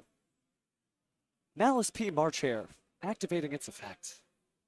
But it looks like in response, Ame no Murakumo no Mitsurugi is going to go ahead and activate its effects, causing the opponent to have to discard a card if they want that effect to resolve. Discarding that Molcharmy Meows, not going to need much there. So going to go ahead and banish the Malice P. March Hare. All right, so enough of that. Let's get back into Street Fighter Yu-Gi-Oh!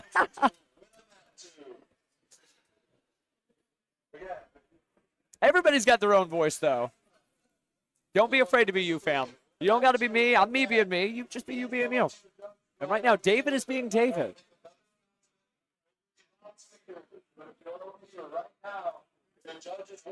And it looks like Dylan thinking about tributing. Oh, no, we're going to let the Magatama keep going. So, Link 1, bringing out the Linguribo. Linguribo, strong when you're staring down face-down cards, but not as strong against the Mitsurugi monsters because, well, there's a lot of spells down there. I think both players think of the same thing, Drek. Oh, my goodness, you can just add 1 Malice monster. It doesn't say other than this card. Just a free pot of greed. Better than pot of greed because the cards don't go away. All right, speaking of cards going away, since a monster is out there, especially something from the extra deck, it's not a ways off before you see backup Ad Ignister, special summoning itself. Gonna add an Ad Ignister from the deck to the hand, and then discard a card. Gotta make sure they're paying their costs. Ain't no freebies here.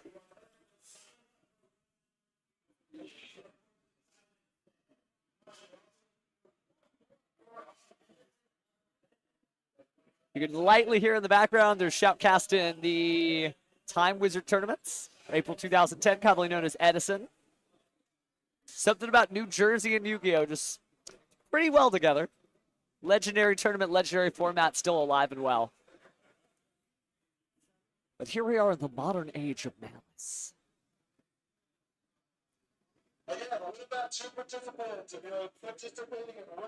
We're going to get March Hare.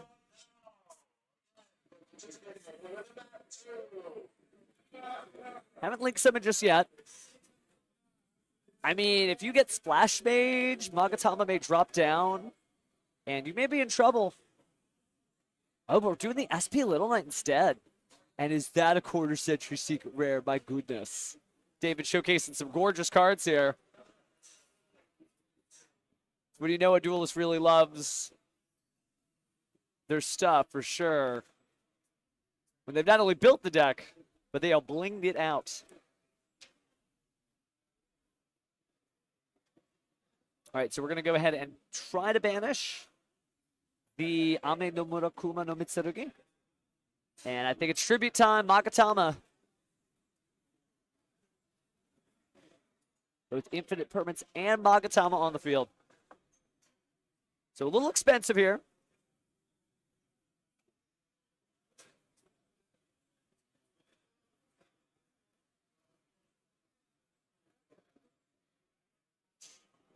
But you gotta do what you gotta do. Tribute feels pretty good.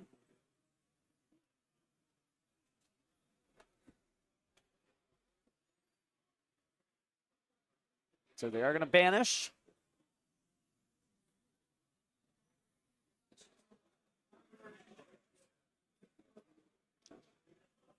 But how will David continue?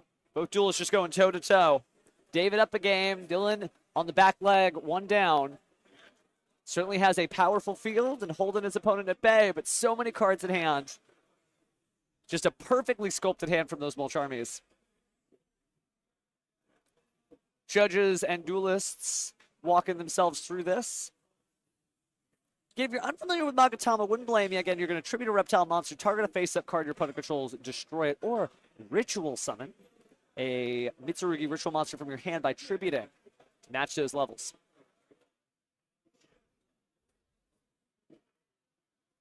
So it does look like that's how we got the Futsu no Mitama. No Mitsurugi. No basically being a Japanese particle for like of. Not quite from, but like almost an apostrophe S. So like, Ame no Murakumo no Mitsurugi is basically like the rain of the gathering clouds of the three holy swords. Not sure what the Futsu no Mitama means. Have to do a little Japanese study to figure that one out. All right, but let's resolve this properly.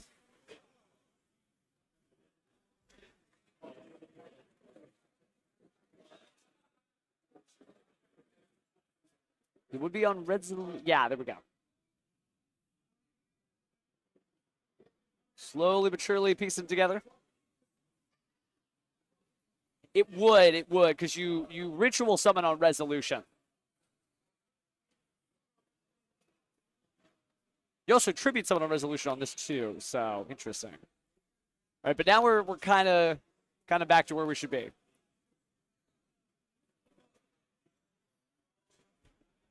Of course, both duelists do have the right of appeal. So if either one doesn't like it, they can exercise that right. Doesn't look like either is. So very difficult there. But yeah, it does tribute monsters you control.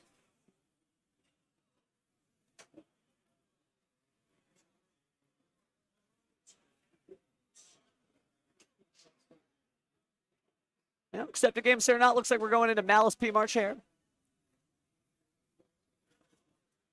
And we're going to try to banish the Malice P Dormouse out of the graveyard. Oh, no. Going to do Chest Cat instead. Right? Right? What are we doing?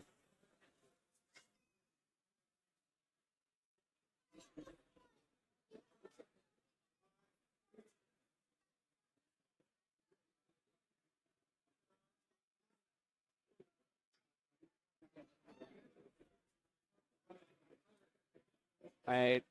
It's like there might have been a procedural or minor there. Our judge keeping eyes on the prize just like you guys are.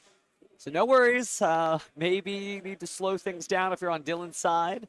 Be very clear on your card effects. Certainly be on the featured match stage.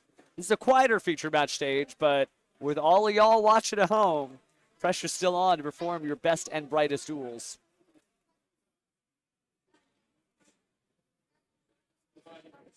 And that happens sometimes, right? It's a marathon, not a sprint. It's a long day here at the game, guys. Thank you for all 300 plus, by the way. Good stuff. Appreciate you joining us.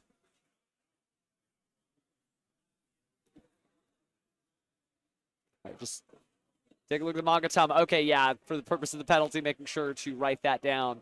You know, it's okay to make a mistake, just a PE minor, but if you start making the same mistake, then it could be upgraded. So just learn from it, right? But nobody's perfect. Hate to reference the anime, but how many times has Bakura told Yamayuki, "You forgot about my monster's special ability"? It happens to the best of us. Who am the king of games?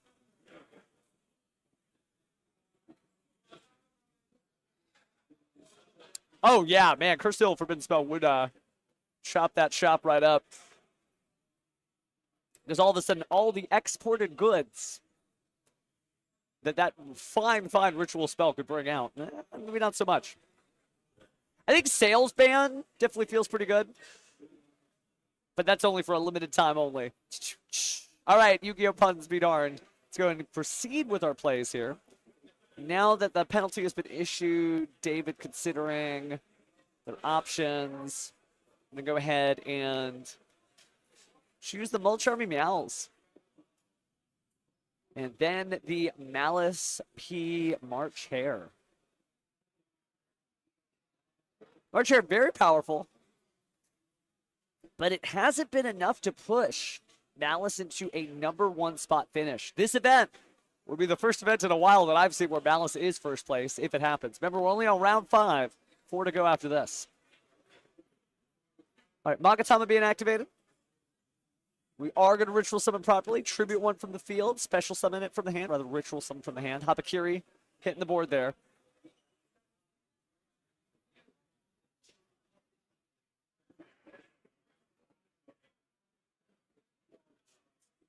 So it is going to be, believe it's actually still Dylan's turn. All of these effects are valid plays during the main phase. And we still are under that Mulcharmy, which is why we're drawing. This Mulcharmy Meow's effect was activated. No, okay, my bad, my bad. Looks like Dylan does take it, though. So we got ourselves a match. 1 apiece, and we're going to game 3. Definitely our turn. Shades of Tear Laments. To a degree, I could see, if you're an old head, you're like, all these cards being played. Oh my goodness. But we like playing cards. Don't you like playing cards? There's a lot of other games out there that don't involve cards. If you don't like playing cards, I can give you some recommendations. All right, but we're 1-1. By the way, the recommendations are Dungeon Dice sponsors. You don't play any cards there. All right, so Mitsurugi up 1. Going into game 3. David getting an opportunity to go first on the Malice side of things on the left. And we'll see how deep the rabbit hole goes as Malice tries to conquer the Mitsurugi opponent. Definitely one of the big ones. If you've seen the new regional championship box, that is not that box, but it's a similar size. Big deck boxes are kind of in style right now. Our top 8 will receive one of those giant orange regional championship boxes, which has like enough spots for a double sleeve main deck and then some. And a double sleeved extra deck. And a place to keep your dice. Even a spot to like hide a tracker in your deck box just in case somebody tries to pretend they're a rare hunter from the anime.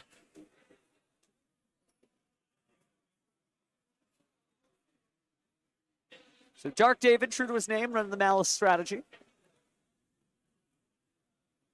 And Dylan trying to be the people's choice here, running Mitsurugi. Say that because Providence, another hometown hero, Charlie Ray Futch, managing to get first place with Pure. Ooh, but there it is. Artifact Lancia. No banish. You get your trap and nothing else. See if maybe a Lingaribo slaps down.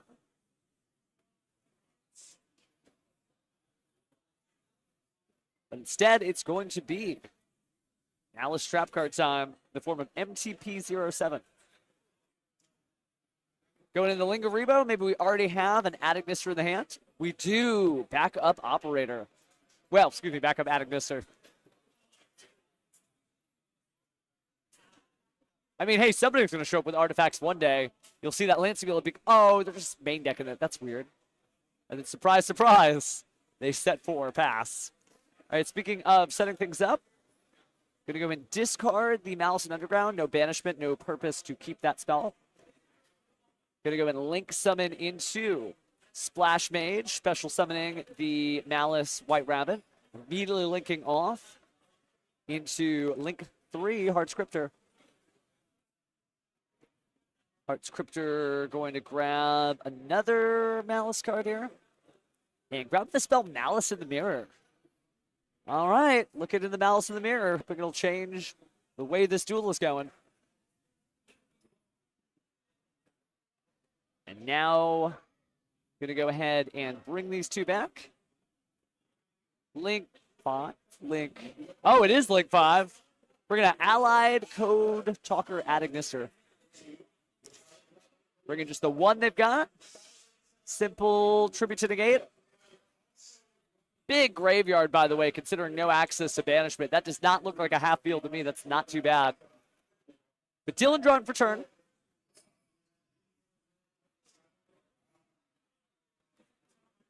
Just verifying tribute to negate, I believe, and banish.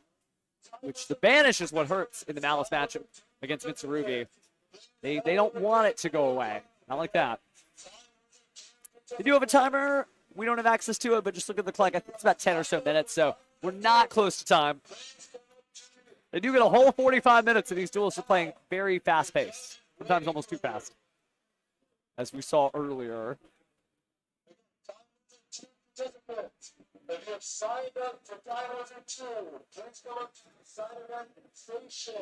And not bad. You got to practice that, though. But yeah, players sitting on their own timer. Sasha's absolutely right. Going to see a Mitsurugi prayers here. Praying to all three snake gods. And we will go ahead and showcase. Ooh, going to go ahead and negate. And banish.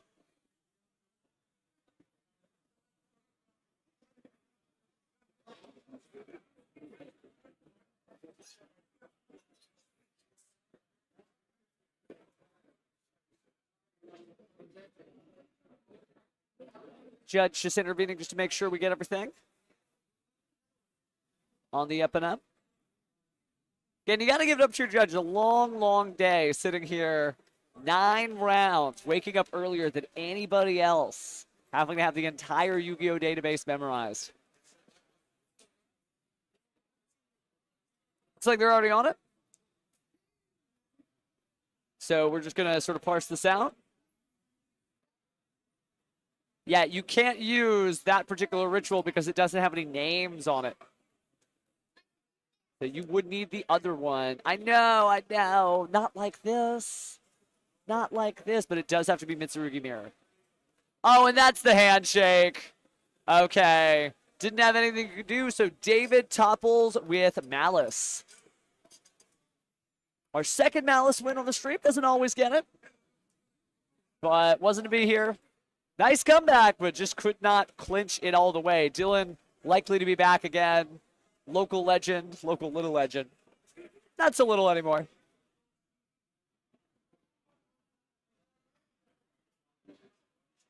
So good stuff. And big shout out to our judge again. Scoop phase activated, fortunately. Definitely feels like the ice cream. Scoop Saganaz. Nobody? Okay.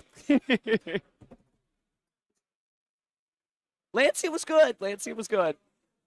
But it wasn't enough. This is not a format where one card will lock you out. Joel Lockbird feels pretty strong. Artifact Lancia obviously served its purpose here. Nibiru definitely got some stuff going, but it's not enough in this format to just say, I have one card, you lose. So David, 5-0 record. Just got to win 4 more. And free plane ticket to the NAWCQ. We'll be seeing you there before we know it.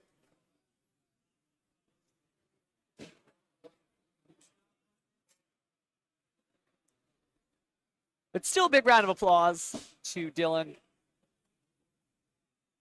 4-0 on Mitsurugi. And actually just 4-1 now. That's still a great record. That's still top 32 potential. But just may not be getting a free flight. Haven't seen a White Forest deck yet, by the way. If we can get it up here, I would love to see Diabellstar Vengeance. But none of them made top 32 at YCS Providence. So I don't know if the Diabellstar fans are waiting for the Dark Magician of Destruction to come out sometime. Newly announced card from the Tactical Tri-Pack overseas. Cannot wait for that Dark Magician support. And by Dark Magician, of course, the jokes, I've heard them. You know, my favorite Dark Magician card, Horus support. Him said he is a Dark Spellcaster. But we'll save that for later. In a moment here, man, what a collection, by the way. All those signatures, all those duelists, all those memories. But looks like Dylan's going back to Memphis for now. And we shall be seeing David soon enough.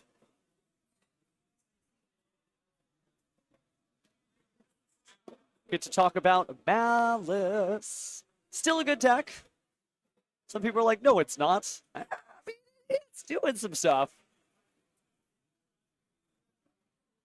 But everybody got a big target on their back. When you are playing Malice, it's really easy to be like, I'll just run Artifact Lancia. Goodbye. Well, maybe not.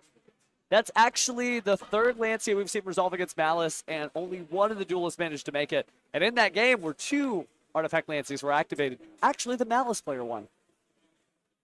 Not this one, earlier.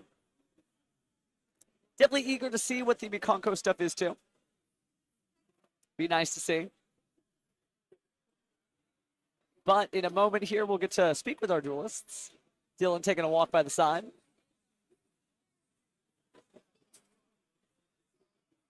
And here they come. All waiting for you, David. Let's go ahead and scoot aside. Pulled up a chair. And if you want to get your headset on, right here. Lots of applause there for the cheering kids. So, apparently Artifact Lancia is not the silver bullet for Malice. Oh, dude, my hand, like, as soon as I got Lancia, I was like, yo, this is crazy. I can still play.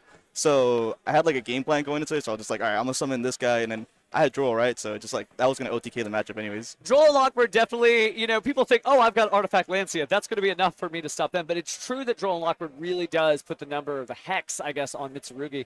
Speaking of Hex, that was almost a cursed duel. A lot of going back and forth there. You didn't lose your cool, though. It was a great ending field with the Heart's Cryptor and the allied Kotaku Ignister. Is that enough for you, though? You're just like, okay, I've got the Tribute to Negate. I feel fine? Yeah, I mean, honestly, I had, what, a Banish, an Imperm, and then, like, 2 non-engine cards, so I think it was enough. Okay, doing Yeah. good, doing good. Are we playing for our invite, David? No, I got my invite a while back Okay, so ago. you already got it. You got it. So we're playing for the plane ticket today. Is that what we're doing? Oh, that's what we're trying to do for sure. Well, you're off to a strong start. 5-0 isn't bad. How have the matchups been as you've just been kind of crawling through everybody? I think so far everyone I played has been, like, just good, crazy, like, have some really good games. I played a Rescue Ace opponent. I was super happy because, I know, Yeah, just like it- Rescue Ace it this year, 2025. Yeah, Okay. he shocked me too, but like bro destroyed Mitsu Raizo, and I was like, 'cause he was telling me he has a good matchup against it. So I was like, oh, that's crazy. I love Rescue Ace. That was like my deck back then. So Definitely a good one, and certainly getting like not some support, but like some reprints in Japan. So hopefully one day more Rescue Ace cards. yeah, bring it But back. today's the start. You're the star of the show. So you're only 4 rounds away. A lot of duelists, they haven't like abandoned Malice, but I think the confidence levels in Malice have gone down because it hasn't converted into like a top cut or a first place finish. You're a Malice duelist. What do you feel is like your own worst enemy? Why are these decks not making it all the way? Oh, I mean, I think Malice is his own worst enemy itself. The amount of times the deck bricks is insane. But Makes like, sense, yeah. yeah, but I think you saw me play, or I don't even know I got to play I Meet You. Like that card's just crazy. So Oh, no, we definitely got to see I Meet You. That was the thing. It was nice to see a duelist using more of the Ad-Ignister package and just like, oh, it's a backup Ad-Ignister, it's a Wizard Ad-Ignister. So what motivates you to stay on this deck where people are kind of like losing faith? Like, why do you love Malice? well, personally, I love the art. Yeah, So, it's some good looking cards. I think it's really fun. Compared to Raizo, it's really, really fun. Like, Raizo's very linear, very boring, but, like, I say as a Rizal duelist. oh, yeah. With the Mitsu cards, I think Raizo's really cool, though. Yeah. That's a deck that, now that I play it more, I'm like, yo, this is something I would be interested in playing. We've got to see a lot of cool stuff. Is there anything that you're worried about running to? Obviously, the Artifact Lancia, but is there any decks like, is the Mermail matchup difficult? So, I have a really good friend of mine. He's here with me today. The Mermail matchup, I'm really confident in Okay. because I know what it does. However, I also know that if I just open 0 hand traps, it's over. I lose. Yeah, it's fair. A lot of water stuff. Well, speaking of friends, any shout-outs you want to give to the chat or people beyond? Yeah, so shout out back to everyone back in San Antonio. Shout out to Jose. We played round 4. We're both from San Antonio, so it's unfortunate. Oh, no, you had to Yeah. bump him out of a bracket. Well, all you could do is just keep going all the way as far as you can. Yeah, and also shout out to my fiance because I forgot to tell her I'm on stream, so I will probably message her later today. That's fine. It's okay. In the future, you two have a good evening, okay? Thank you. All right, well, you get back to it. Good luck, fam. Appreciate And it. don't go away, fam. We will be right after this. We're back right after this.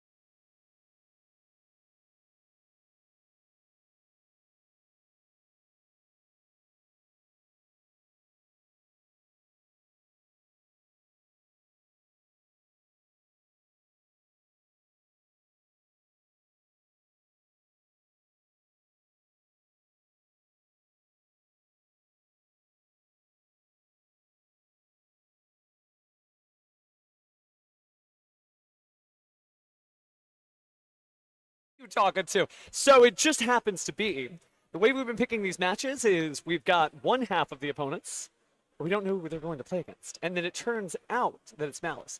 When we're doing this at the bigger events like the Yu-Gi-Oh! Championship Series, we do get to see the full matchup, so we do have like the ability to say like, oh, we just featured a Malice stuff. Maybe they think we're pushing the Malice agenda. Maybe they don't want that. So we're able to make sure that like, oh, that's cool. There's a hero guy going versus like, I don't know, a water dragon.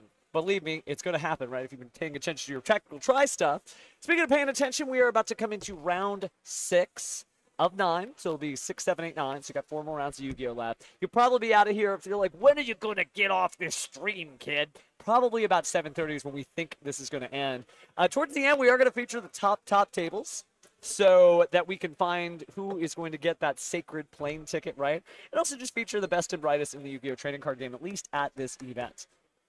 But just made the rounds, you know, just kind of hanging out with the duels, figuring out what's going on. But yeah, it's there are good decks. They're allowed to play good decks. And everybody's like, I don't want to see anybody play good decks. They got a right to win, man. It's like that in every game, right? You could be watching fighting games. You could be watching competitive team-based shooters. You know which one I'm talking about. By the way, I'm on it too. But they're always going to be playing the good stuff because they have the right to win, especially when there's so much on the line. This is the last regional championship in this region for them to be able to go and get their invite. Unless you're going up to Epic, I think June 7th. They're also in Tulsa, Oklahoma. So June 7th, Dallas, Tulsa, Oklahoma, June 1st. So you've got 2 chances if you're in like the southern region to be able to do that. We've heard duelists here from Dallas, San Antonio, San Marcos, you know, all kinds of Texas stuff. So it's a good scene. Yu-Gi-Oh! Is thriving, and I am here for it. I hope you are too. Looks like pairings have been posted, so we should be getting our duelists soon. And again, not sure who we're going to see because, again, we only get like half the bracket. But I am just as excited as you are, and I want to see some cool duels too. We want to see some wacky stuff. Taking a look at messages here from our judge team. Looks like the table was selected, so they should be able to get that pulled. And I'm watching our judge grab the duelist now, and everybody seems like they're having a good time. So that's awesome. That's awesome. All right, so we are still here, like I said, for just a few more rounds. Thanks again for joining us. Thanks again also for hanging out while we're doing like the behind the scenes stuff and getting all this set up. You have to step away from the desk from time to time, and I know you're just like, oh, there he is. Okay, cool. Awesome. Speaking of awesome, our duelists are going to be seated down shortly. So let's use the magic buttons here and teleport over into Battle City. We are round 6 of 9. And round 6 ain't over yet, so we've got 4 rounds to go. 6, 7, 8, 9. Why is 6 afraid of 7? I don't know. Maybe it should get help about that.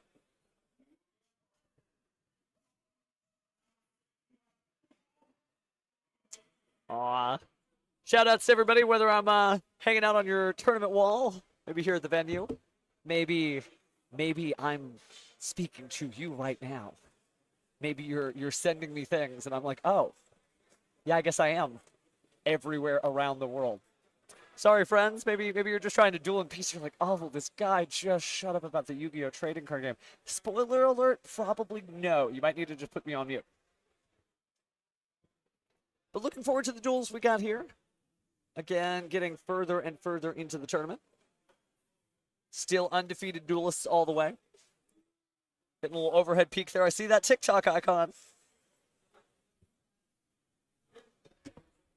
Phone should be in airplane mode, technically, whenever you are using Yu-Gi-Oh! Neuron. Make sure not to violate the rules. I'd hate to raise y'all wrong and then send you to the NAW securely. But Pharaoh didn't say nothing. Pharaoh said follow the rules. A lot of cool decks this format. Take a look at the decks that we're going to have for this one. Looks like Lacey's going to be running just a pure Kashtira deck. No Regenesis to be seen. And on the other side, we've got Primite Blue Eyes. So you didn't want to see Malice? Good news. No Malice here. Well, I mean, bad news if you love Malice, and I do love Malice, actually, but it's okay. We'll make an adjustment here. Also shows you you can get really far into the tournament without having to run, you know, the wackiness that is Malice. Malice, a very popular deck because it is good, but it is very difficult to play. You heard it from the Malice duels themselves. It's their own worst enemy. And, well, I guess we shall see. Eventually it'll be in Master Duel, and then everyone will have to get used to it. One way or the other. There won't be any running from it. Shout out to those of you Master Duel Gremlins grinding up the brand new pack that just came out. Again, it dropped Evil Heroes, Mermails, and Argo Stars, and even that actually the Punk cards. So let's say you're a Punk duelist. I'm a Punk rocker myself. They did add Scales and the new Exceed sponsor whose name escapes me at the time. But those are coming out in the TCG in Battles of Legend Monster Mayhem, but they've been in the OCG for a while. So if you need to practice, granted, different format, I know, but it does feel good to just be like, Punk. I get to play all the Punk cards I want now. Looks like the duelists are having a good laugh there. Again, on the left side, Lacey's opponent is Victor, and Victor is going to be playing beautiful, bestial, blue eyes Primite. Regenesis is so good. I was hoping I could put some Regenesis up here. Regenesis deck did make top 32 at the YCS Providence that just happened this weekend, piloted by another Steven Wind. He kind of popped off a little bit to Stephen Kangas there on the stage saying Malice players are bad. Then he walked it back. He was a nice guy. I think he just got ahead of himself there. But it is true, we haven't had a YCS won by Malice. There are still some international Yu-Gi-Oh! Championship Series events happening around the world. Maybe they'll get that top. And I think we are good to go. Let the games begin. So this one is going to be 274 players down here in Houston, Texas. And smaller number, usually these regionals get about 300 or 400. I think maybe it's because, it's the format's different too. People need to get those cards. Maybe they're not ready to Artifact Lancia with the best of them. Haha, Malice jokes at Malice's expense. But looks like we are going to see Blue Eyes play. And look at that quarter-century secret rare, Maiden of White. Going to drop down and let's play some True Light to get things started.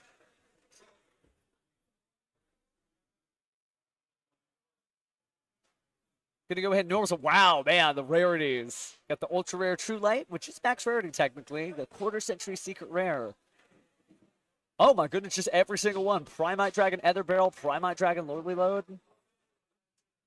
Our camera's hanging in there for now, but the light balance may get off just because of just the numbers, right? The numbers. But definitely a strong pile here with apparently 55 cards in the deck there for Victor.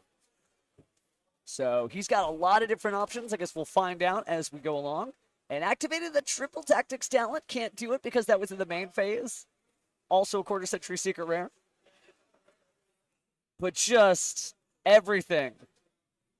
It's technically, by the way, QCSE. But I know what you mean when you say QCR. But just quarter-century secret rares.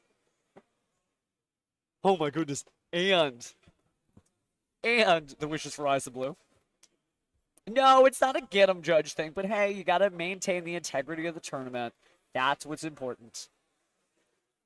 Yeah, no, I mean the value. Climbing on up there. And the Primite Drill Beam. What? Is there any rarity? Wow, now that's interesting. I haven't seen anybody this format playing the full complement. Priestess with Eyes of Blue. Wow. It's a great double normal summon. And speaking of normal summons, we're going to get an extra one here pretty soon as we use Spirit with Eyes of Blue to try to add from the deck to the hand. Oh, and the Infinite Permanent's coming down. So no double normal summon for you. No Mausoleum at White, no access to Blue Eyes White Dragon. That slows things down quite a bit.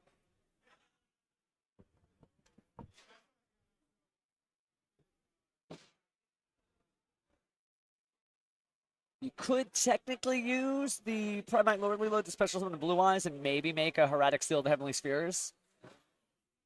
But that's not exactly the turn that Victor was trying to set up. I mean, that is rough. That actually stops it dead cold. So it does look like we're going to use the Primite Lordly Load. Lock that as special summon effects for the rest of the turn.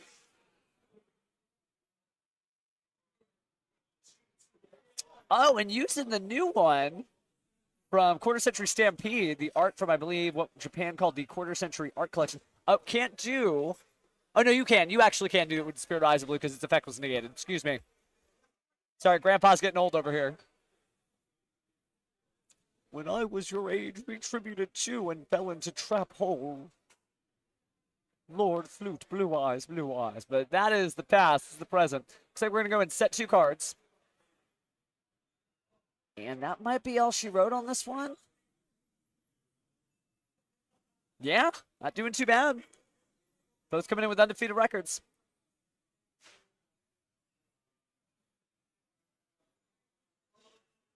Maybe just a little bit of nerves up here on the feature match stage. But Blue Eye's certainly a strong deck. And looks like we are going to go ahead and keep going. Now, is it a Quarter Century Blue Eye Spirit Dragon? It is. Wow. Just Seto Kaiba himself. I thought I brought the Blue Eyes bling. This is on a whole nother level. All right, so. Drawing from the Fualos. Oh, actually, I think that was passing and drawn for turn. Wow.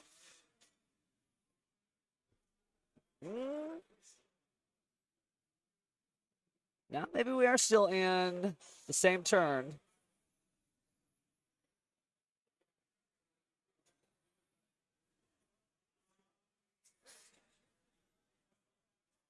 So the Maiden should be on there because of the Spirit.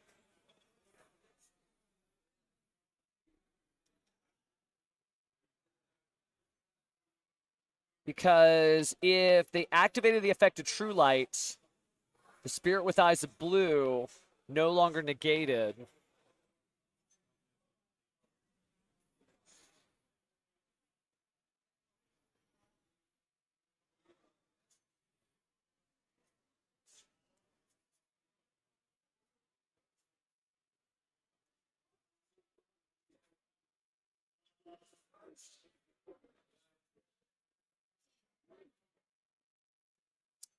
But the quest continues indeed. Whoa. Look at wild stuff. Is that Enigmaster Pack Bit? Interesting. Just verifying when we did it.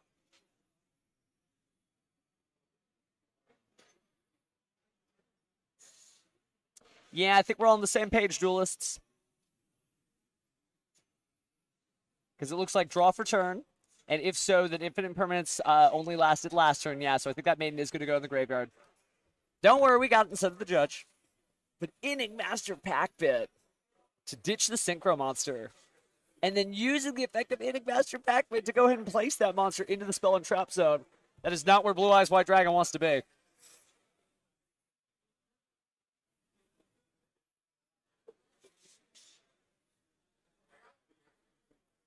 It's okay, everybody gets nerves, fam. You're at the comfort of your own home, maybe your card shop, maybe watching on your phone. Ooh, you try to fuse with a Spell and Trap, ain't gonna happen.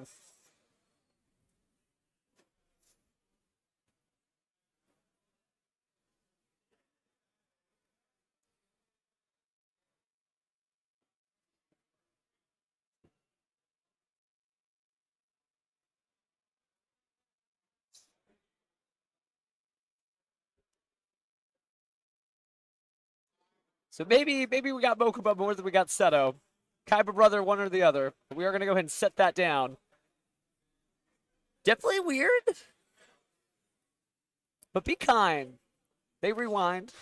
So we're going to go ahead and continue play here as Kashtira Unicorn slaps down on the field.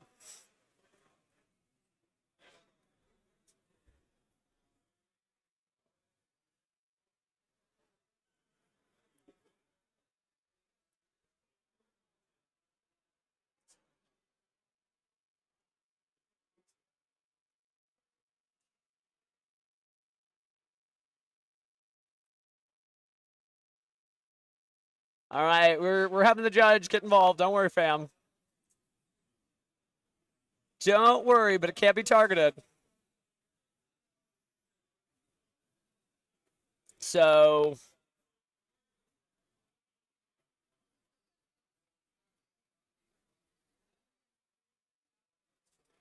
All right, so let's see what we got. Okay. Looks like everybody's on the same page. Take a look at the Inga Master Pack bit. So we are rewinding, I think. Yeah, the only legal target to target with the Inga Master Pack bit is going to be the Spirit with Eyes of Blue. Hey, they're both undefeated duelists, fam. But this is an unusual situation for sure.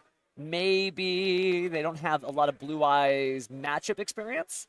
And it's true that not everybody is equipped for Ending Master Pack bit. So, going to go ahead and rewind a little bit here. Time extension from your friendly neighborhood judge.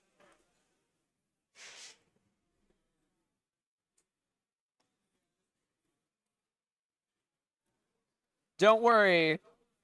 It's maybe a JoJo reference, but I think we're going to delete a few minutes off the clock here. And it never happened.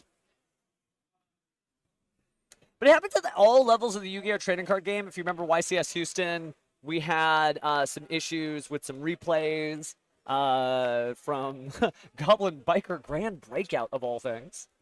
Redeclared attacks there. All right, but it looks like everything's straight now. So we're going to fuse, and we're going to say goodbye to Kashtira Unicorn.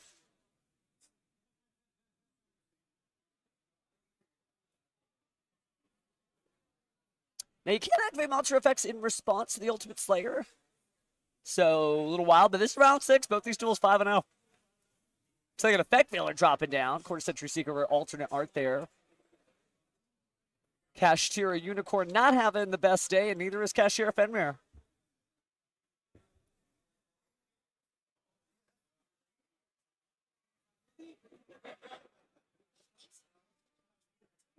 But it's okay. Best way for you to not let these duelists off stream is for you to be down here, so it could be you up here off stream. I wonder who that person is. Only I could recognize that voice. Don't worry, we'll be on camera before you know it. But I promise you, if you've been watching a lot of Yu-Gi-Oh!, you probably have heard me. All right, so now we've got a nice non-targeting effects, preventing 3,000 attack monsters and higher. It's the Superstar Slayer Typhon Sky Crisis.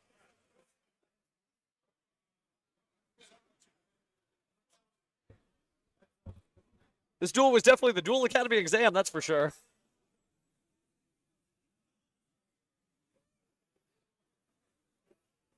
But quite a few PE minors happened there. And it's okay to make mistakes again, as long as it's not the same procedural error minor. You are okay. No upgrades here. Just maybe a little time extension here or there as we get things back to basics. Looks like True Light is going to go ahead and set the Roar of the Blue-Eyed Dragons.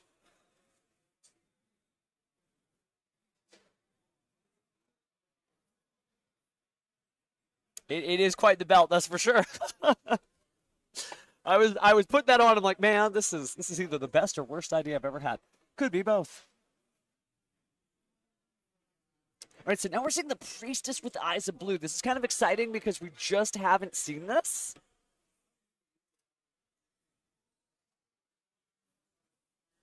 Hey, be nice. You make me come in the chat. It's not going to be a good time. Don't make me come up there, down there, left there, right there. Well, Konami Code jokes aside, let's go ahead and special summon our Spirit with Eyes of Blue off of the Priestess. Yes, I am the long hair guy. I'll take that. That's not a unkind sentence. Just true facts. Ooh, Droll and Lockbird. Youch.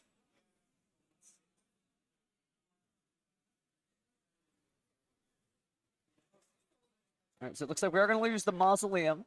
Use the Mausoleum, sorry. All right, so sending that Blue Eyes to the grave. Round 6, by the way. We made it this far. Only got 3 rounds after this, so savor them. Your Yu-Gi-Oh! Content that is live is almost over for the day. Eggs, Levi Levy. I mean, you gotta love this game, but you also gotta like it. Everybody here loves this game. Everybody is literally using up their data or on the internet or using a screen so they can see Yu-Gi-Oh! But you also have to enjoy it too. If not, we just be like, oh man, and then he plays a card. And then he plays another card. So, speaking of playing cards, we are banishing the Wishes for Eyes of Blue to equip it to Blue Eyes White Dragon, the Blue Eyes Ultimate Dragon. Whenever I see Blue Eyes Ultimate Dragon, my read is Dragon Master Magia. Ooh. Gonna go ahead and put the Kashtira Unicorn back in the deck. Man, the blink eyes on this is just insane.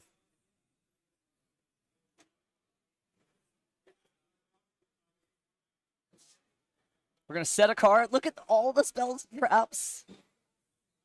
And just decided to attack there. I don't think there were any traps in the graveyard. I think there maybe was an infinite permanence on Victor's side earlier in the duel. If so, maybe a missed opportunity to use the summoning condition of Blue Eyes Tyrant Dragon. But again, you know, we talk to a lot of duelists at the YCS stage, and when they're up in the featured match, they do get a little nervous. Man, the bling is insane. Ooh, we're Xyz summoning. Oh, no, Link summon, Link summon. All right, we are going into another quarter century. I think every single card is max rarity.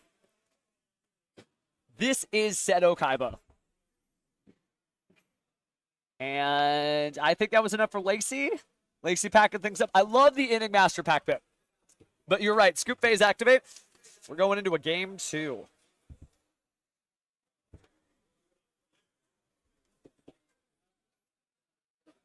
That is a big flex. I thought I showed it with the bling. Don't worry, I'll show you the belt that some of the chat was talking about earlier. It's just the silly Hypeland belt. But we definitely bust down today. Because you gotta remind people that, like, hey, you like this game. Even Victor, if you look on the left, wearing a big old Blue Eyes White Dragon shirt, I think. Right? You see, like, the dark blue up there on the upper left? Our illustrious head judge jumping by just to drop off some paper.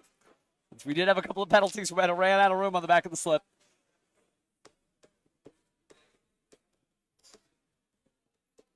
I think somebody with that level of bling doesn't need a free plane ticket, that's for sure. But other than that, doing okay.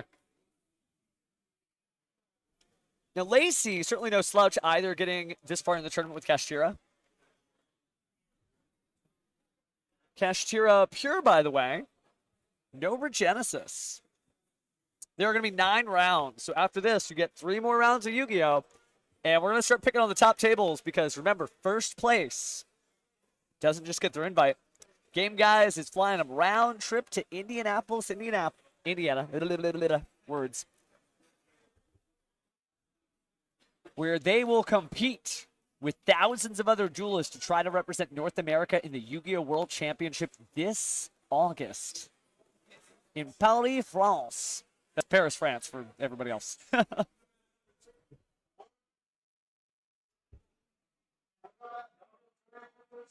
Pure Kashtira is pretty wild. People are afraid of Unicorn. It's like, hey, I'm going to go and banish his face down. That's what I'm thinking. I think you can make it.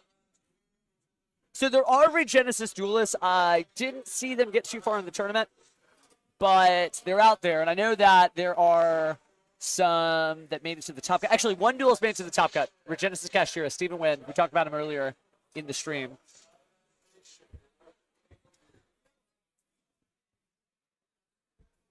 We'd love to have you.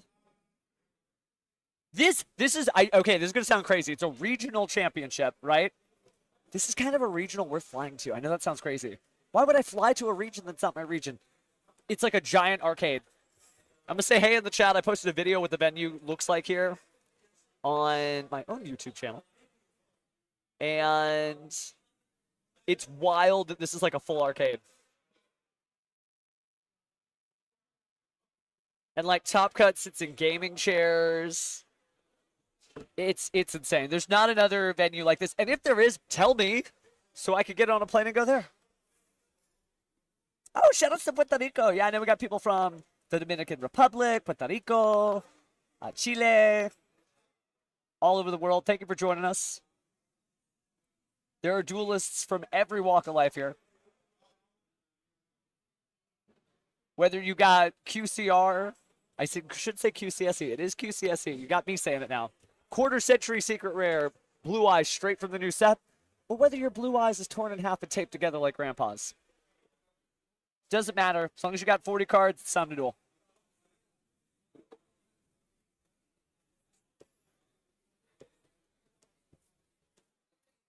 But thank you for being here. We put this stream together for you, and I'm glad you're here. All right, so starting off with the Molcharmi for Wallace, going blind second Kashtira. Losing the duel and saying, nah, you go.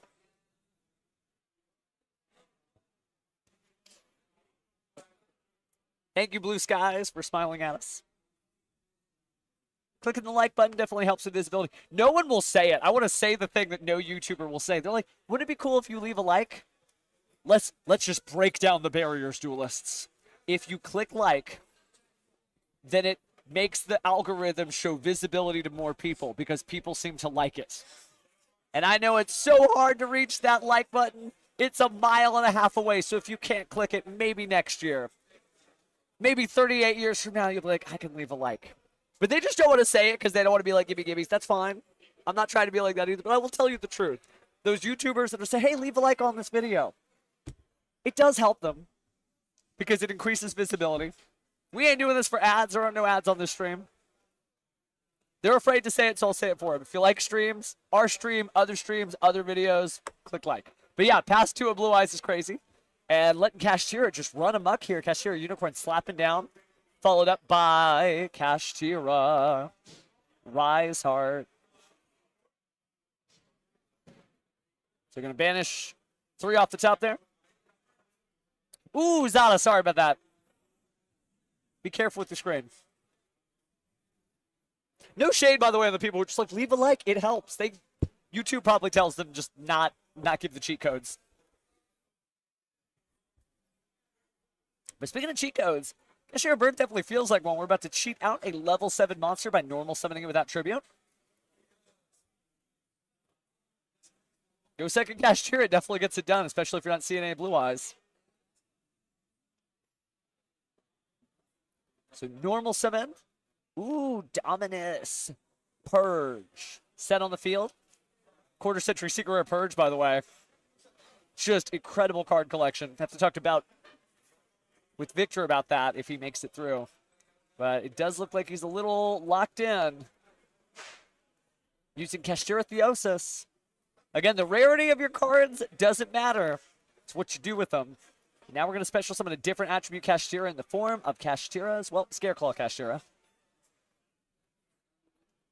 Maybe negate a few effects during the damage step, huh?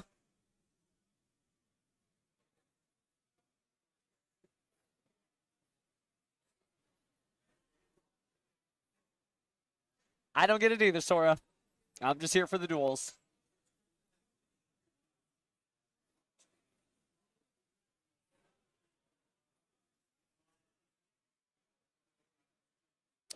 All right.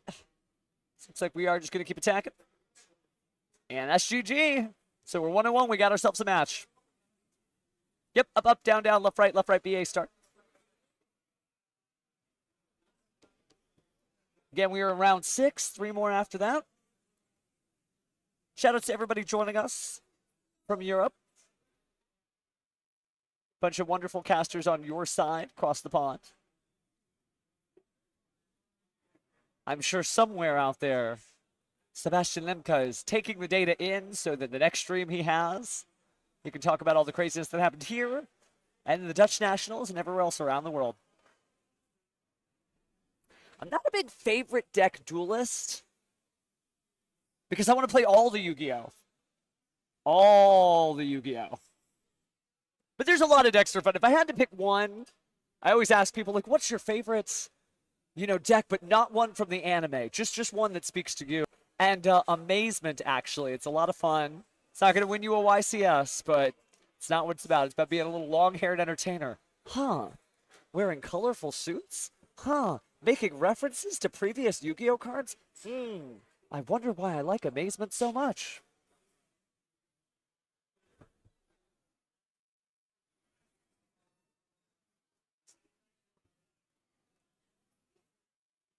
But yeah, definitely just could not get the game plan going with that.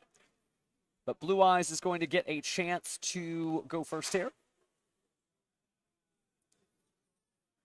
I do love Amazement, I really do. Nobody notices. Everybody thinks that I have black hair, but I actually have dark blue hair. I wonder why. But amazement jokes aside, we are here for this duel. And so as Lacey and Victor count out their cards, we'll find out exactly what's coming up next. We did have some Unchained doing very well earlier in the bracket. Did get to get them up here on stream for our Swiss rounds, but maybe they will be undefeated, so maybe we'll get to have Unchained come back here.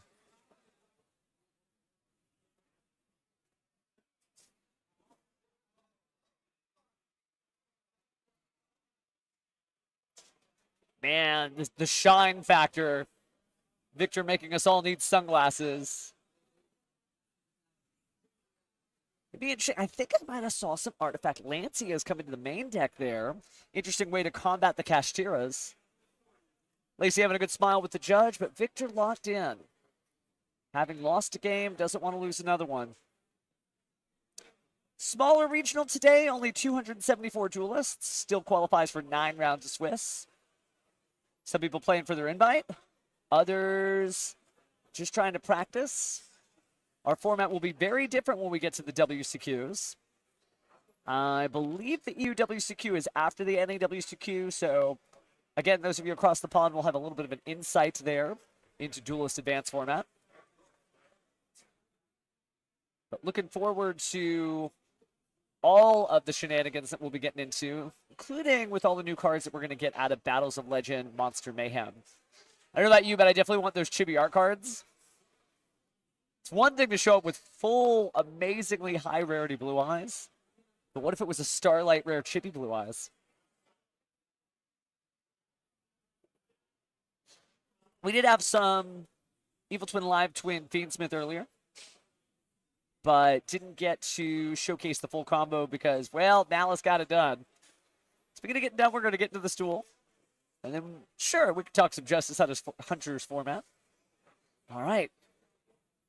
So all eyes on Victor, going first. Lacey in her comfort zone since she opted to go second anyway. Victor considering his options. First card, Smackdown, and Effect Veiler Normal Summon. Showcasing a little bit of issues there, but still able to get... Oh no, and locked out again. The Spirit with Eyes of Blue effect not going to resolve. Well, it resolved negated. So, tributing. Where's the blue eyes? Effect Veiler chases it down. You activated it. That's going to be it. If there's a blue eyes in the hand, that blue eyes is not coming out. Effect Veiler, a very strange card for sure. Tried to tribute in order to special summon it. But the effect of Effect Veiler chasing down the Spirit with Eyes of Blue all the way to the graveyard. It should be the Imperm, sorry.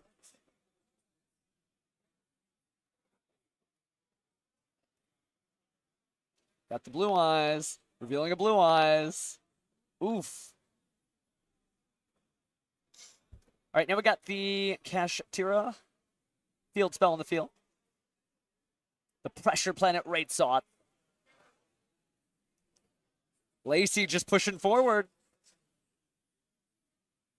It is going to be Mother's Day tomorrow. Happy birthday to a certain mother that I'm thinking of. Real talk, we're going to clip that and we'll show her. But it's Mother's Day tomorrow. Make sure you thank all the people that let you be on this planet.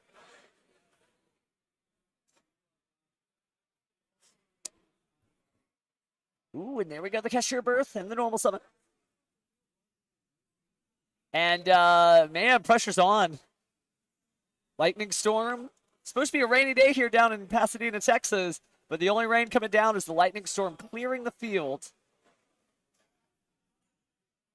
Now we've got not only Kashira Unicorn, Kashira Fenrir, but also Kashira Riseheart. Gonna go and banish a Kashira card from the deck here. Maybe a Kashira Scareclaw or Scareclaw Kashira.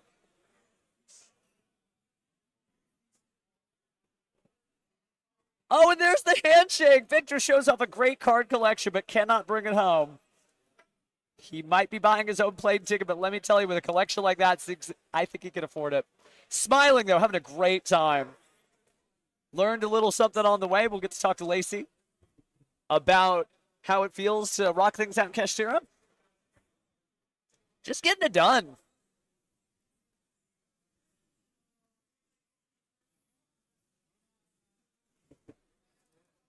So good stuff there. Signing the slip. And certainly some representation there from Kashtira. Hey, it shows you, but hey, that's just the first episode of the anime right there.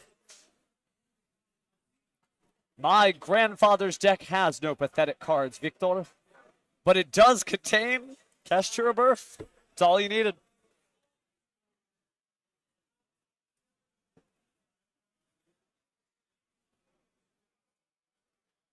Getting it done.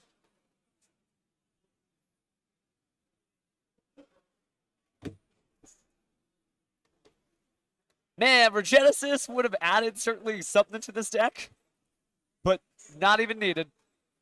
And we still got 3 rounds after this. So don't go away. We're not going to go anywhere anyway. We're going to hear from Lacey shortly. And still got plenty of time left on the clock here. So it might take a brief break. It does feel like it's Sora, because again, July 4th, certainly a sacred day. For those Yu-Gi-Oh! Duelists in the know, July 4th is a day that we will never forget. But it is also the launch of Duelist Advance. And that's fair, Gato, because I'm playing Blue Eyes Regenesis myself personally, and I will say the space I had to make for the Regenesis monsters to push and push and push, I might have taken out some very important cards. You might be like, Pharaoh, why did you do that? Because I wanted to use all the cool new cards. Onomatopoeia stuff is very exciting there for Duelist Advance. A lot of cool decks coming out of there. Nouvelle. I don't know if we have any French speakers in the chat, right? Parlez-vous français, n'est-ce pas? But Nouvelle, oh, c'est magnifique. Very excited for the Nouvelle deck to reach full power. And it's got a light Fiend. So you can go ahead and cook with, literally cook with Fiend Smith there. Sounds like Battles of Legend, Monster Mayhem. Coming your way soon.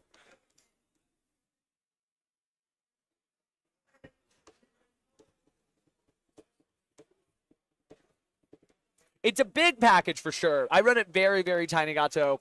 And it's fun. It's a fun deck.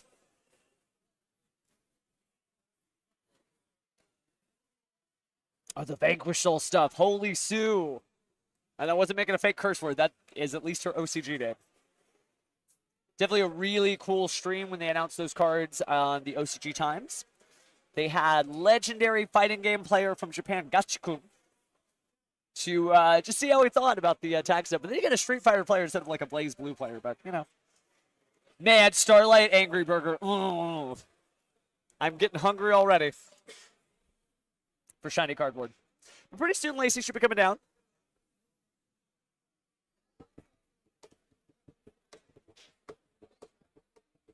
Oh, one last handshake. Good stuff, good stuff. Go ahead and pull up a seat here. And we'll get ready. We got our throne ready for our Kashtira Queen. Lacey doing good work and getting ever closer.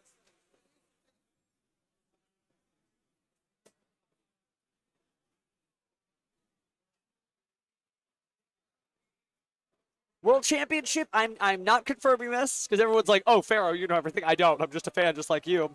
But I feel like we may be able to get it. We've got our chair pulled right up here. So if the Queen of Kashtira would take the throne. Yeah. So everybody in the chat was just like, well, here, let's get the headphones on first to make sure we can hear you. Okay. But they were like, pure Kashtira. Like no Regenesis, nothing funny, just Kashtira. So what made you, when we're like sleeving the cards up, you're like, this is it? I just love going second decks, and so I love Cash, and especially when after the ban list got released, I knew that they would have a really big impact, and I feel like Cash just does so much on its own, and it's not utilized enough. So I was just like, you know what? If it does good, it does good. If it doesn't, it doesn't. And it's doing good for me today. Yeah, makes sense, makes sense. I would imagine Kesher Unicorn feels really, really strong right now when you're just like, oh, look at this one-up. Ah, silly human, not running 2 Fiend Smith Requiems. Have you had those moments throughout the tournament? Yeah, I did. The one loss I had, it did brick for me a little bit, but there were a lot of moments where I was like, I'm so glad I'm playing these cards. You're doing good so far. So we're playing for an invite today? I am trying to get my invite today. So if you get your invite, are you going to the NAWCQ? Of course, yeah. Okay. Are we still, like, looking in the future, there's 2 more booster packs that are going to be coming out between now and then. Would you still be playing Go Second Kashtira even at that level of life? I do kind of like to go against the grain, so maybe, or maybe I like to throw a little spice in it. Maybe bring back Tempai. I don't know. Okay. We did get to see a little bit of Tempai. It's weird that they're playing it in Dragon Rulers. It's like a really small package. Weird. So there's Yu-Gi-Oh has gotten strange in 2025. Well, I have to say, do you have any shout-outs that you want to give to the chat? I don't want to keep you too long. If you want to hang out, you certainly can. It's okay. X3 Yu-Gi-Oh! This is my team because we usually go X3 and then scrub out, but I've been doing pretty good lately. Thank you for everyone who watched, who's supporting me. Appreciate you guys. Thank you for talking with me. This is awesome. Anytime. This will be on the VOD too, so you can always check this out. But you can play Kashtira if you want to. Yeah, you can. Everybody's just like, where's the Regenesis? I'm like, no, it's just good on its own. It is. Well, more power to you, Thank you Lacey. so much. And good luck in the rest of the tournament. Hang in there. That invite will be here before you know it. And speaking of which, we'll be back soon too. Take care, friends.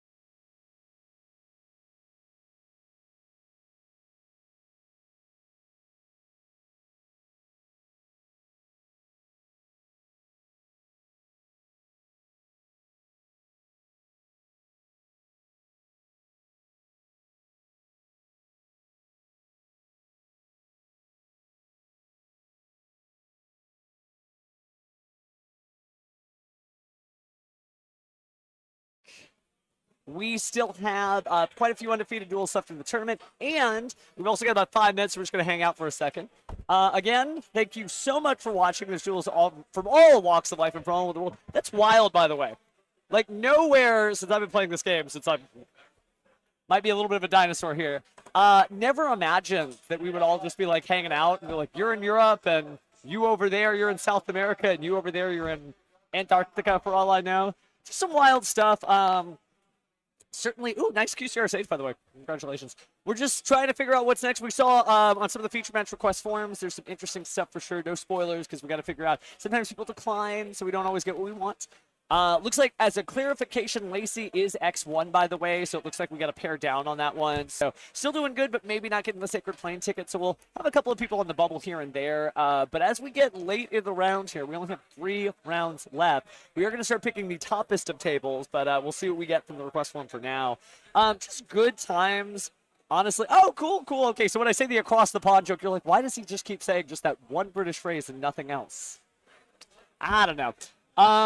Looking forward to the Orca stuff. I see everybody labbing out some of the cool Orcus combos and whatnot. Not seeing as many people like talk about Dragon Maids because they're getting new support too, and Punk. I love Punk.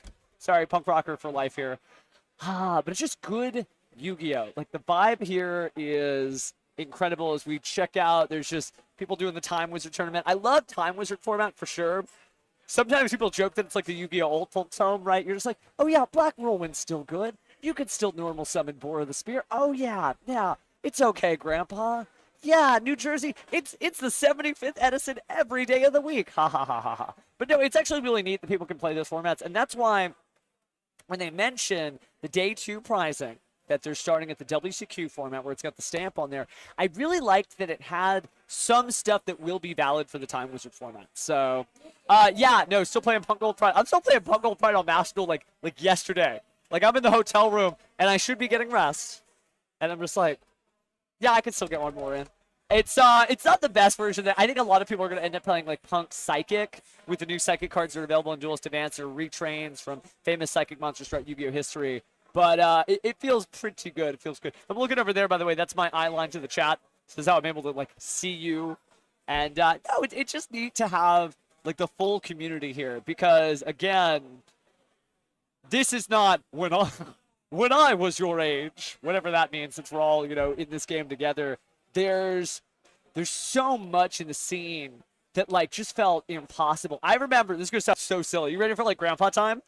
I remember when somebody posted the first Forbidden Unlimited list. We always had like a limited list, semi-limited cards, but I'm in New York City at the time, and it's at a shop called Forbidden Planet. If you're in New York, it's like on Union and 12th Street. So you get off the Union Square station, you go 2 blocks past the Virgin Records Megastore. Not important. But the Forbidden Limited list comes in, and somebody literally runs in, and they've got the paper, and they just slam it on the wall and put some tape on it. And we're looking at it, we're like, what's forbidden? What does that mean? And they're like, you can't play this card. I'm like, oh, man. Thank goodness I don't have to get popped in the face by Injection Fairy Lily anymore. And to go from all the way back there to all the way here where we're talking with hundreds of duels from across the world, where hundreds of duels are out there, is just mind-blowing. You don't know how lucky you have. You're like, okay, Grandpa, get off the stage. We get it. But for duelists who have been here since, like, the get-go, like, for this to be, like, a real scene is just cool stuff. Cool stuff, cool stuff. So, yeah, I'm Pheromone, by the way. Hello, friends. You might recognize me as Stephen Darling, YCS commentator. But we don't use our street names here. But no, it's been really cool, and just, I am just a big fan of the series, so if you do see me get super excited about this stuff, I do remember the Wayback Machine, where we would, like, T-set, right, where we would do all that stuff, but obviously things have changed. Yeah, the game is fast-paced, but if you want a slower pace of play, that's what Time Wizard's for. And people have their own little Time Wizard, like cliques or groups. They're doing the Tengu format. They're doing hand artifact trap tricks, right, hat format. They're doing... I'm seeing some Goki format, 2018, and I know duelists are like, why would I ever want to go back to that? That was the best time of some duelist life, and you can have that too now. So, a lot of good stuff, Love the Neck Knight theory crafting, by the way. Still a good deck, especially with all of the new Orcust support coming out. I would not be surprised, because there's like some Neck Knight Orcust overlap there. Speaking of Dogmatica, I know they're short, but I am looking forward to The Fallen and the Virtuous, which is the Fallen and Valbaz little anime shorts that are coming out. It's because it's dope. I'm just excited to fuse, right? The old-fashioned way. Just go out and touch somebody and turn into them. As we're going, looks like we got just a few more minutes here before the next round comes up, and then I'm going to go take a quick break here so I can go see if we can't wrangle us some featured matches, grab us some deck lists, and get going. Because, again, 3 more rounds. We might have some bubble matches, too, because, yes, we're giving away a plane ticket. But the other top 32 matter. These are people like Lacey who are trying to get their invite for the very first time. She had a shirt that said X3. She's X1.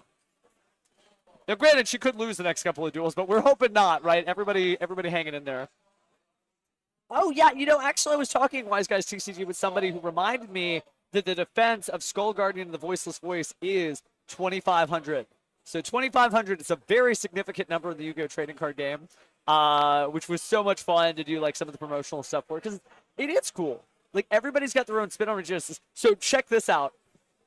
Regenesis Malice, and your 2,500 monster is D-grade Buster, who's 2,500 attack and 2,500 defense, and his special summon condition is what?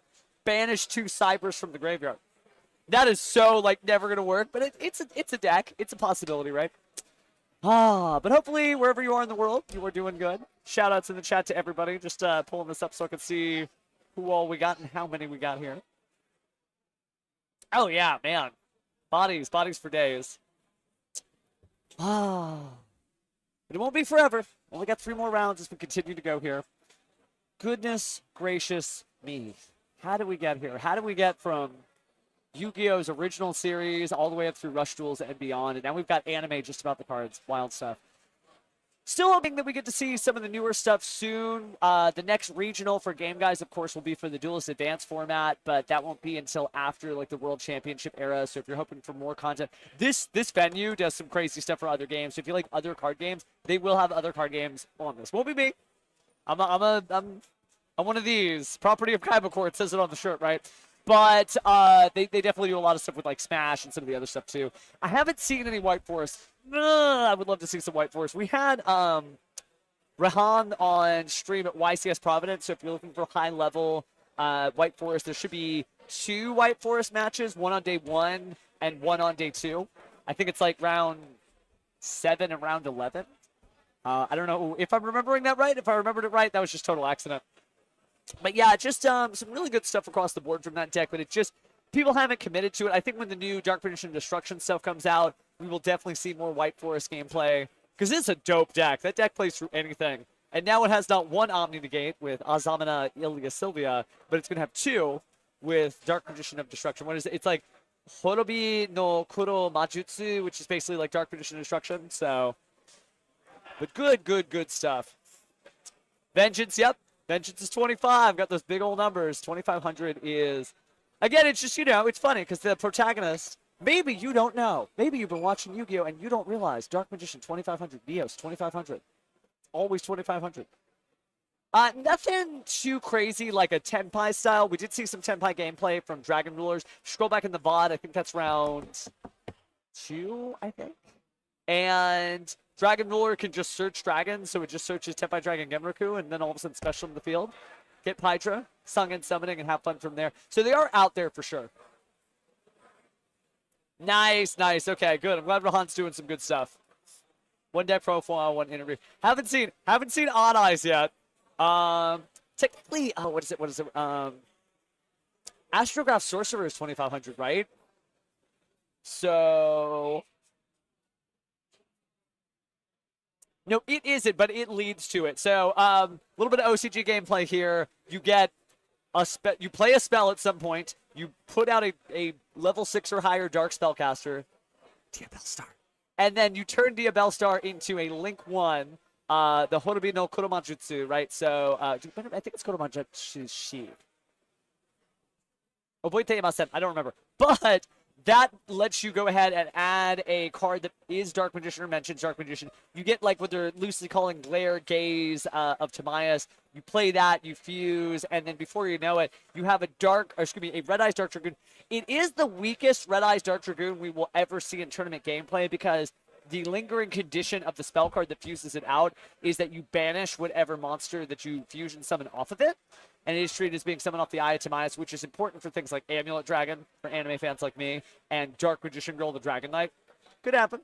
But you don't get the 2 destruction effects because you're not using any normal monsters as fusion material, and you lose the monster at the end of the turn. So it's good, but it's no better than Azamina Ilya Sylvia, right? Because it's just like a sort of like small kind of like spot check negate. And it is good, but you also have to discard for it.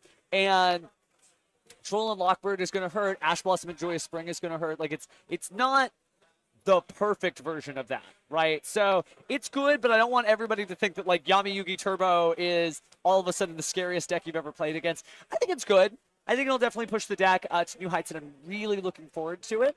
But it's not as scary as you think. Like, me personally, since I'm an anime stan, I'm probably still trying to like fusion summon it out the old-fashioned way, so I can be like, blow it up, attack for game. But there's a lot of cool stuff out there. And I do think Regenesis is going to continue to get better because it's always going to be 2,500. It's always been, except like the micro aces, right? Junk Warrior, Decode Talker, Gaia the Fierce Knight, technically 2,300. There's always like the small ace that kind of climbs up there.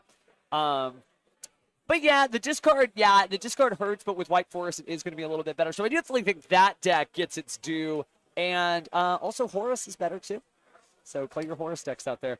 Although Regenesis, I feel like Regenesis and Horus, they kind of compete for that same spot. Regenesis is easier to spam out, whereas Horus, the sacred level 8s, the level 8 Xyz feel so good to stack on top of each other. Speaking of stacking on top of each other, I think we have just hit time. So I'm going to go check up front so we can go ahead and get our next featured matches going. But we are definitely getting up there, right? We only got 3 rounds left. So we will probably be out of here by about 3 hours from now. Not that you want to go anywhere, right? We could stream this all day, all year. But at some point it will be closing time. So savor these last 3 duels as we have them. We'll try to pick the best and brightest we can in the room. And of course on round 9, it will be table 1 to find out who's getting that plane ticket. We'll be back soon. Stay tuned. We ain't going anywhere.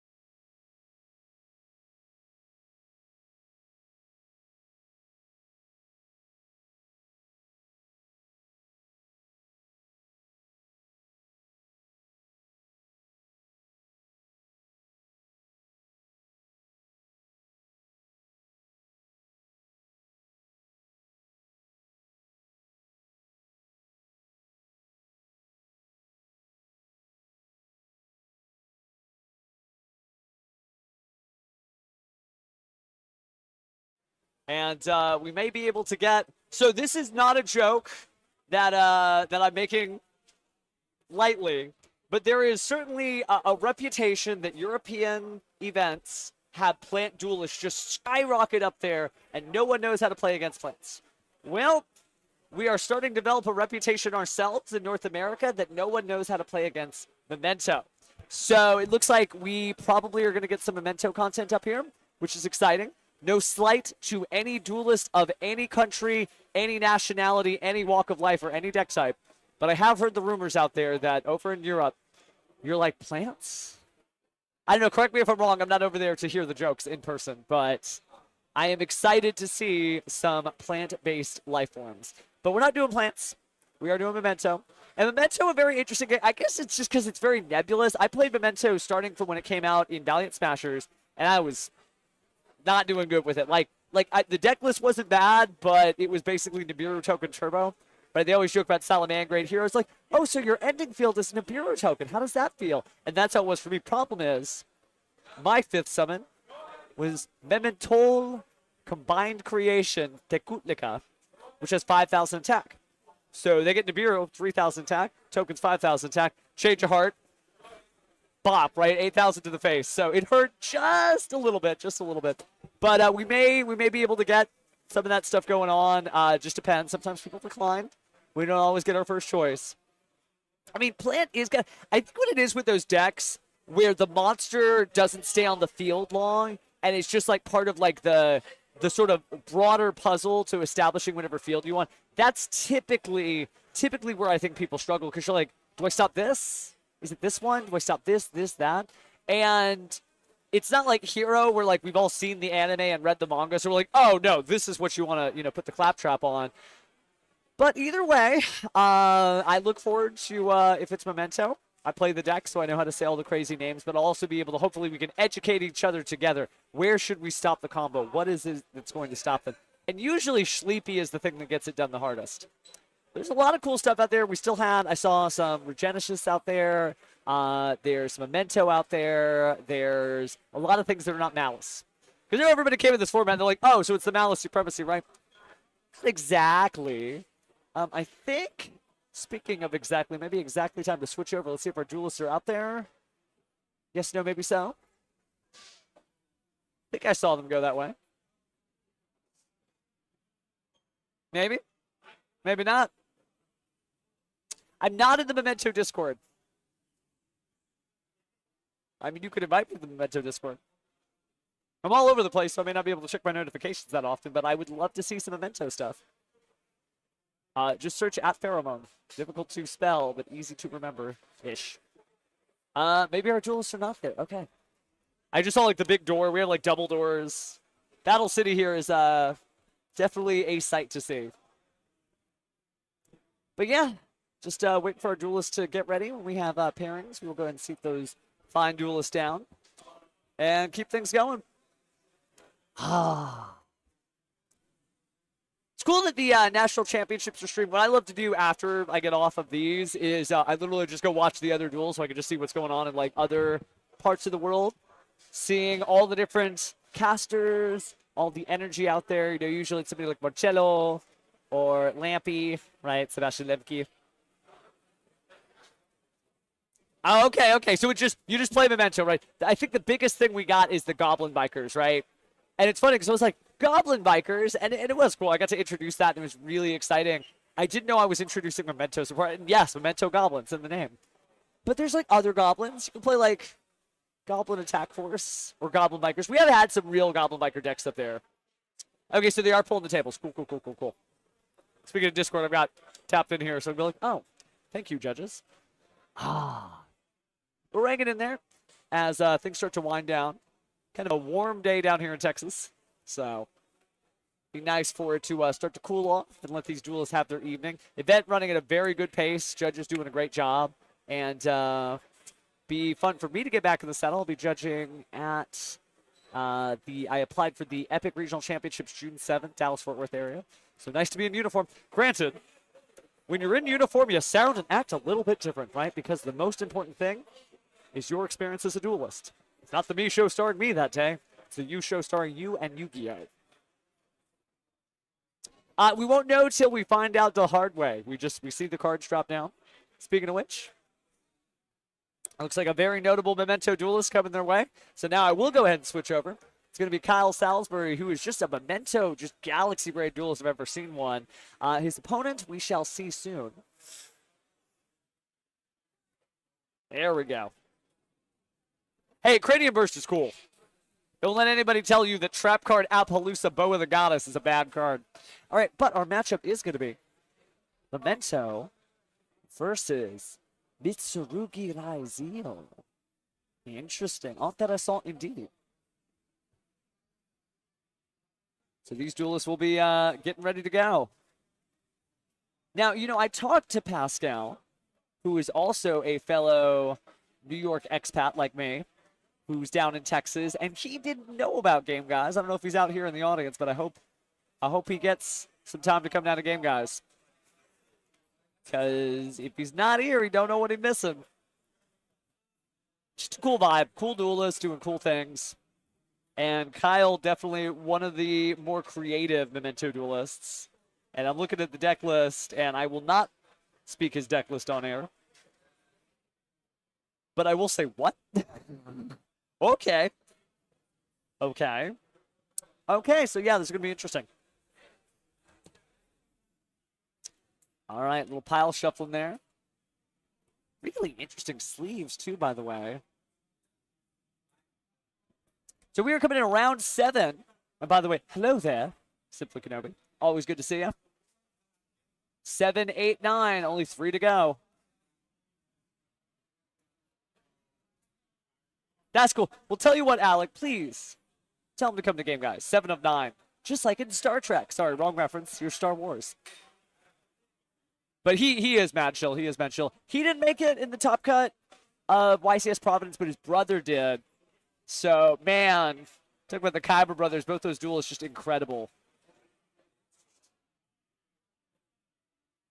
Now, hey.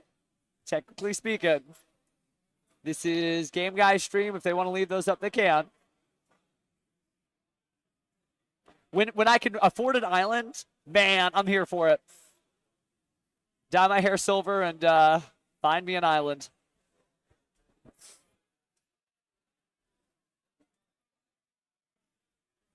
So yeah, Owen, again on the Mitsurugi Raizio. We know how strong it is. Hey, that's fine, fam. But it ain't Mother's Day every day. So, one day, the local legend needs to be here. It looks like they are getting ready to go.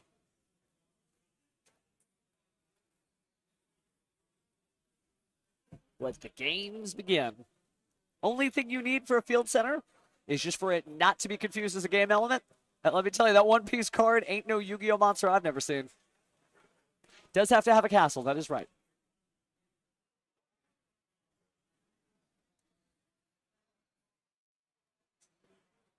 Be doing the voice and everything. Just look, it's Memento Darkblade. Darkblade's effect activates.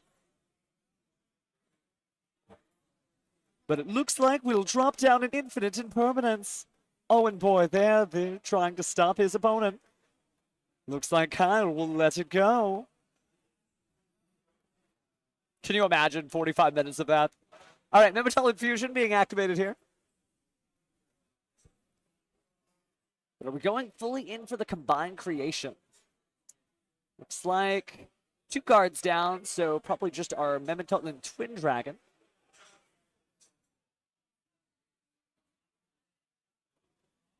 And Fusion, huh? Ooh, Ash Blossom, there to stop it. So we're going to go ahead and banish the Memetal Infusion. Go ahead and destroy the Memetal Twin Dragon. And search for a Memento card. And it's going to be the Bone Party. Party on, party people, but not just yet. 3 cards in hand. As we are in round 7 of 9. Resistance is futile. Somebody gets the Voyager joke. But we are going to grab the Tri-Horned Dragon there. Remember Tilton Horned Dragon. Using Anguish's effects. Destroy itself, getting out the Goblin. Goblin's effect. Destroying itself. Going to send 2 Memento names from the deck to the graveyard. Goodbye, Gaddock. And Graveyard Bound is Sleepy. No, Memento coming in here on the bubble. We're showcasing a few bubble matches as people try to compete for their invite. But on round 9, our final round, it's going to be that number 1 spot. Kyle definitely does a full Memento combo when he sees it. Gaddock's going to add Sleepy back to the hand. Sleepy did see a Memento destroyed at some point in the turn. So special summons himself to the field. And Fusion time. Feels like it's time for Combined Creation. And Combined Creation's effect, Foolish Burial for not 1, not 2, but 3 cards. So there's a quarter-century secret rare Combined Creation Takutlika, as well as Akihiron. And Kyle considering, yep, getting rid of that Mace. Hey, we got some good duels in North America. Now we're going to see the Memetutlin Horned Dragon. Special summon to the field, but 2 monsters equals Moon of the Closed Heaven. And before we get anything crazy, let's go ahead and banish Combined Creation to grab Memento Mictlan.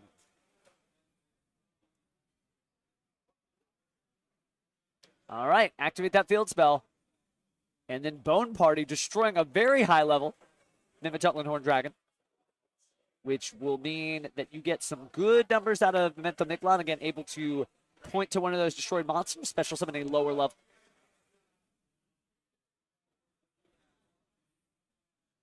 Definitely a deck that once you get the vibe of it, you're like, why would I ever play anything else? But at first you're like, what am I doing? Definitely like playing with a controller strapped on backwards.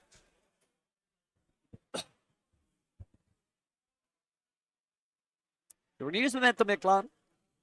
Targeting, and Akihiron's going to come back out in defense mode.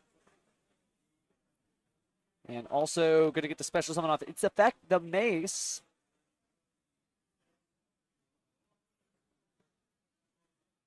Mace certainly powerful. We've seen a lot of Memento duelists, even at the top cut at YCS Providence. Anthony, a duelist I played against in the Team YCS, and who beat me. Rocked it all the way up there.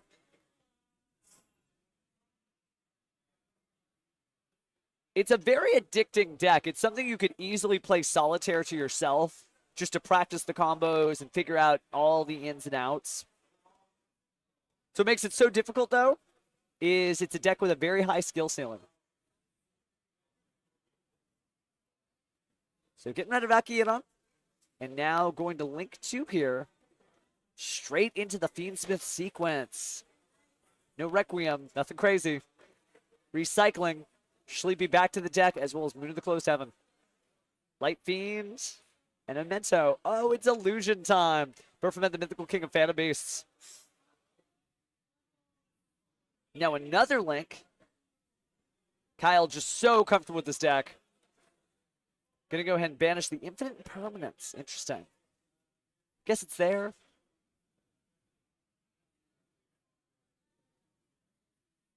The Beer of the Primal Being certainly hurts, but a good Memento Duelist should be able to keep pushing.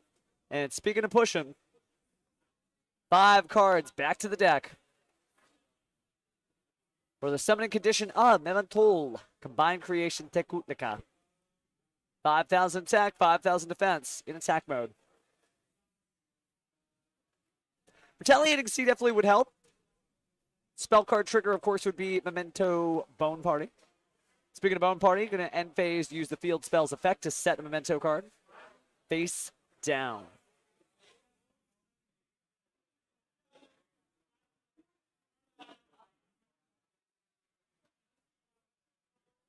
Oh, good looking out, good looking out. No Dominus Impulse yet, but we do have the Ameno Habakiri and no targeting. So that's going to change things up just a little bit. Goblin using the discard effect to protect the Memento Combined Creation. So using the Habakiri effect, summon Saji, tribute Saji. Saji's effect activates. But a monster effect was activated, so we're going to use the Combined Creation. Special summon the Anguish. I would imagine Kyle probably going to grab the Memento Mace. Memento Mace able to be discarded when you have Combined Creation to turn into a quick play change of heart. And that can really stump your opponent sometimes.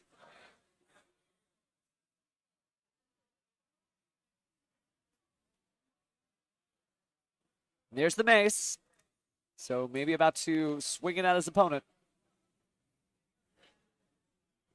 Going to go ahead and activate the Memento Mace at a moment's notice, but now we've got Mitsurugi Ritual bringing down the Ame no Murakumo no Mitsurugi. Tributing Aramasa and Kusanagi from the deck.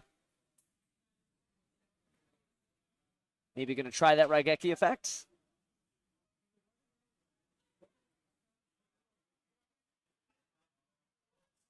A lot of interesting options here. Radiant Burst wouldn't feel too bad, but it looks like we're going to go ahead and just get rid of those two. How interesting. And Shane to take that monster. Murakumo about to destroy itself. Those rain clouds may have gathered a little bit too far.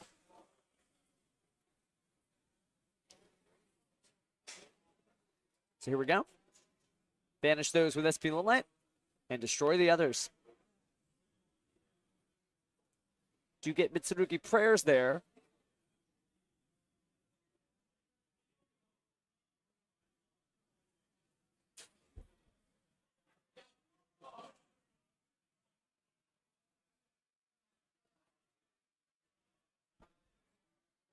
So going to go ahead and use the effect here of the Memento Miklon, biggest monster there is, destroyed. So you can go ahead and grab the fabulous Memento Trihorn Dragon. Memento Horn Dragon, of course, when it's destroyed, you get to target monsters on either side of the field. And get some additional destruction effects just to keep grinding your opponent out. Speaking of grinding, though, we're going to go ahead and Ritual Summon here with the Mitsurugi Ritual. And there comes the Ame no Habakiri no Mitsurugi. Along with a Memento, excuse me, Mitsurugi Ritual. Too many. Again, the letter M, the strongest letter in the Yu-Gi-Oh! Trading card game right now. Malice, Mitsurugi, and even Mermail and Memento at their heels. I don't think we've ever had a format just represented by a letter. What is the Sesame Street?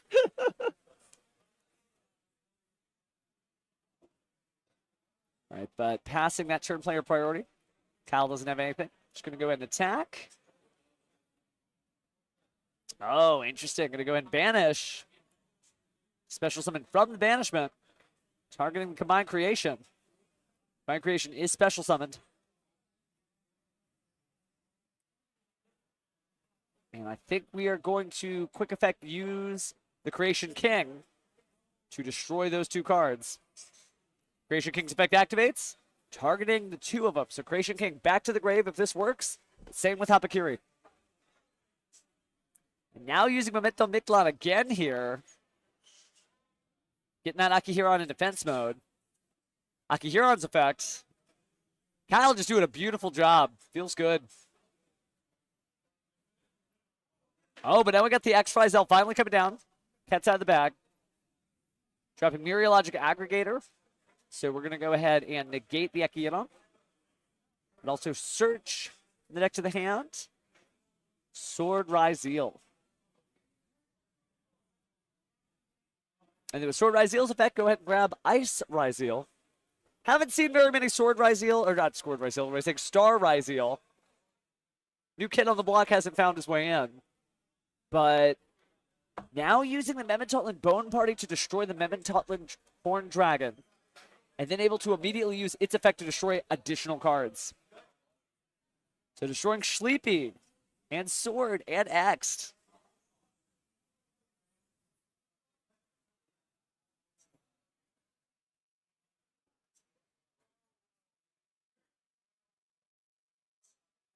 So just keep playing.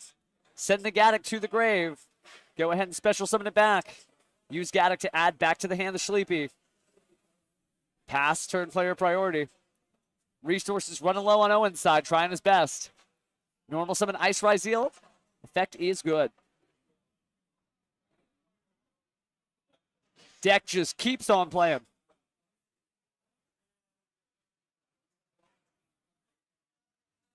Maybe thinking about the fact he can reset it, but doesn't need to be shuffling his graveyard.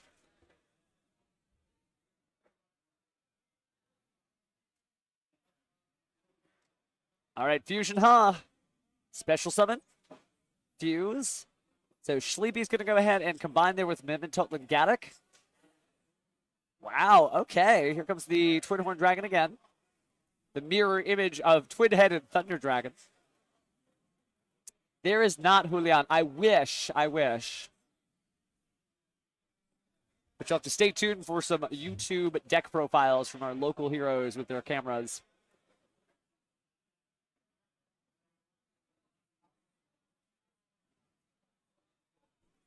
So Darkblade hits the field? Wow. And then discarding in order to get rid of the field spell. Cooking more than a new Veldeck. All right, finally a rank 4 Xyz on Owen's side. Looking at just a single Anguish in hand, Owen slaps down Ixaton Knight. Evil Swarms are here. Taking a look at the extra deck. Do we fuse further? Gonna go ahead and detach. Chaining the Mementotlin Fusion. Gonna go ahead and shuffle 2 here. Back into the deck, another Horn Dragon. No, this time Garura just for the draw. So the whole field's cleared. The Garura's effect activates. As Sasaki Iran. Just knowing what to do. I love all these, like, before the curtain comes down plays. I've seen it with Nibiru in Mitsurugi. And now we're seeing it with Memento. Draws 1 card. Didn't get to see what it was just yet. And that might be just pass and play. Anguish coming back to the field, as is SP Little Knight.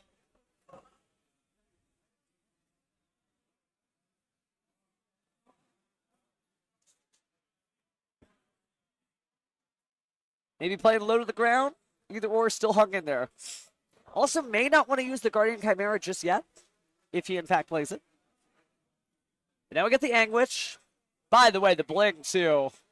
Quarter Century Stampede, huge upgrade for Mementos.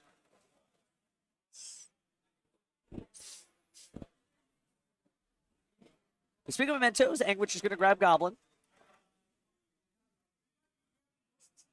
Kind of freestyle jazz when you're playing Memento. Maybe I'll play this, maybe I'll play that.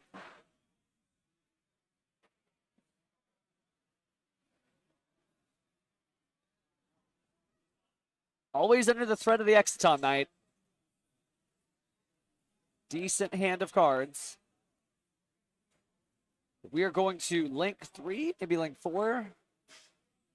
And it's going to be access code Talker, powering up to 4,300 from the 2 link arrows there.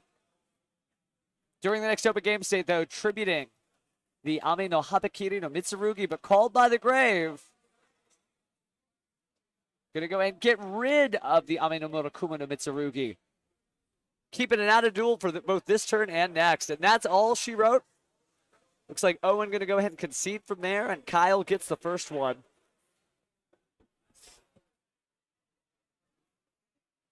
So good stuff. Very interesting there. Seeing the bobbing and the weaving. Kyle, certainly our resident Memento player among others. Some stylish combos. He's playing a totally different game than the Yu-Gi-Oh! Trading card game. Plug a controller in this man because he is just hitting buttons. But really, really, really cool stuff there. No sludge from Owen. Not just trying to glaze on a Memento Duelist. I don't think Owen did a single thing wrong. Just slowly but surely trying to pile up. I think great use of the Exciton Knight to really press his opponent. But now he's learned some stuff. He's going to get a chance to go first. We'll see what Owen's got for the next game. See, we got duelists that can shine over here. Love how the chat was so fierce last round. And that's just like, wow, that is quality Memento play.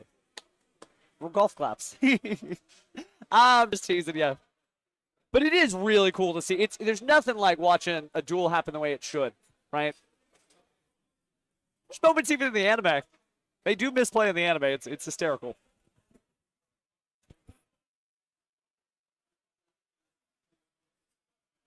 One of my favorite misplays in the anime is when Yuya doesn't know how the scales work. And he keeps trying to like set the pendulum scale and the numbers just aren't doing it.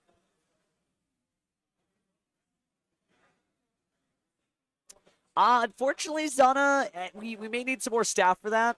So the keyboard right now is unmanned. And it is in a separate room from me. So even I can't, like, type that out.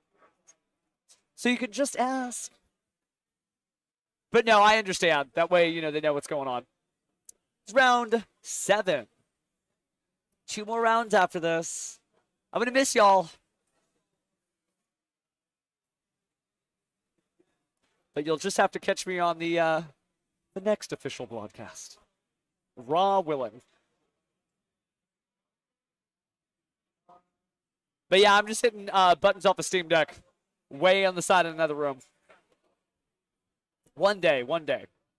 Little steps.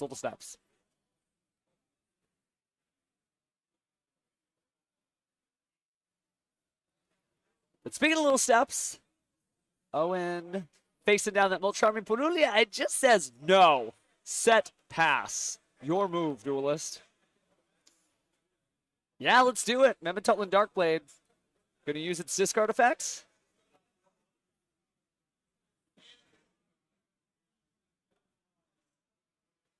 We used to have that, but we just don't have the staff for it. Not up to me, though. I'm just the voice. I am the Metatron of this stream. I don't get to make the rules. Speaking of ruling the duel, after we go from Darkblade to Anguish, maybe getting a search on here. Oh, but Solemn Strike. I say thee nay. Is that enough to slow things down? Not with the Bone Party in the hand. Owen doing everything they're supposed to do. I even play Solemn Strike in my Ryzeal deck. Don't want to give away any secrets. It's still an open tournament. But there's definitely a few. But you see the Bone Party here. Destroying the combined creation to bring out somebody we didn't get to see the first duel. Mementotlin Tatsuno Toshiro. You want to know what's wild? In the OCG in Japanese, it's just Mementotlin Shihozu, like seahorse. They get to call it seahorse. Little cultural exchange there. Do you see the Infinite Permanent stop that? Gonna go and cut the deck. Not a whole lot left that can be done. Normal summon already burnt up. So Kyle on the back foot here.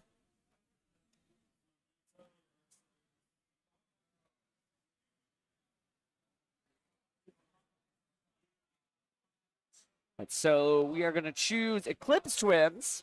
Owen trying to push this duel into overdrive. Sees on the moment, having stopped the Shihozu.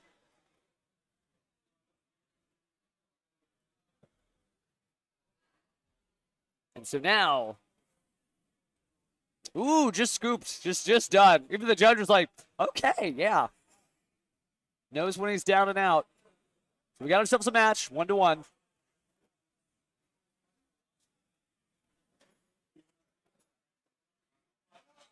There's always an optimal way to do it, but man, you hit buttons and you win.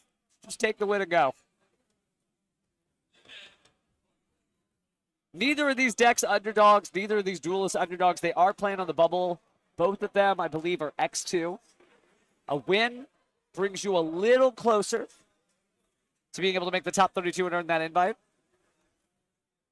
And if you don't get the win, you may not be in our top cut today. Solemn Strike, very powerful. But Kyle on the right with his Memento deck, able to go first, possibly. And with that, well, maybe able to close things out.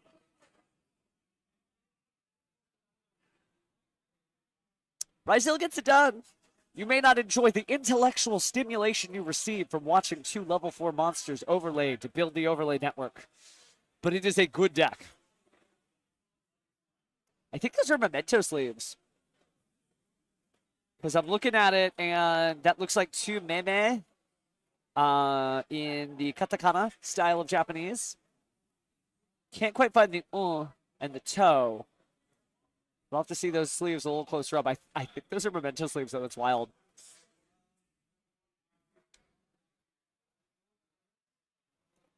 You just have to get in the practice of it, Uzku. It's the best way to do it. Don't settle for less, you know? Be like the anime. You know, they're not like, I activate my Dragon Master Magia's effect. Magia lets me do this. No, it's Dragon Master Magia every time. Or Magia. Your choice. Does it get a little repetitive or redundant? I'm sure you're sick of listening to it, some of you. But at least you know exactly what card I'm referring to. I did have a moment. I remember I was at the Alliance Insight premiere event, and somebody said they wanted a copy of Flickers, and I said, I'm sorry, I don't have Flickers, I have Spectral. And we were both talking about the same card, just using different words. So when you say the full name, nobody's confused. And speaking of full names, Kyle is going first and starting off with the normal summon of Memon Anguish. Ooh, Ash Blossom and Joy Spring crashing down. We let it resolve, but looks like we're going to go ahead and then use the Bone Party.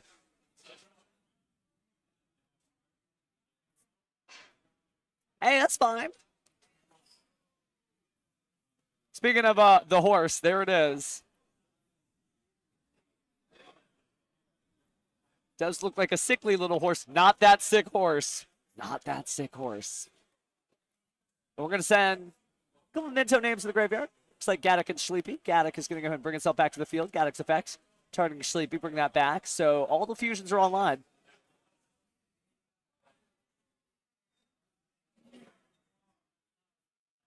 Fusion time. Yugo Shokan. Now we're going to bring out the Memon Twin Dragon. Twin Dragon going to go and destroy itself.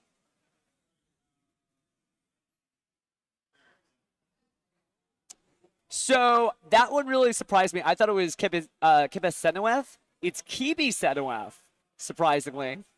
But it is Dwamutef and all the other ones. You just got to, do a little online research. Maybe find out some other cultures. So I love Yu-Gi-Oh! So much. It draws from all walks of life, all kinds of different stuff. You got magical staplers and stationary fighting fiery gods of the Aztecs. Round 7, by the way.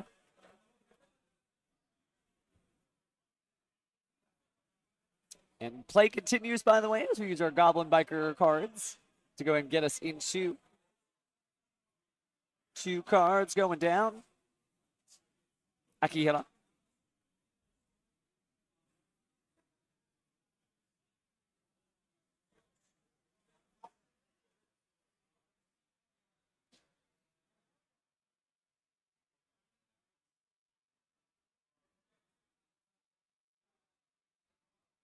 And quest continues as we finally get through here.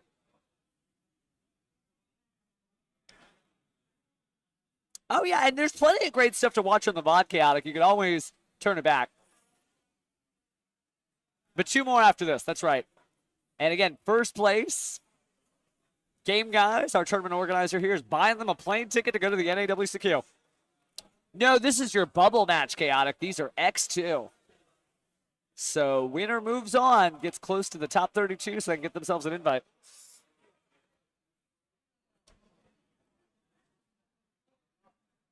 And it is no wonder that one of them is going to make it. Both of these are strong duelists, strong following, strong decks, strong performance. As we are in game 3. Fusion time. Going to go and banish, destroy, and search. And just some incredible gameplay here as we fuse once more. It's our main phase. Let's shuffle back these 3. Put one over there. These 2 guys go into the deck. And it's time for our Memento Creation King.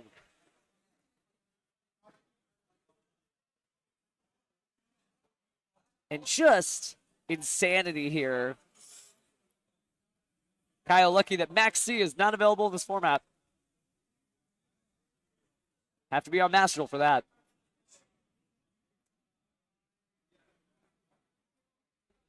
I swear, maybe these really are Memento sleeves. Those are so cool. All right, but fast fashion aside, let's go ahead and get Memento, the Mace, Gaddock, and take a look at the graveyard.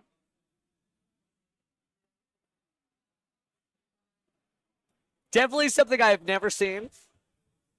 And if it's out there, ain't trying to glaze Game Guys. I mean, they definitely do good stuff, but there are other tournament organizers paying for their champions to go to the big events. Cool. Awesome. Basically playing for a sponsorship. There's some good duelists out there who aren't on any teams, aren't affiliated with any Kaiba Corporation level assets. You're going to go ahead and banish the Creation King. Grab the Memento Mictlan field spell.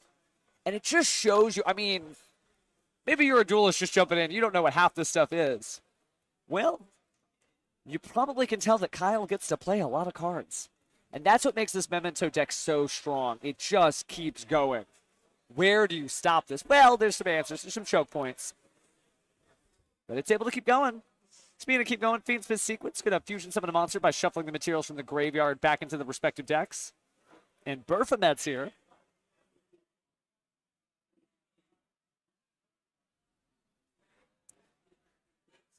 Now we're getting rid of that monster. Keep that graveyard empty. Yeah, I don't know if I've seen a second Creation King. That is a fair point. Speaking of fair points, there's all of our names. Just a whole Memento rainbow there.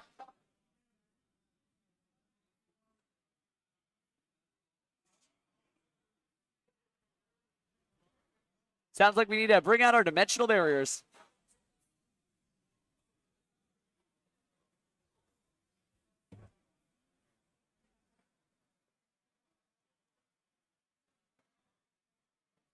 Now, speaking of the dark side of dimensions,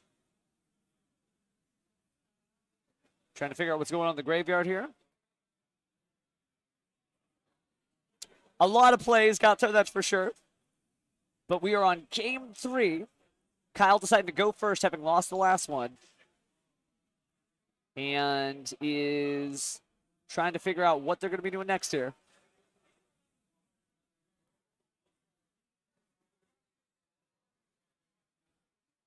Do you see a lot of cards on the field?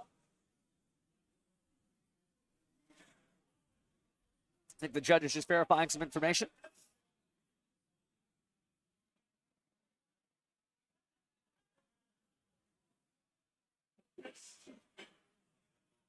Okay, thank you, thank you. I don't think it's a slow play penalty. They'll probably update us. But that makes sense. That makes sense because it was setting off my Japanese radar. I'm like, meme, and I can't quite read it because katakana as it may be, it looks like it's katakana in like fancy handwriting. It'd be like if you were writing cursive.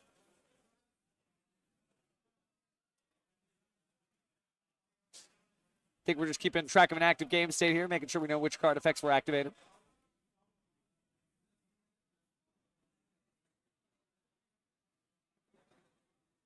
Kyle didn't seem phased. I think we are good. All right. A judge nodding sounds like a good thing, so we're good. Gorgeous sleeves, though. Gorgeous sleeves. Shows you that the duelist is here to cheer on their favorite deck type. All right, looks like we're getting rid of Goblin, Darkblade, Mace, Tatsuno Toshigo. That's 4. And Anguish.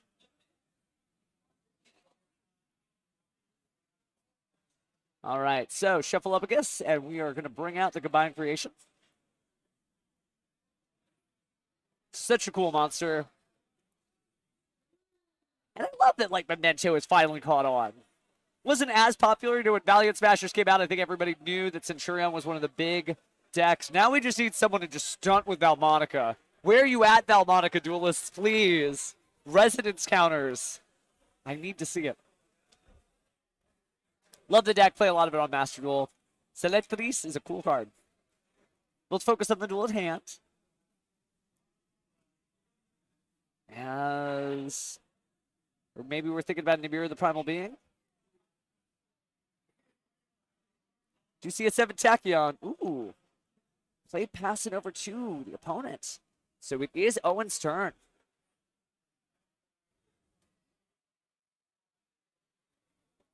And it looks like we are actually just going to jump ship here. We got to banish that. There we go. Thanks, Kyle.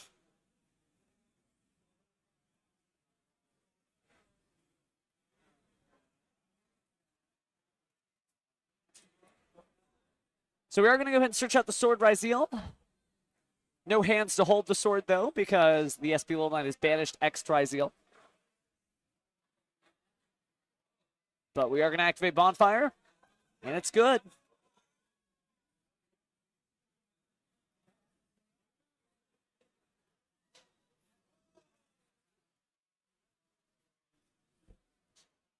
So now we shall bring out normal summon the Ice Ryzeal. And Ice Ryzeal will special summon stuff. Is that Star Ryzeal finally? This late into the tournament?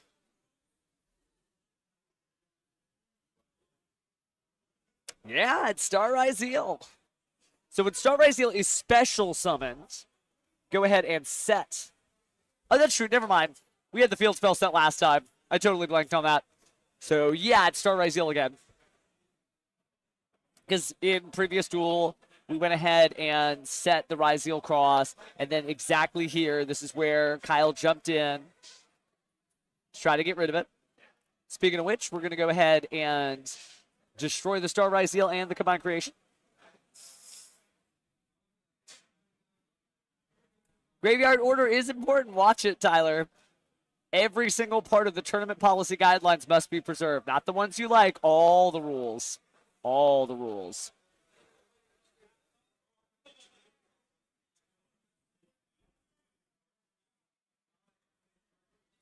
It's been like that since Question came out. Let me tell you, it's been a long time since Question came out. More than 20 years we've been preserving our graveyard order. And then Senet Switch. That's made us have to preserve our cards. But yeah, it is the judge's job to maintain a fair, accurate game state. So you got to do it. Players don't get to be like, nah, I don't care. Got to follow the rules. It is a tournament after all.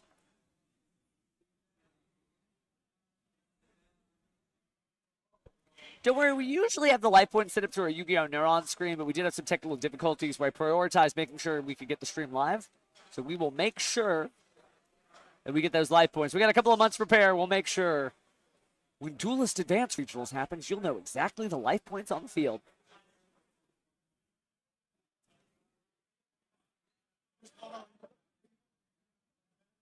Rules are rules, fam. We don't make them, we just play by them. All right, speaking of playing by the rules, I'm going to go grab the Ice Ryzeal.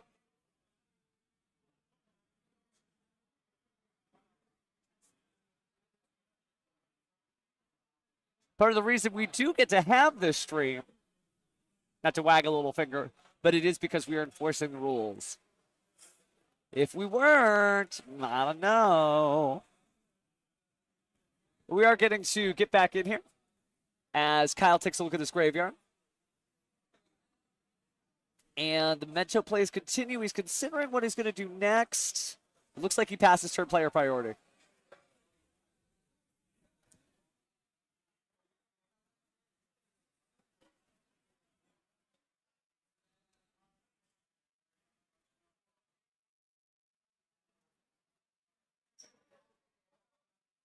Question, such a fun time. It's a card you can only activate once. Once people know you're on question, they'll be like, what's in the graveyard? What's in the graveyard? What's in the graveyard? What's in the graveyard? But until then, I mean, it has been a long time, but there was a day and age where duelists used to consolidate their field. If you're an elder duelist, like I am, you remember you would like shuffle all your cards to the side. We used to do that. It's against the rules, but it didn't matter for gameplay purposes until it did. And then we never got to move our cards again. Speaking of moving cards, Ryzeal Duo Drive. Going to go and attach Star Ryzeal from the graveyard. 7. We only got 2 left after this. So we got about 5 or 6 minutes left on the clock. So probably not on the way to a photo finish. Oh, a pest. Maybe you're just pest. We just had to make sure the graveyard was in the right order. That's all. We had to. Ooh, but 7th Tachyon being discarded by Node Ryzeal. Don't call yourself a boomer, fam. You're here. You're not like, this isn't a normal monster. Although no one would blame you if you felt like a boomer seeing the Feral Imps, or at least its king.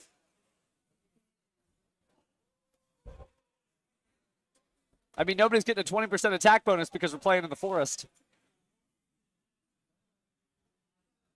All of them. Ooh.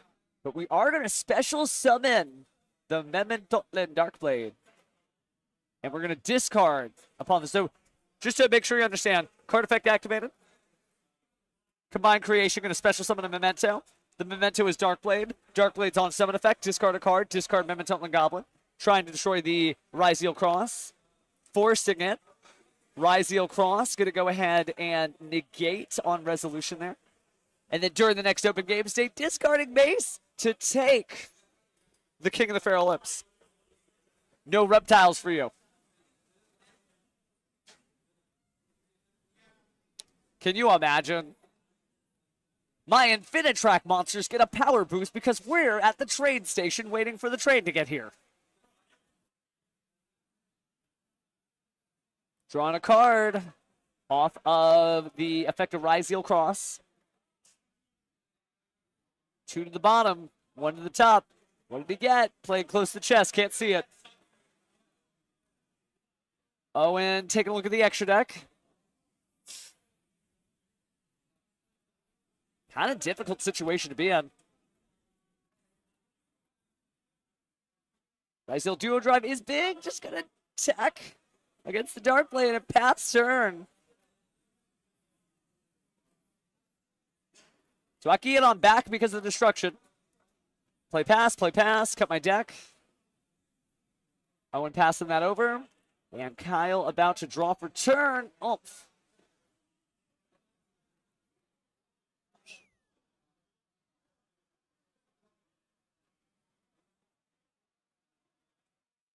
Not sure what happened with the Duo Drive. Maybe it was negated when we weren't looking. But chose not to do nothing. We'll ask our duelist what happened regardless of who wins. I'm curious about it too. We are going to get the Bone Party.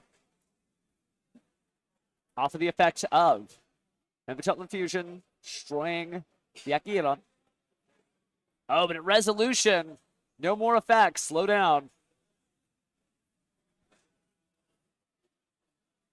Ryzeal Mitsurugi playing on its back leg, although I don't know if snakes have legs.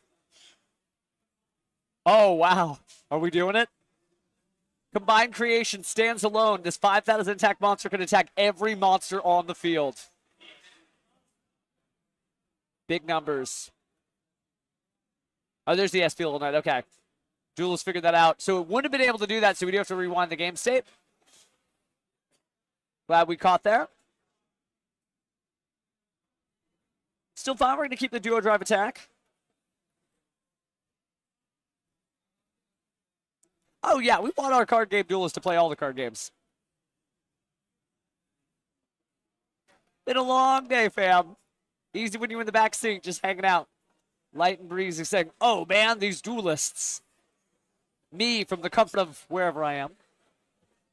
But you don't know how early they woke up. Maybe this is the 24th hour of them being awake.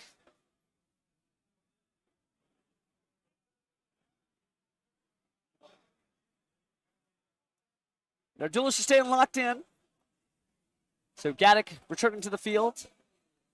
Gonna grab Sleepy out of the graveyard. Sleepy gonna go ahead and special summon himself to the field. This open game state is open once more, so it's time to fuse.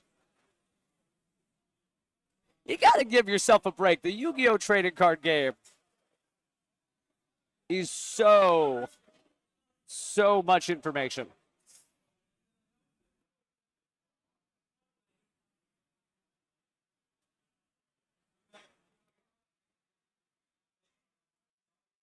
This is round 7 of 9. This tournament started 7.5 hours ago. Just non-stop Yu-Gi-Oh! This regional can be streamed. Both duelists are X2 on the bubble. Kyle on the right with Memento. Owen on the left with Mitsurugi Raizel. Game 3. Do you have to have a certain amount of personnel on board? Ask your official tournament store to talk to their tournament liaison. Maybe you could be streaming. That'd be awesome. Give somebody else's voice a workout. It's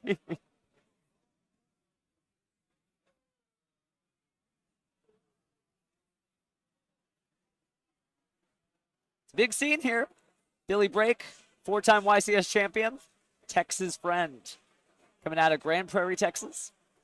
Current North American World Championship qualifier winner, Aditya, who got 4th place in the last 2 YCSs. Also from Plano, Texas. Cameron Neal, Ultimate Duelist Series belt owner and winner. Also, proud Texas local. But it has to do with resources and personnel. Believe me, Gato, I would love to just be at every regional. We're just watching any regional.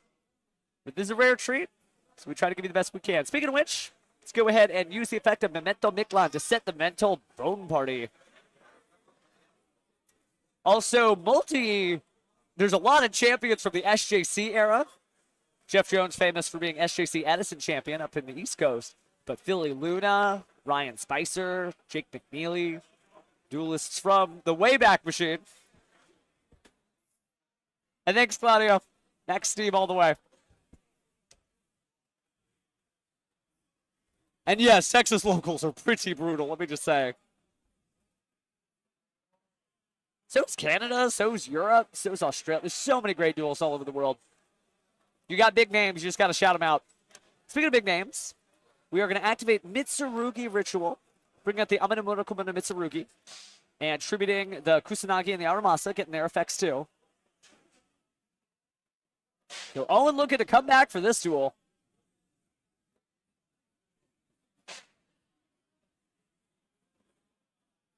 We're going to activate the effect of the combined creation. And going to make him discard. Oh, chose not to do nothing. Oh, no, actually, that's the right Raigeki. My apologies, my apologies.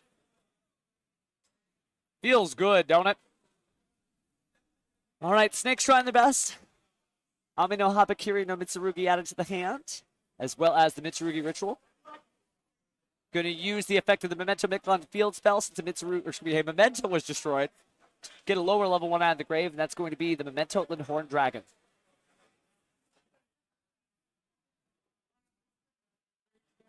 Now we're going to Ritual Summon again. Distributing the Habakiri from the hand. Bring out Habakiri from the deck.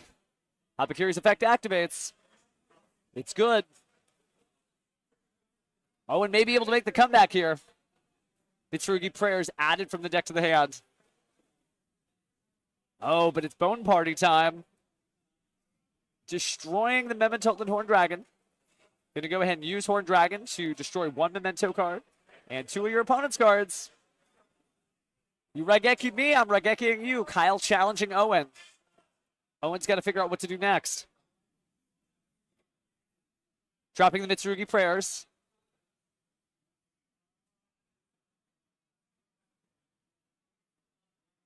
And tributing the Ami no Murokuma no Mitsurugi.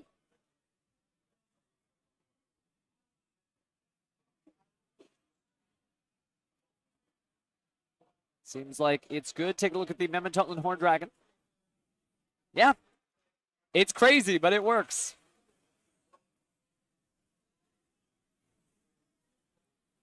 All right, time to reborn some monsters. Kusanagi back on the field. And Murakumo on the way. Close match, by the way. All right, so there's the game. Trying to determine who won.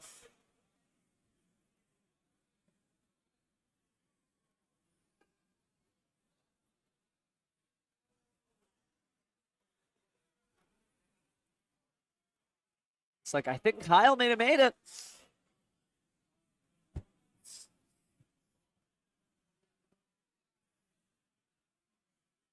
I think so. The dream may be over. Kyle Salisbury takes it. Memento is your winner. Kyle hanging in there for dear life. Oh, and he's using the Sonic Chick 1-for-1 art. Cool stuff. So in a moment, we get to talk about that crazy match. If you got any questions, let us know. Doesn't just have to be me talking up here. You got a voice too. And Memento did win. That was game 3 of round 7. We only got 2 rounds left, fam. 2 rounds left. I mean, I could ask that question. What game is it again, Kyle? So it does look like missing time. A lot of duelists just hanging out here waiting for the feature match to end. It's wild. It does take a lot of work there.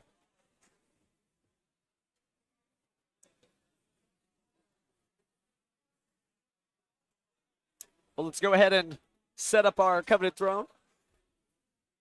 So we do have a returning featured match duelist. Heard a bang in the background. Somebody dropped the chair. Whoops.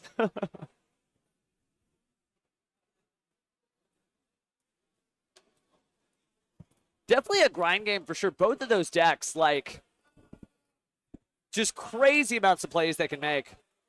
And I love, again, I've said it a million times, so I'll say it once more.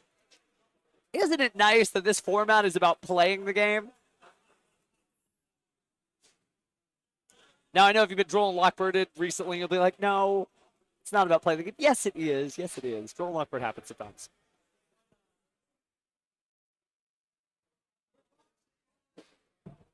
Hello, Fred. Don't worry, we'll clap for you. The chat will clap for you. Be joined shortly here by Kyle. He works his way around. And come on down. Good. You know what to do. Go ahead and slap on those headphones, Mr. Salisbury. Good evening, Mr. Pheromone.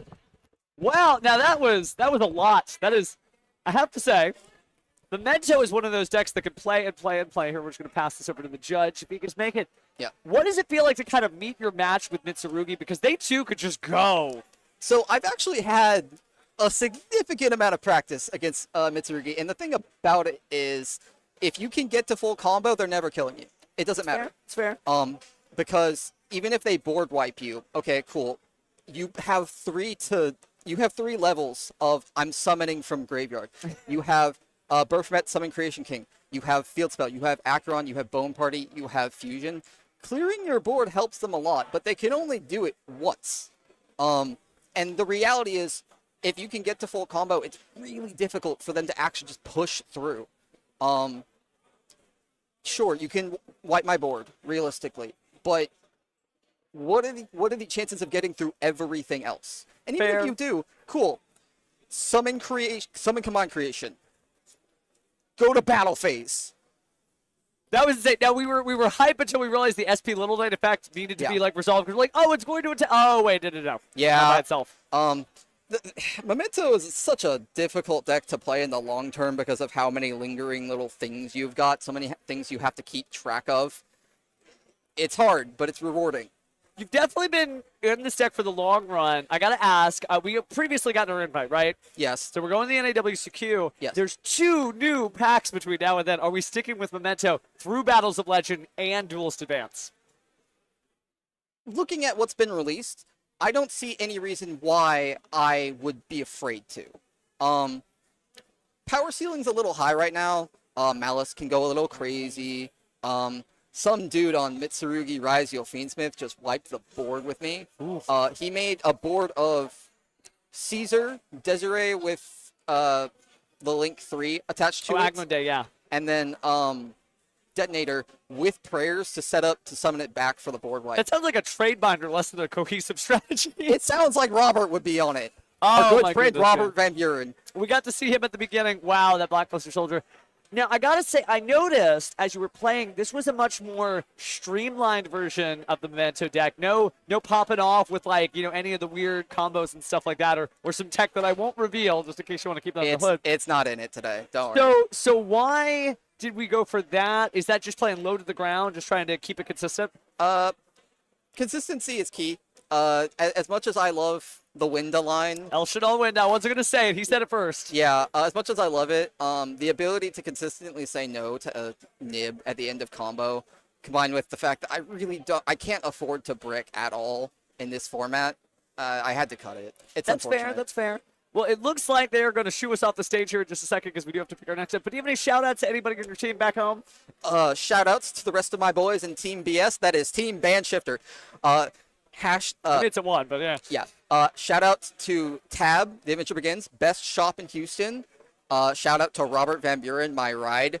And the glorious fool who brought the OCG, TCG Legal BLS to this tournament. And you know what? Shout out to you, Mr. Pheromone, for being such a lovely commentator. I do what I can. My voice definitely needs the lozenges by the time I get home, but I'm going to hang in there. We still got 2 more rounds. Amen, brother. Amen. I'm going to go ahead and get our next feature match going here, but good seeing you as always.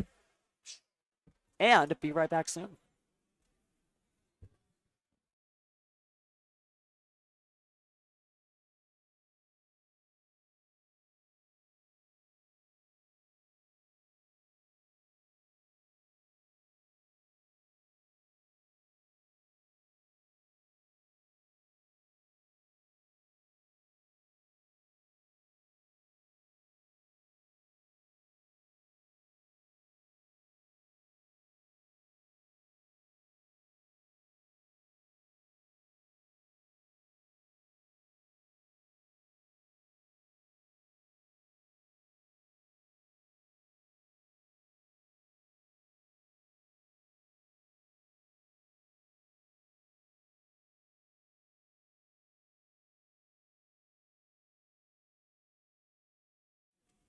And then, time to find out who's getting a plane ticket right out of here. This has been a huge treat. Again, thank you so much, everybody in the chat, for putting up with this, whatever nonsense this is. We are in round 8, so we're going to have a round 8 featured duelist up. And I've got a treat for you. It is a bubble match, so, the bubble could pop, right? But the idea is to show you guys some interesting gameplay, so be nice. Be nice. And I know you're just like, I am not going to be nice, only the best thing. Okay, Seto Kaibas, please calm down. Sometimes you get your Joey Wheelers up here. Sometimes you get your Yami Yugis, right? Yami Yugi is the king of misplaying. You're like, whoa, did you just take the king of games name in vain? He does charge into battle without reading cards. That's all I'm going to say. But, jokes aside, we do have one more round of just some interesting Yu-Gi-Oh! And then round 9, we are going to be playing for plane tickets. It is going to just be table 1 to find out who the #1 spot is. And, yeah, we're just going to talk to them. It's going to be a good time. Thank you for all the love in the chat. For me, I'm just me being me. There's a lot of games out there that I follow, and I see their energy, and I see what they do, and I see how they lift their game up. and how they look like they love their game and how they do that. And I'm just like, that could be Yu-Gi-Oh! That could be you. And you could be here. Or you know what? You could just be here in the chat. That's honestly 100% just fine. I'm a little stream monster myself, checking out all of the different regionals we have. I watch like the OCG, all the Europe events, you know, even when Australia gets a stream, I'm always like, cool. What must it be like to duel over there in that time zone, in that culture, in that location, etc. And they were just chilling out here in Houston area, Pasadena, Texas. Oh man, Fiend Smith will do it. That's fine. That's fine. Tip by Steak Guys format was a good time. But yeah, we are just closing up. Again, we are coming into round 8 of 9. Looks like they are pulling our duelists here. So soon. Then you starting to clear out that vibe where, you know, just a couple of public events. Maybe they're hearing my voice. I actually see some of the duelists that were on our feature match stage, so maybe it wasn't the best day for them. Oops. As they are playing in the public events, trying to win a map or maybe do some Time Wizard tournaments as well. Oh, yeah. That would be cool. That would be cool. And it is one of those things. I remember the first time I got one of the featured match, like deck profiles. I was cosplaying Bakura. Because I had cosplayed a lot of events, and I've actually gotten top 64 in cosplay, which is like mind-blowing. But we've got somewhere out there, if you look, there's a full Mystic Mine deck profile from 2019. Because everybody's like, play Mystic Mine, you know, Burn, or play Mystic Mine Final Countdown. I'm like, why would you give your opponent more than 4 turns? When you can just like draw the out. F, I, N, A, L. Up, time's up, you lose. But those days are behind us. I have left my evil ways behind. Speaking of leaving behind, I'm going to go ahead and press some buttons here as we get our duelists set up and get our last set of deck lists here before we get to the top cut. So, we do have ourselves probably one of the coolest matches I have ever seen. And this is a bubble match, so it's going to be a little rough. But we have Regenesis Kashtira versus Argo Stars. Argo Stars. Argo Stars. I've never, ever in my life seen Argo Stars play in person. I know what they do. But could it be? Could we be seeing some strange stuff? I am actually going to be at DreamHack on the 25th, unfortunately, so I'm sorry, YWB. But Regenesis versus Argo Stars. Okay, I'm going to definitely pull out Yu-Gi-Oh! Neuron so I make sure I get all these right. Argo Stars is a continuous trap control deck. Their effects are basically bounce, search, and I want to say gain life. But we will make sure we get all this together. All right, so just got added to Yu-Gi-Oh! Master Duel, so this will give us a little preview here. And I think our duelists are ready to go. Good to go. So yeah, by the way, on the last round, that was a time-based finish.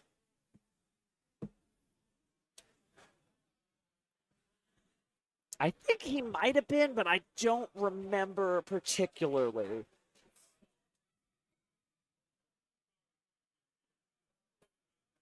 Oh, we doing it. So, on the right there is Mario, and he is going to go ahead and activate the field spell there, the Argo Stars home stadium. Then he uses Gold Sarcophagus in order to banish the Argo Stars glorious Adra.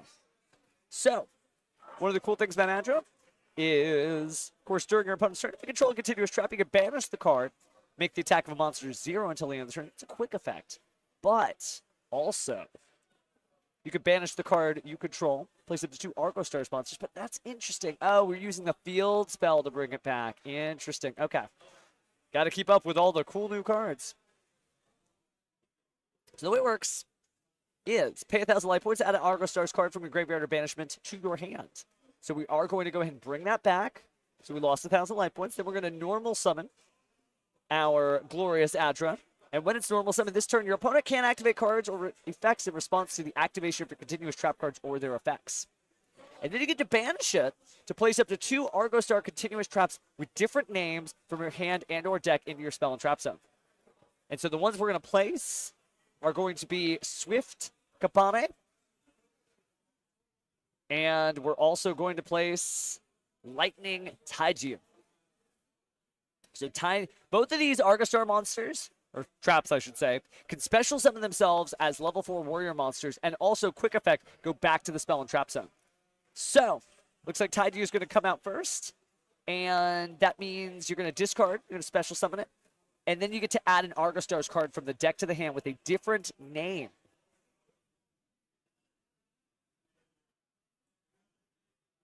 Let's see what we grab.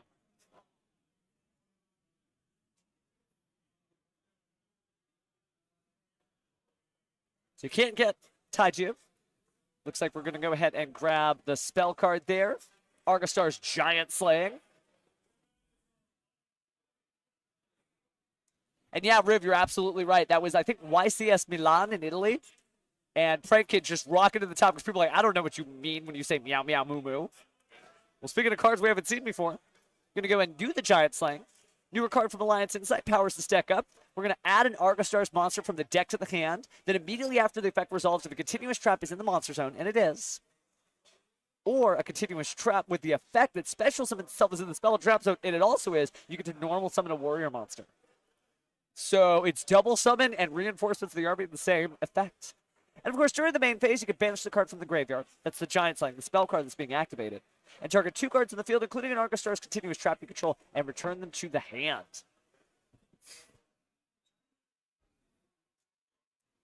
So lots of cool stuff here. Locked in. Definitely a treat to see some weird gameplay. Another newer Argostars card. Remember, this has been out since Supreme Darkness. But it's going to be Argostar's Fierce Parthay. Oh, okay, that makes sense for him. So I remember the name of the event, and you remember what happened there. Together we make the Dream Team. Speaking of Dream Team, we're going to bring out our Fierce Parthay. So you get to reveal the card in your hand, return an Argostar's continuous trap you control, and special summon the card.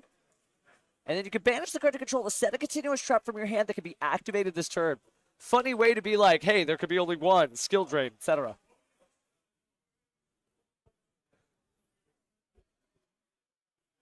Gonna be a hard time for the opponent. Calvin on Regenesis Kashtira.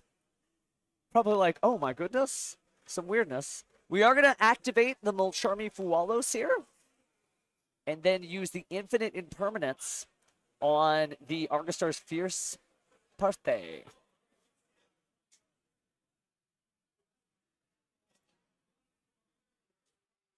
No evenly matched here.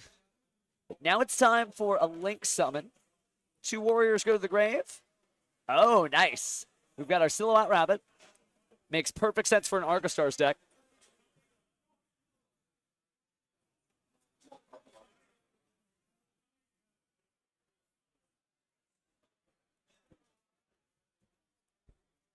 So we're going to go ahead and cut there and replace the field spell. And a new one taking its place. Not sure what that is, actually. Luckily, we got a solve for that. Looks like we're looking at the home stadium once more. Got replaced. Just the glare makes it look slightly strange. Not a hard once per turn effect, so it could pay another 1,000 life points in order to add that again. And so, adding out of the graveyard, another copy of the pretty powerful Giant Slaying spell card. It is. Yeah, Alec, we're all on the same page. We're like, what? All right. Drawing a card off of there. Going to go ahead and set 3. Looks like Mario going to go pass.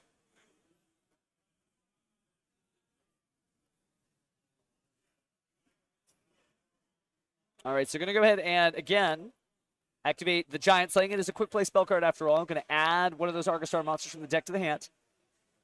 And it looks like we're also chaining the Angel Statue of Azeroth.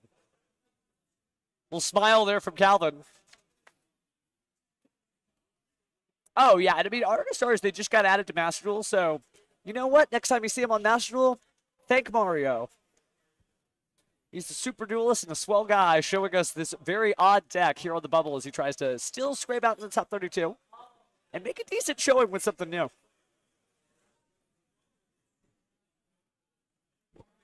So going to go ahead and add from the deck to the hand that copy of the Glorious Adra, who, remember, when normal summoned, which could come up because there is that sort of effect to normal summon, your opponent can't activate effects in response to the activation of your continuous trap cards or effects. Calvin Engen in there too. So really cool, like, no, you can't.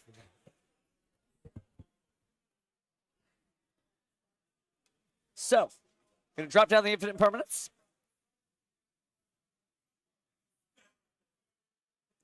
And the Azure is gonna come out, but I think we were using that to stop the Glorious Adra's effect to lock things out.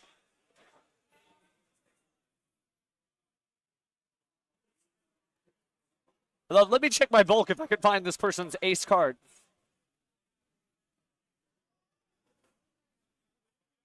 All right, so we're going to special summon Kashtira Fenrir, not controlling any cards. And now we're using the effect in response of Swift Kapane. Going to go ahead and place it in the spell and trap zone.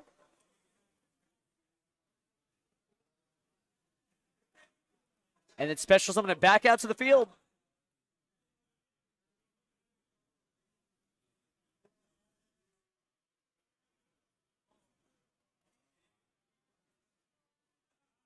So going to gain 500 life points.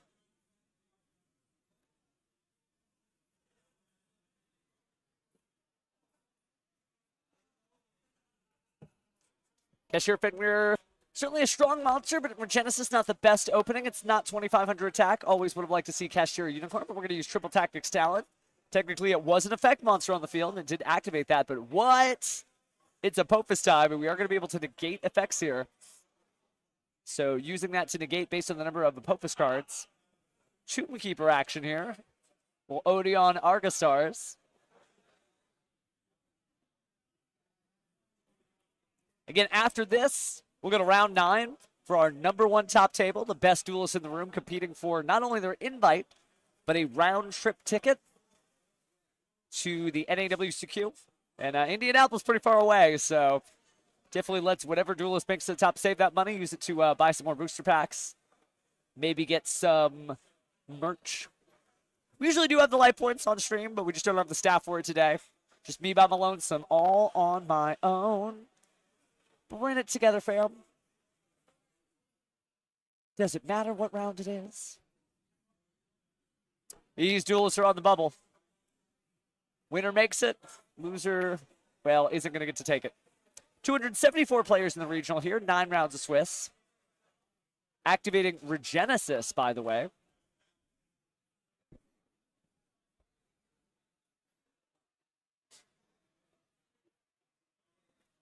Winner of this match still has to win the next round, too. Still may take it, but both playing some very creative decks here. You guys were asking for some Regenesis gameplay? I did not expect Argo Stars, but here we are. So, going to use Regenesis to add Regenesis Archfiend from the deck to the hand. Do we have a 2,500 to reveal here? We may not.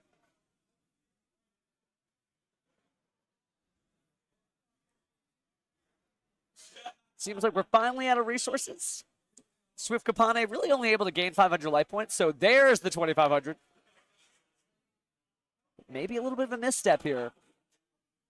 Did not reveal. In order to bring out Regenesis Archfiend, you do have to reveal a 2,500 attacker or 2,500 defender. Are we just going to normal summon? Well, now we're going to special. So gain 500 life points. It's a great deck to play. Always gaining life points. Sometimes at the end of a long series of duels like this, it can happen. But special summon that continuous trap card, destroying Cashier of Birth before it even resolves. But a monster's effect was activated since that trap did turn into a monster. So let's take a look at the extra deck here. What do you even banish out of here? I see Blade Armor Ninja. The Argostar trap cards are level 4 warrior monsters.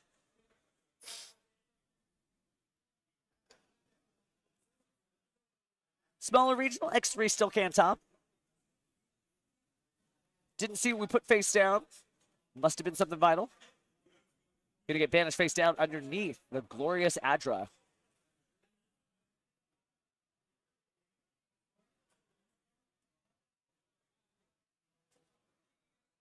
Not sure why we didn't go to pull out The Regenesis Archfiend might be regretting that. But we are going to go ahead and banish Glorious Adra in order to place 2 face-up Argostar trap cards.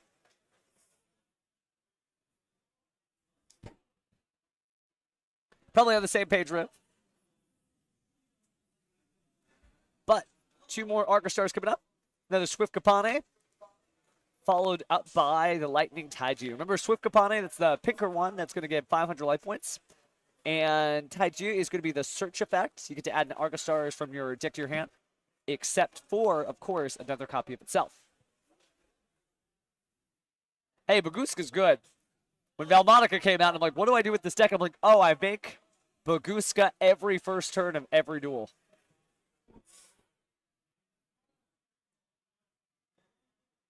All right, so grabbing one of the newer members that came out in Alliance Insight, the Fierce Parthay. Definitely makes me want to build the deck in Bastille, that's for sure. All right, but let's go ahead and think about special summoning. So it's on the field. Gains 500. Life points just keep on going up. Now we are going to exceed summon. Is it Baguska time? Maybe Castel? Lots of different options there. Baguska's still available. But it looks like it's just Castel, the Skybluster Musketeer, excuse me. All right, we are going to go ahead and send that Cashier back to the deck. Argostar's actually making pretty quick work of this duel.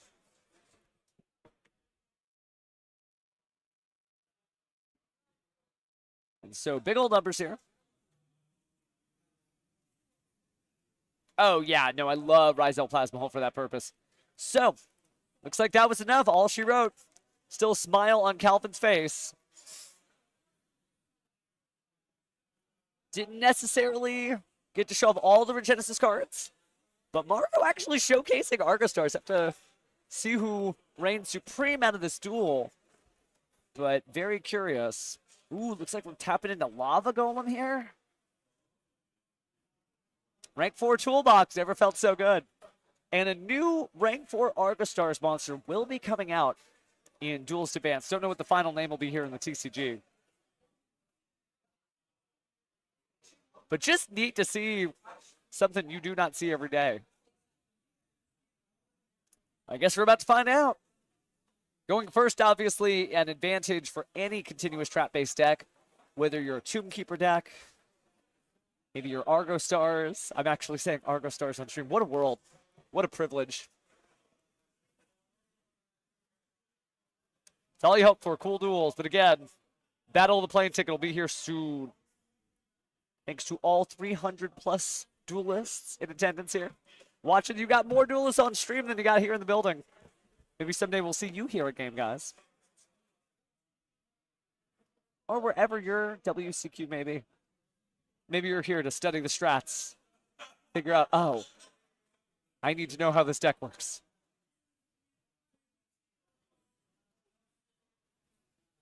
And we do what we can. No promises in the last one. It might be a Mitsurugi Mirror.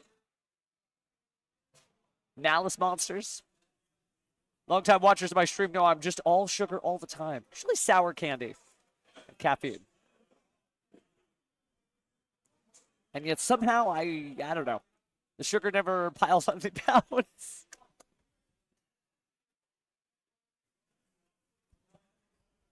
Just built to run only on glucose.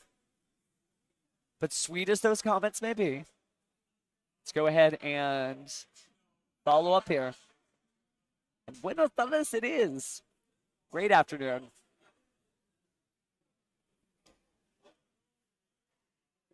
A Cathedral and Lockbird. That works okay against Regenesis. The Ash Blossom and Joy Spring certainly stronger. Calvin about to get his game plan on. Remember, Kashira Regenesis did make top 32 at YCS Providence.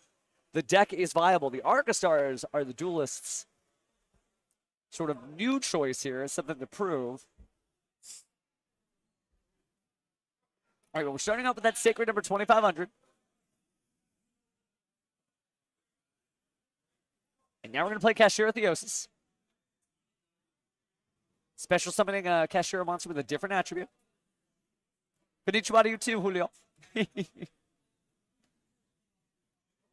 language listed aside, the one language we speak here is the Yu-Gi-Oh! Trading card game. We're going to hit that Ash Blossom, enjoy a spring. But Kashtira Unicorn here to reply. Pass over the extra deck.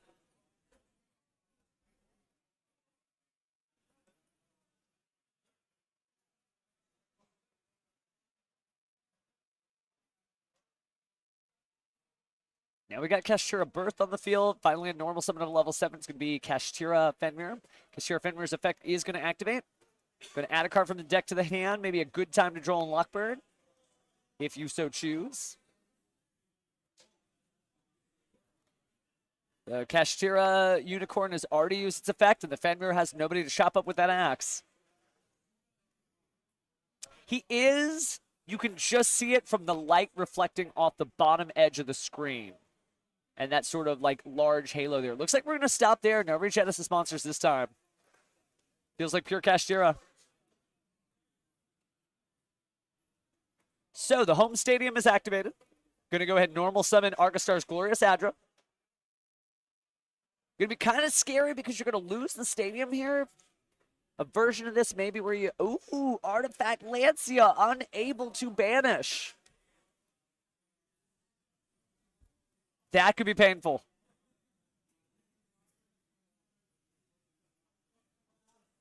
Argostar's taking the first game, but this is starting to look like all Calvin's moment. Passing the turn there, only having spells and another monster. So revealing that Sacred 2500, a special summon for Genesis Archfiend. Genesis Archfiend is summoned out there. Could go ahead and discard to special summon out the Chaos Center. That's exactly what we're going to do. Timing is not missed as we approach round 8, game 2.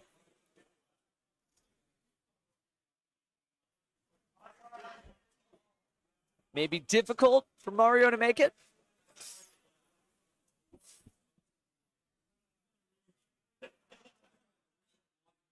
But then... anything he wants to search out? Could be the Regenesis Warrior that he's eyeballing. You can tribute it to bounce a card from your opponent's hand. It's going to be field back to their hand. And all Regenesis monsters have a single thing in common, except for Genesis Lord. During the end phase of the turn, your opponent's turn, if they were sent to the graveyard during your opponent's turn, they come back to your hand. Regenesis. All right, so Regenesis Warrior back on the field. All it needs to see is 2,500 attack on the field. And those are big numbers. Ooh, building the overlay network. 2 level 7 monsters. Big Eye, wow. Just going to go ahead and take that Chaos Center. And unfortunately, Adra only has 1,800 attack. Using Kashtira Birth to special summon the Kashtira Fenrir back to the field. So attack, banish face down, and I think it's attack, attack, attack, attack, and that's game 2. So we're going to a game 3. Argostar is getting the privilege to go first, but just weird, you know, to see both these decks, these duels decided, you know what? Argostars. Hey, feeling good, Jay? Hopefully you are good too. Hopefully everyone is good wherever you are in the world. Again, whether I'm in a card shop on the television in the wall, or maybe I'm on your television as you're sorting out your cards for your regional championship tomorrow. Maybe I'm on a phone, maybe you're on a road trip. Maybe I'm in another tab. Wherever I am, just know we are thankful that you are watching. So both duels got 1 apiece. Again, Mario on the right with the Argostars, Calvin on the left with the Kashtira Regenesis. We did get to see the Regenesis this time.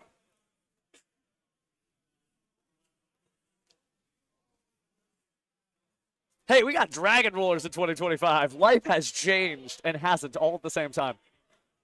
They are releasing Dark Magician support. Blue Eyes White Dragon got a structure deck. All bets are off, fam. They're making Jerry Beans Man tournament swag. Jerry Beans Man. Just remember that every card is somebody's favorite. You say Band Shifter, somebody is like, oh, I miss Dimension Shifter. I remember when I could run it at 3. Spoiler alert. That might be me talking. But Dimension Shifter jokes aside, it looks like the duelists are locking in.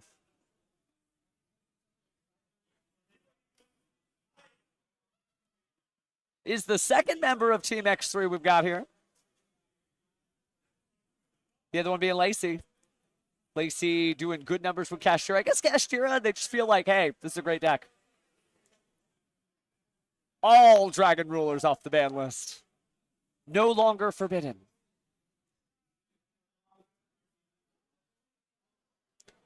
Glad to hear that. Glad to hear that. Definitely got a different style to me than some of your other Yu-Gi-Oh! Commentators out there. Not throwing any shade either. I just know that I sound, I look, I'm strange. But if you ever look at Yugi Muto, Japanese version, right? Yugi Moto in the English. He's a weird little goth kid. And all of his friends are super normal, well-adjusted people. So, sorry, fam, but you can tell which one I am in the group. Speaking of groups, we're going to activate Argostar's Giant Slaying. Going to add an Argostar's monster from the deck to the hand. No continuous traps here, so that's all we're going to get out of this effect. Can you imagine free spreadsheets? We'll save that for 2026. Hang in there, Snugs. You got this. And speaking of got this, we're going to activate Pot of Prosperity. So I guess we never cared about our extra deck. Going to banish 6 cards face down here, maybe 3. Piling down, and yes, those are clear sleeves. You could barely see it. You almost have to zoom in on YouTube. But you could just see the highlight of the light there. Oh, we're just doing 3?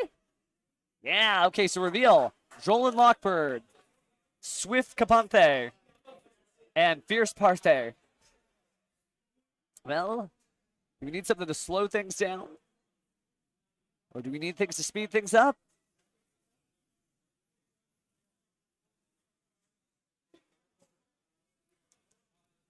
You can always send your feedback to us-opsupport@konami.com. They're happy to hear from you. And send them your ideas. Maybe they'll be like, oh, you know what? You're right. We should do that. Why didn't we think of it? Because we don't have geniuses working for us like Alec.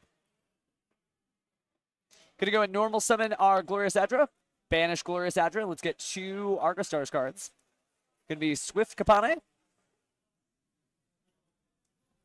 And what else we got? What else we got? What else we got? Tadya.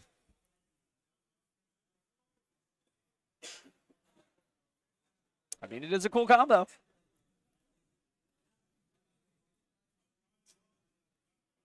Holding on to that Lava Golem. Not going to be doing much now. Neither is the Lightning Storm. So ditching the Lava Golem for the moment. And special summoning Tatya, which means we get the Search of an Argostars card. It is St. Marcos. Joined us just in time. Now, this is the top cut. Again, next round, our final and 9th round, we're going to be having the first place duelists go at it. Table 1. But we're in table, or excuse me, round 8 right now. Showing a bubble match. Just to see who we can slip on into our top cut.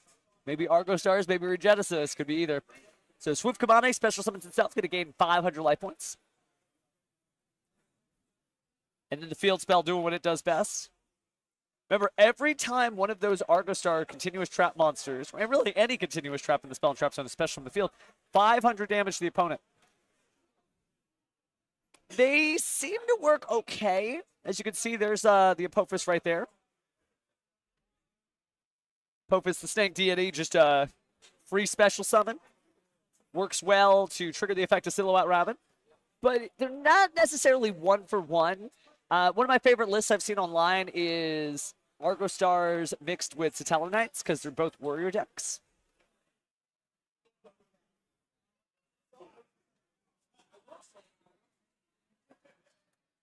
So it looks like going to get the Swift Kapane back to the hand. Setting a card, set Swift Kapane. Another spell card. I think that might have been the Giant Slaying spell card. And pass turn. All right, Calvin drawing for turn. Remember, he's on Regenesis Kashtira. Oh, man, I think I see a Lightning Storm in the hand. But now we're going to see Rivalry of Warlords, which could be kind of difficult. It locks them in. You're going to go and chain. I guess he's going to get rid of the Silhouette Rabbit because it hasn't resolved yet, so you can choose. Oh, just activated it but didn't special summon it because while it's in the spell and trap zone, it does have its own effect. Swift Kapane making sure that monsters you control cannot be destroyed by battle. A little redundant there. But I don't think that's an illusion monster.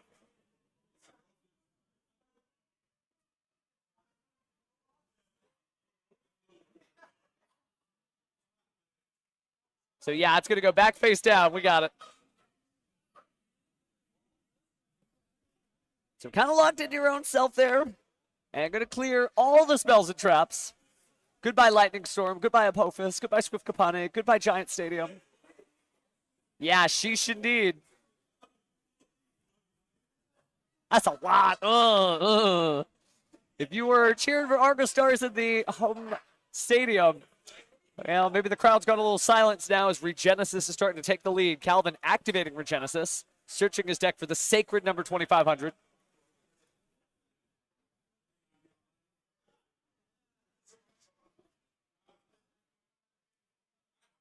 A lot of great choices here. What's also cool, we haven't seen it yet, but remember, Regenesis has built-in spell and trap removal in the form of Regenesis Dragon, who could banish one of those spells or traps. We're going to get Regenesis Archfiend, perhaps telegraphing that we already have a 2500 hitter. There's Droll and Lockbird. That's going to make the Regenesis Archfiend a little less useful here. We're going to activate Regenesis Code, though. We're going to special summon a Regenesis monster from the deck, but you're locked out of the extra deck for now.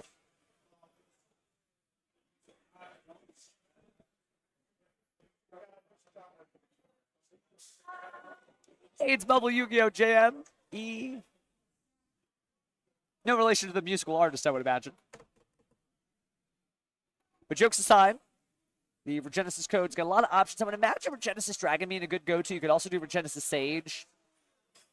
But it looks like Dragon. We are going for the Dragon. Rocking the Dragon. Regenesis Dragon's here. All right, so we go and cut the deck there. Gonna reveal. Got the 2500 Chaos Hunter for the Malice matchup. And actually works really well against Argostars. No search here, though, because, of course, we are in an effective Droll and Lockbird. And again, if you're just joining us, we're in round 8 on a bubble match. And next round, we get to find out who got that plane ticket, who's going to Indianapolis in style. But remember, the illusion monster's not typically destroyed. Oh, man, say it ain't so. Drawing Chaos Hunter with nothing else. You can't put that illusion monster in defense mode. You can't turn a link monster sideways. That's painful. Pass and turn. So going to go ahead and tribute to banish.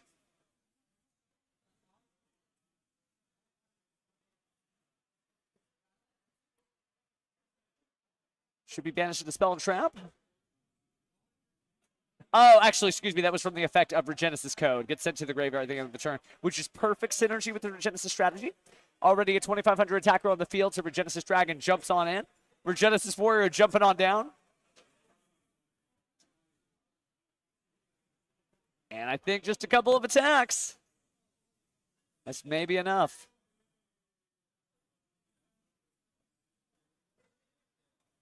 Just that Chaos Hunter and nothing else in the hand. Not going to be able to bring it out.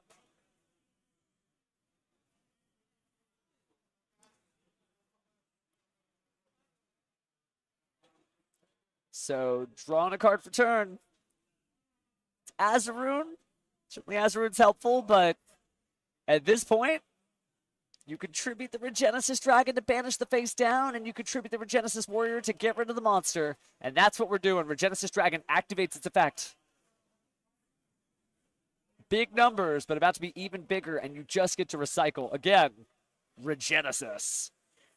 So Azaroon, banished. Tributing Regenesis Warrior, same deal. Silhouette Rabbit, back to the extra deck. And that's game. Team X3's Calvin remains X3, holding on for dear life in this tournament, trying to get a top spot in the top 32. And hey, it could happen with Regenesis. But man, that Lightning Storm, oomph. Certainly a powerful, powerful card there. In a moment, we'll get to talk all things Regenesis with Calvin. And then again, we got our Top Cut match going on. Don't know who it is that's going to be at the toppest of top cuts, but it will be table 1. Ah, good Yu-Gi-Oh! We're here for it. So good stuff there. But that was definitely the last nail in the coffin. And really cool, though, by the way. We'll have to talk to Calvin about that to see how the Chaos Centers have been matching up. Really great use of the number 25. That's the big thing. You can't use the quarter century secret rare step. It's 25. Can you imagine? You're like, but it doesn't say 2,500. But it does say 25.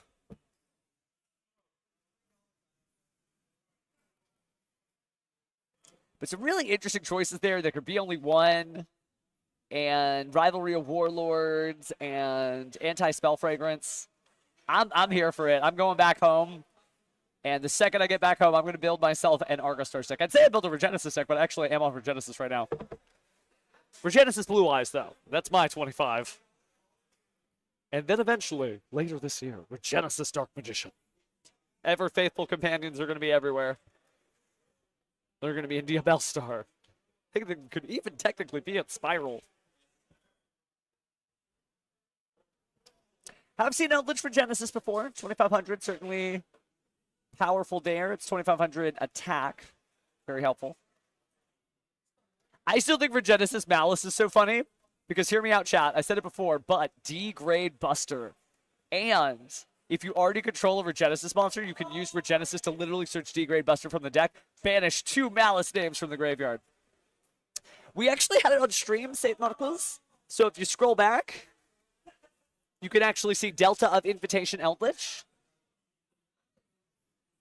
And there's some really cool stuff. A lot of great free content out there for those of you in the know. Sometimes when I get to do a combo video, I do. And one of my favorite free pieces of content you can find to help you learn is the 20-hour branded video. I try to watch like about 30 minutes of that every day, so in about a month from now, I should be through it. That may be a joke, but the fact that there's a 20-hour branded video is not. Oh, good stuff, good stuff. This is round 8, by the way. And, oh, the round, I think it's round 5, by the way, Saint. I think. You'll know when you see it. It was Heraldic Ryzeal versus Delta of Invitation Eldritch. So, a lot of cool stuff. But we're wrapping up round 8 here. Not too much time left on the clock, and they already know just round 1. And we're just going to stream until then, because we don't need a break, because just remember, the top table is the next stream. So I'm going to just stay up here. If it sounds like I was dictating that to my iPhone, I was. Exciting, though. We do have a member of Team X3 emerging. We had Lacey up here before, and now it's Calvin's turn in the hot seat.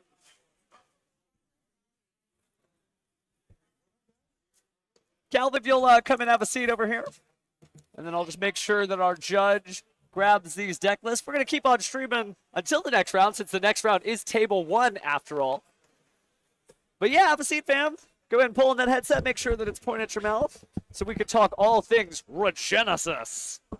So let me ask you the biggest question. Have you ever played against Argostars before in your life? No. So I have the deck core. Oh, here, pull up so we can get you in. Yeah, I have the deck core just sitting in my binder, and I kind of skimmed through them when I first got them, but it was I was just like, okay, these cards are like okay. Yeah, they don't really do much. Like, one is a surge, one gains life, one has a bounce, and they're all doing a little bit of damage to you. Yeah. Kind of feels like prank kids, but nothing like too glorious. Speaking of glorious, I noticed that, you had the Chaos Hunters at the ready. Was that just like, oh, this is the dumbest luck I've ever had? Yeah, he I saw that thing banish and then just brought 2 traps out and he just kept going, and I'm like, okay. I have a lot of cards on my side for Malice. And I was like, most of those cards are going to work for this. The Malice, not so much, but the Lancias and the Chaos Hunters. Definitely. And Chaos Hunter has synergy with my deck. 25 sacred 2,500 number. attack. It's crazy. So I noticed that Lacey, fellow member of Team X3, Yes. hi Lacey, she was on Kashtira. What made you decide Kashtira Regenesis? So last minute, up until like 2 days ago, I was play testing Mitsurugi Razil. But I started reading their Genesis cards. Oh, these are really cool. Kind of reminds me of like a new Horus, if that makes Yes. sense. Yeah. Yeah, and inherit summons are just crazy good. And whenever you add really strong effects onto that, it's insane. We did have a couple of missteps, right? Because you're honoring the Team X3 Yu-Gi-Oh shirt pretty Yeah. well here. Still competing to be on the bubble, so you can still technically make it. But talk to me about what didn't go right in some of the previous rounds. So this was actually the first round that or second round that I didn't play against either Mitsurugi Razil or Malice. Okay, so that's definitely Yeah. the top contenders are still the top Yeah, contenders. Malice is it was kind of a harder matchup for me because they just have so many layers of interaction. Like round one when I played it, the guy went Bomber Dragon, and I was able to play through 3 of them, but my board just wasn't enough. That's a lot to ask when your Yeah. opponent could consistently be like, no, and now everything's gone. No, everything's gone. They almost destroy the field better than Mitsurugi does with Yeah. the Ame no Murakuma. That's insane. Definitely. So that said, we still have, even if you don't get your invite, the NAWCQ coming up. Are you guys still going to go up there just for public events and stuff like that? We may, if one of us gets our invite, which Lacey has a better chance than I do, we'll make the trip up there, and I'll probably try to play in the last chance qualifiers. But yeah, I mean, we may. It's fun. It's a really good time because I've been to a lot of these, and some people are like, well, I don't have my invite. There's so much. There's the public events, and there's thousands of people over there. There are a lot of new cards coming out. You do seem like you're somebody who really does the reading. Is there anything you're excited about between now and that upcoming thing? Because we've got Duelist Advance coming up, and we also have Battles of Legend as well. I'm really excited for the new Orcus cards. Oh, okay. We got a machine yeah, man. I love Orcus. So I'll probably be playing that around then. It's really just Orcus that I'm looking forward to. That's cool. I'm excited about the punk stuff, so that's going to be a good Yeah. step for both of us Oh, yeah. for sure. Well, is there any shout-outs you want to give to fellow members of X3? I do want to see Lacey in the crowd. but- Yeah, shout out to friends Nathan and Josh. They let me borrow cards. The Regenesis core is actually Nathan's. Okay. Well, thanks, Nathan. And shout out to everybody else, just for all Team X3, just for helping play test and just being there. Good stuff. Good stuff. Well, let's you kind of get back to it. I know you still got a Yes. record protecting friends to hang out with, but thank you so much. And good luck to you. Thank you. Yeah, you can go ahead and drop off on that. We're making it, fams. We're making it. So, still only got one more I could see on the clock that we've still got some time. But we're just going to hang out because our next round here is going to be our top table. Again, that's going to be the #1 spot. Really cool. Again, you see this duelists from just all walks of life just hanging out here and having a great time. And it's nice. It shows you that there's no one right way to do it. And maybe we are going to go ahead and get ourselves some Argo Stars when I get home. That's my game plan. That's my game plan. So, chat, what are we doing? What are we doing for the next couple minutes? Good to see everybody out here. A lot of people just hanging out. Yeah, I know Argo Stars are kind of wild. It is nice to actually see it.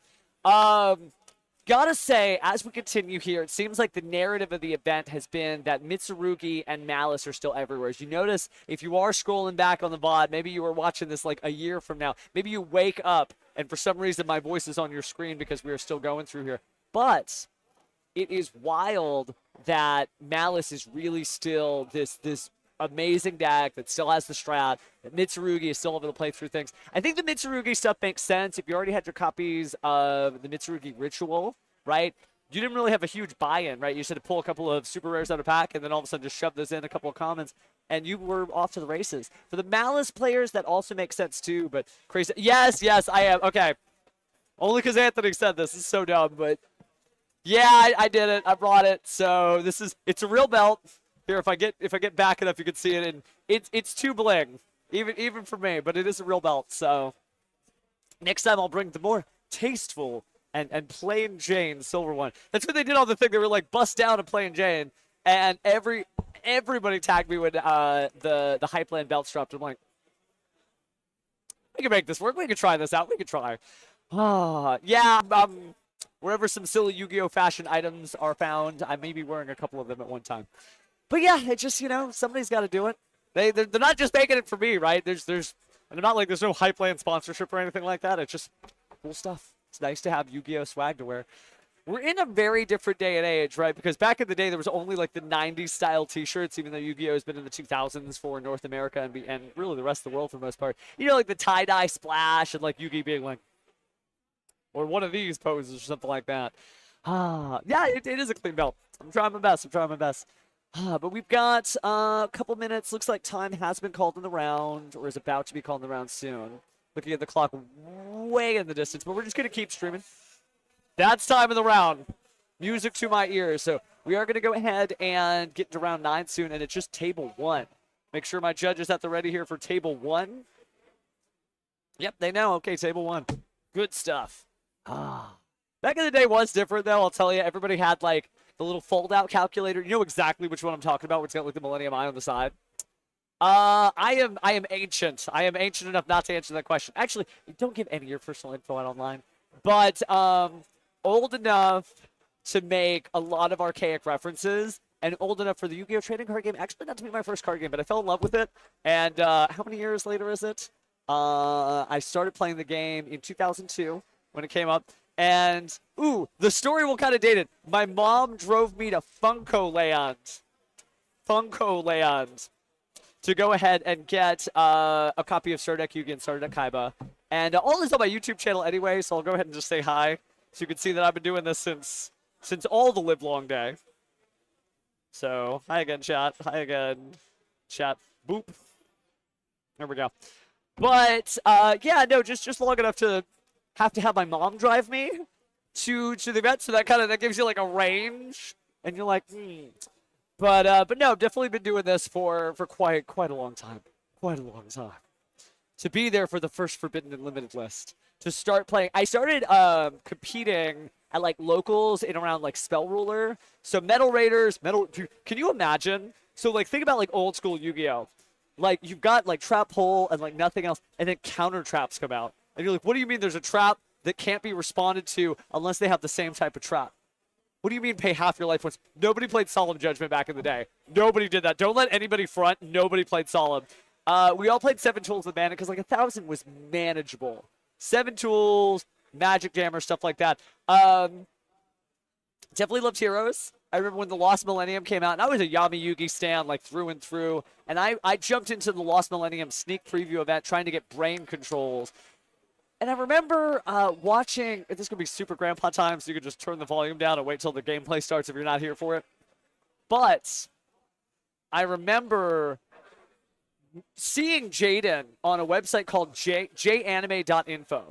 And seeing Jaden and the funny hair, and he just had a picture with Elemental Hero Featherman at the time, and thinking like, what does this guy play a Wind deck? What's that? Nah, that's not it.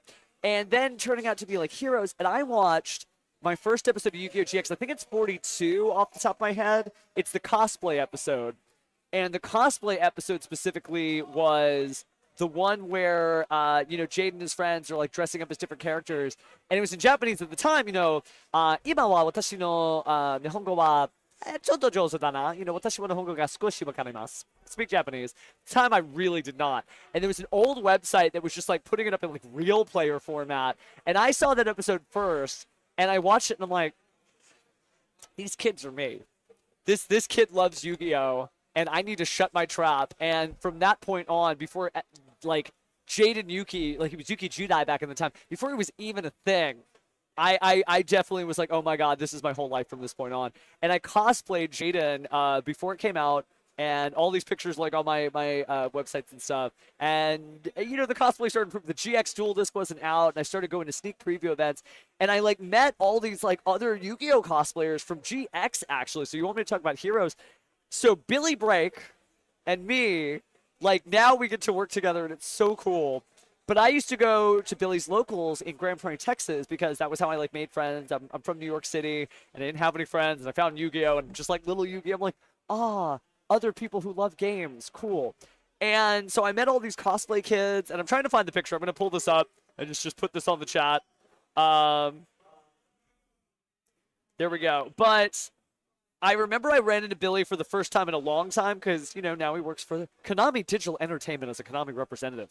And the elevator opens, and it's Billy, and I wasn't going to, like, bother him or anything. And Billy's like, Jaden? I'm like, yeah, it's me.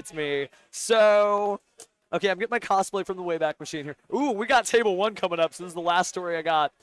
But there's me as Jaden. I don't think I can get in focus. Maybe I just got to post the URL there. But Jaden and then my crew here. So we live that life, fam. We live that life. So maybe I didn't talk about elemental heroes. Talk about being an elemental hero. But speaking of heroes, here is our top tables. The #1 duelist in the room getting ready to compete.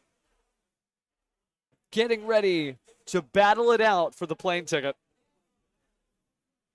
And we'll get our deck list soon. Good times though. So yeah, I've been like a old school Yu-Gi-Oh OG, if you want to call it that. I used to like compete in the SJCs and cosplay. There's records. You can Google my name, son. You're gonna find some weird stuff though. Let me tell you. Let me just confirming table 1. We doing this? Are we really doing this? We really doing this?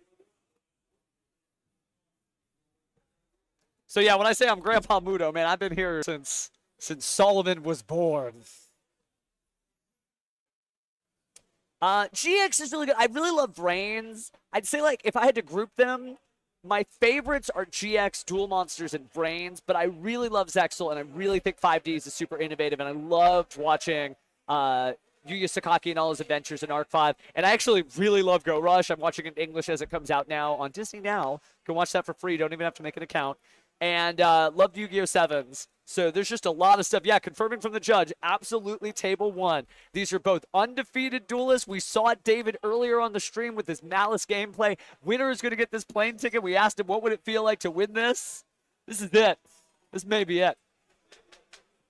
Well, thanks, fam. Thanks, fam. You say he is the oldest protagonist. I'll take oldest protag for sure. But yeah, you know, it's just like, I'm just here for it, and I'm just stunned. Like, people ask, like, what does it feel like? I have no idea what's going on. This is a privilege, not a right, and thank you for joining me in this journey. We are here 20-some-odd years later, and now we got duelists playing monsters based on internet Alice in Wonderland, and I guess we'll find out what David's opponent's playing, too, because he's also undefeated. But yeah, shout out to Game Guys, because this is a venue like none other with prize support like nobody's business. Although, let me tell you, we make those air fryer jokes in Yu-Gi-Oh! An air fryer is an expensive appliance. And it is nice. If you ever had like a Hot Pocket out of an air fryer, holy moly, it's gourmet cuisine. And yes, you can clip that, and yes, I'll defend it. But we ain't playing for no air fryers. We're playing for an airplane ticket. Malice could finally win. If the dice are loaded and it's Malice. We may be looking at the Malice in the mirror. Old enough to make that song reference. All right, go dice rolls. We got 4 versus 8. Looks like David's going to take it. They got 45 minutes. Go time. They may begin. Make some noise in the chat, fam. I don't know if it's Malice Mirror. We'll see. We'll see. Got his VIP Field Center from the Yu-Gi-Oh! Championship Series. Both great duelists.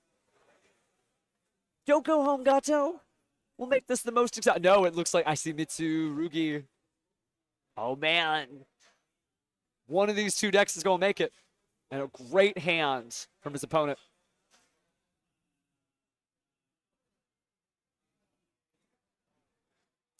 All right. So it looks like, was that a pass? That was a pass. He went first, and it looks like it's all non-engine cards. I did see some old Charmies, though. We're going to Ash Blossom and Joyous Spring, the Mitsurugi Prayers. But now we're going to activate Fiend Smith Tract. Fiend Smith Tract is going to resolve. And yeah, it's Mitsurugi Fiend Smith versus Malice. So using Fiend Smith Tract to add Fabled Lure to the hand, discarding Fabled Lure and special summoning it to the field. Going to drop down the Mulcharmy Fualos. Will that slow his opponent down?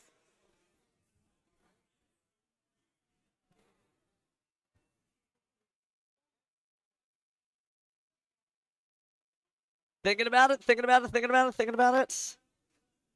We are going to normal summon Lacrima, the Crimson Tears. So big investment only. Not trying to give the opponent any cards here. Sending Fiend Smith Engraver to the grave. Certainly the hometown hero. David being on the featured match stage before, fought his way all the way back here to the finals. Both of these fine duelists are going to be locked in for our top 32. They are both going to the NAWCQ no matter what, but one's got a slightly easier path ahead if they claim that precious plane ticket. So David continuing to shuffle through his hand. I think I saw a duplicate Ash Blossom some Joyous Spring. His opponent, Trevor Sullivan. And yeah, just on Mitsurugi with some really cool tech, actually. So we'll go ahead and bring out the Requiem, force out the draw, that's fine. Gonna go ahead and equip. And looks like we're gonna use that to make Necroquip Princess. Trevor may be deciding that it's enough to bring out the Triple D Wave High King Caesar. So Wave High King Caesar gonna attack. Just a shot across the bow there. Cruising in the low 5,000s. David gonna go ahead and draw for turn. No OTK, but managing to keep things going.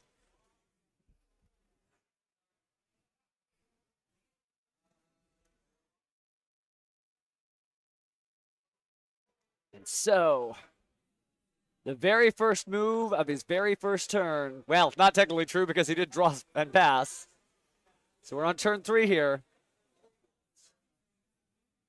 Considering his options, you got to do something. And it is pretty expensive to play through the Triple D Wave High King Caesar, but the first summon is going to be.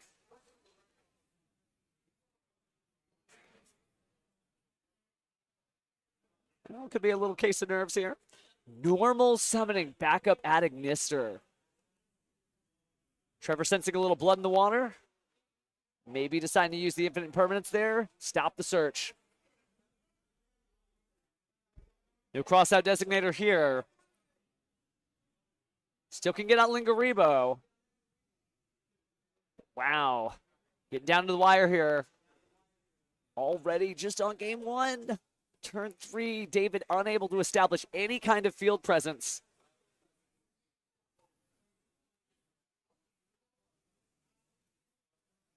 Certainly not the strongest start for the local legend. Trevor obviously having fought his way up here. Duelist in his own right, equally deserving that free ride. But it can only go to 1. There can be only 1. All right, I think it's Lingaribo time. Lingaribo, excuse me. Pardon my forbidden limited list. We are going to go and link that off. Back up at Ignister, going to the grave. Able to play through trap cards. Kind of helpful. Not a Malice Mirror, so not nearly as prevalent. Going to set a single card. Pass turn. So, looks like during the end phase, going to go and use Lacrima to go ahead and bring out Fiend Smith's Requiem. And cutting the deck here. Maybe give it a little shuffle first. He's allowed, then the opponent could shuffle, then it can cut. Final cut. Well, I guess it will satisfy that as a cut. Draw for turn. Looks like we drew the Mitsurugi Great Purification. Thinking about the Fiend Smith's Requiem, I'm going to go and tribute for its effect. Ash Blossom and Joyous Spring, stepping it dead cold in its tracks. Kind of nice to hold on to it. Put you in a better position for a Triple Tactics talent if you're able to draw it. But we are going to shuffle things back. A Dominance Impulse. And it's set too, so no Lock and a Light attributes. Hey, you know, Nightmare Griffin used to be a thing.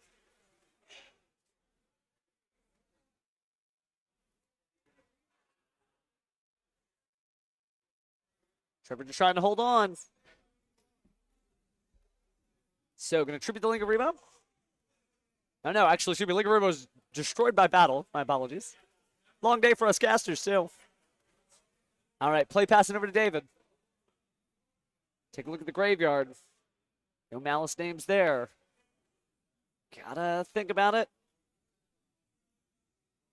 Gonna activate I Meet You. So getting an Ad Ignister after revealing Cyber Slink monster of a similar attribute.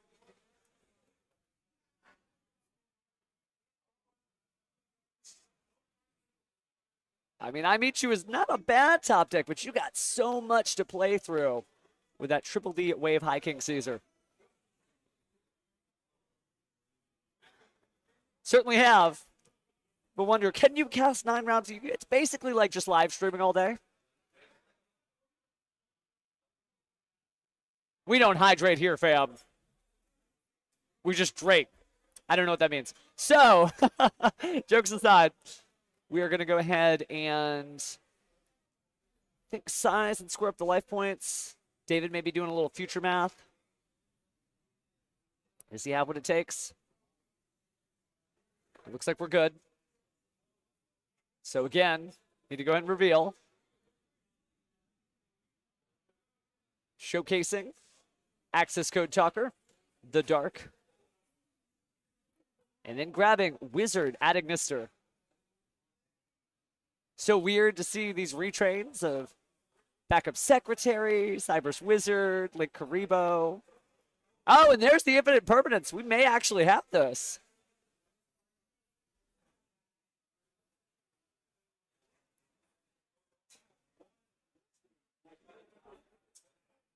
So all of a sudden, Triple E Wave High King Caesar, not as much of a threat, did a lot of damage so far.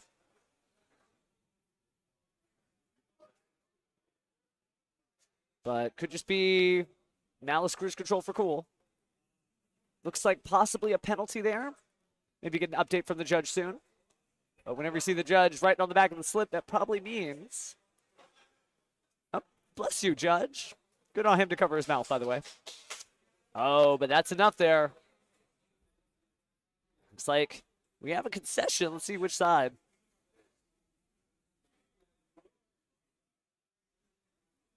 Just getting the confirmation from our judge. Bless you, judge. Gesundheit.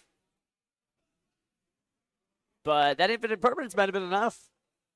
Maybe wanted to hold on to as much time as possible. Find out shortly.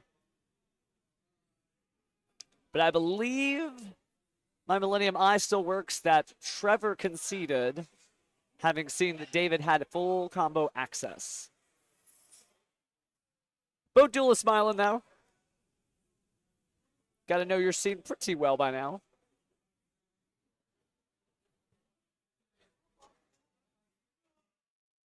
Certainly a lot of duelists from throughout the ages. But you always kind of see the similar duelists rise to the top. Malice did win the first game, so David is 1 game away. Oh, no, excuse me, Malice lost. Okay. That's a correction. My bad, my bad. So,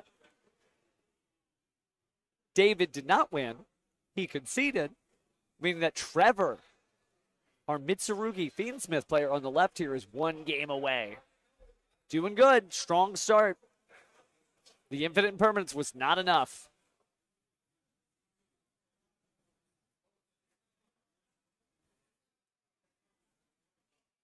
Now might be time to celebrate. Alana, you have yourself a heck of a duelist in tote. Because if he can run it back, he can make it. But do keep in mind, Trevor on the left, 1 game up. David, 2 games away.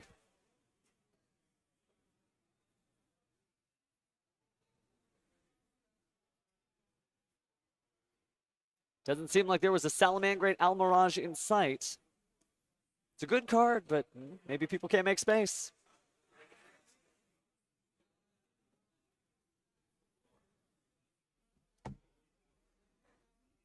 Maybe just being like, hey, I've got Infinite Permanence. How do you feel? I feel great. Oh, okay. Well, then I'm going to go to game 2. But that does mean that David, who has plenty of supporters here, does get a chance to go first, set up a strong Malice board, and bring us to a final duel in our final round here. Game 2 now in round 9. Top tables, table 1. Let's see what happens. What a hand from Trevor, though, including Ash Blossom and Joyous Spring. But speaking of bling, oh my goodness, it's Malice White Rabbit. Going to go ahead and set a trap card here. And that trap card is going to be MTP-07. Activated immediately, banishing the Malice White Rabbit.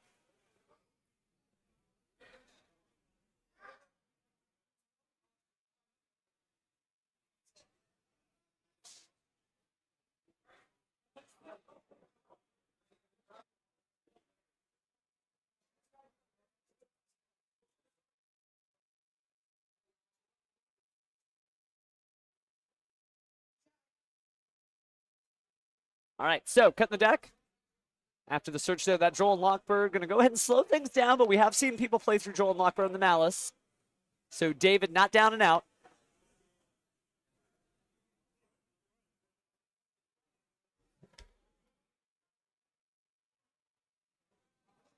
And maybe just didn't have anything left. We will talk a little bit more about that as we get a chance, but looks like we are going to add from the deck to the hand the Malice P March Hare. Banishing a Malice card. You can even banish the traps.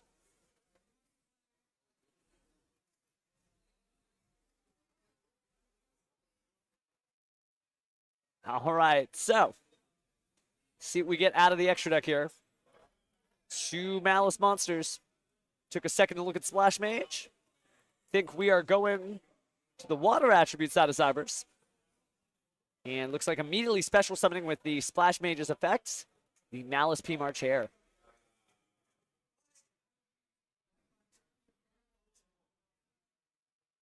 But now Nibiru crashing down. Makes sense. 2 materials. Then Splash Mage. Yep, that should be everybody, yep. Because we paid when we banished the Malice P White Rabbit.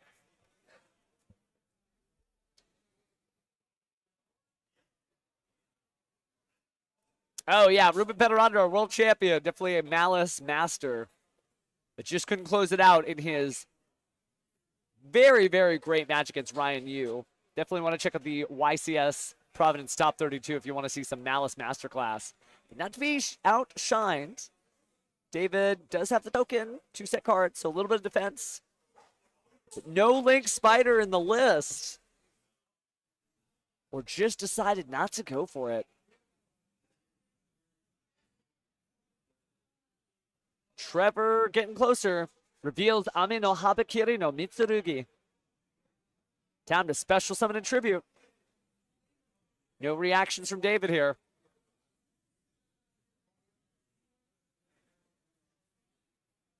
Very low life points in that first game. Remember, 2 attacks got through with the Triple D Wave High King Caesar. And speaking of getting through, nothing's getting through here. Ash Blossom and Joyous Spring going to go ahead and stop that Abakiri's effect.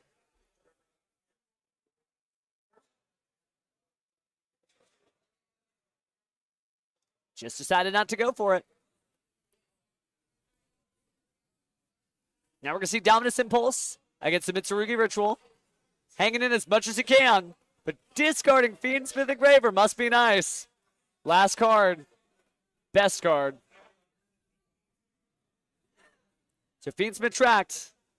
Going to get activated. Still 2 cards in the hand from Trevor. On Fiend Smith tracked, adding and discarding the Fabled Lurry.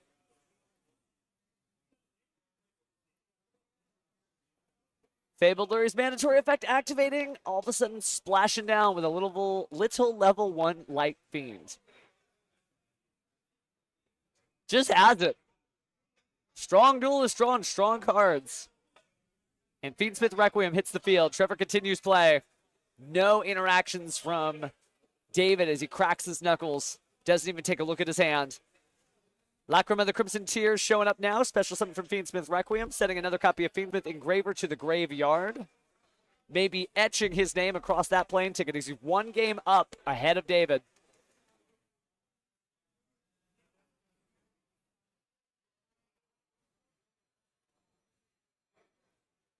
So going to go ahead and return the Fabled Lurry there. Shuffling the deck. And bringing back another Fiend Smith card. Fiend Smith Engraver back on the field. Materials are set for really anything. But it looks like we are going to go ahead and use the Fiend Smith Requiem. Attach it to Fiend Smith Engraver. Get rid of the token there.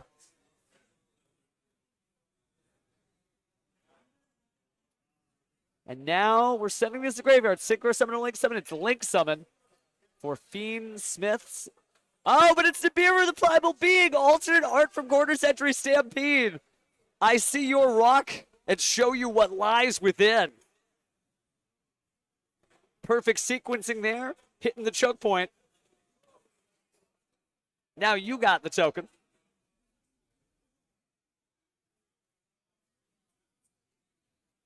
David, a great actor, giving him Academy Award winning performance of thinking he was down and out, but he back. Draws for turn. What is it? Normal summon Ash Blossom at Joyous Spring. Link 2. Haggard Lizardos? Yeah, it's Haggard Lizardos. With Malice Monsters in the graveyard, we might be coming back. But quickly jumping in there, Lacrima of the Crimson Tears bringing out the Fiend Smith Requiem, immediately being tribute to special summon back out the Lacrima of the Crimson Tears. Infinite Impermanence on Lacrima. Stop those effects. This is my moment. David shutting it down. Remember that Infinite Impermanence column. Haggard Lizardos banishing the Malice White Rabbit. Do I hear that right? Is the chat cheering for Malice? I just guess it takes a charismatic duelist like David. He sets the Malice GWC 06. The next chapter.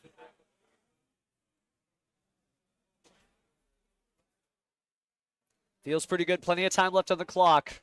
Not a photo finish for sure. Taking a look. All the materials you need. That's right. That graveyard still has, I believe, a Malice P Marchair in it. Let's go ahead and link off into the Heart Scripter.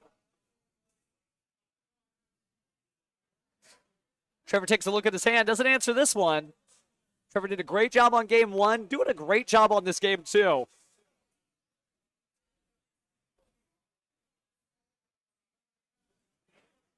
Curiouser and curiouser. We grab Malice and Underground.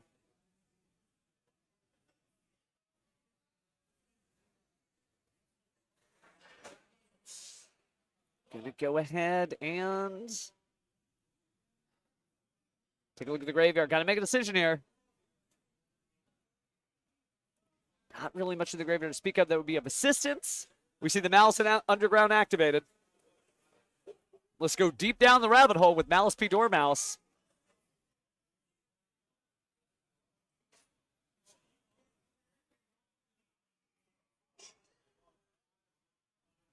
Did a great job. Good looking out, but it was set on the field, so light monsters are just fine.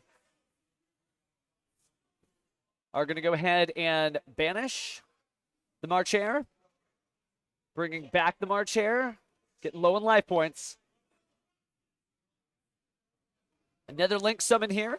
This time for Access Code Talker. 5,300 attack. 1,000 for each of those coveted link arrows. Did see an Ash Blossom.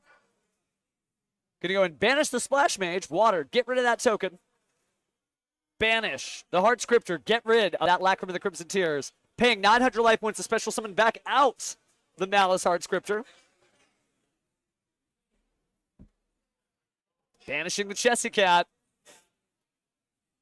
This is just game 2. We might get ourselves a game 3. My heart of the cards can't handle that. And apparently, neither can Trevor. Conceding, we are going to the final game. Final round, friends. Did you know it's best 2 out of 3? Did you know these are the 2 best duelists in this room? One duelist is going to just be kicking their feet up. Hopefully not against the seat in front of them. As they fly for free, courtesy of Game Guys, to Indianapolis, Indiana. Round trip ticket. David's hanging in there, but Trevor showcasing some great Fiend Smith level gameplay. And getting a chance to go first with Mitsurugi could spell doom for our heroes. So whether you are cheering for Mitsurugi or cheering for Malice, this is going to be a good time. It is definitely time to duel, the best time of all. Side deck having so many different options here. Not going to spoil any surprises. I'll let the YouTube content creators out there start giving the deck profiles. We got Houston versus San Antonio, I do believe. Malice, famous for never getting first place. Is David him? Could he bring it home? Or will Trevor show us why this deck is so good? Grinding out with some fine Fiend Smith. Both of these duelists will go to the NAWCQ. So don't worry. Either or is going to make it. I got no favorites. You know, my favorite is good Yu-Gi-Oh! And that's exactly what we're seeing here. Last side deck options. Every card counts. Every moment meaningful. Even so much as where you cut the deck changes destiny. What timeline are we even on? Thank you again for joining us. For those of you who may just be piling in, we are in game, guys, round 9 of the Alliance Insight Regional 2025. The last regional championship in this area before the North American World Championship Qualifier. Good luck to everybody around the world watching. I know you got your nationals coming up before your respective WCQs. And while I got your ear, hey, good luck on your packs as you open up Battles of Legend, Monster Mayhem. Maybe you're getting ready for Duelist Advance. I want everything. I want to play so many different decks that are coming out in the next couple of weeks. And definitely going home to play Argo Stars. Not to glaze that deck too hard, but cool stuff. But this is it. This is some wild stuff. No air fryers, just airplane tickets. Although they're about the same value. Everybody jokes about the air fryer, but that's some value, man. Thank you, Cheese. Thank you. I'm just doing my best. Channeling all my favorite games and pouring into this one. But this is it. Good stuff. We can only crown one king of games here, though. Only one person can be your Alliance Insight Regional Champion.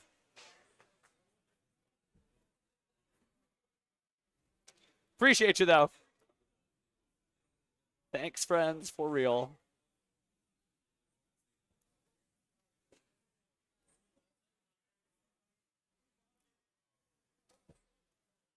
Okay, this is it. This is this is what you live for. And by the way, Ditto, Chum Salmon, different looking for. It's in Astral, by the way. They added the punk support early. Get your scales on. But this is it. Game 3, round 9, table 1. Plenty of time left on the clock. Ain't no chance of a draw.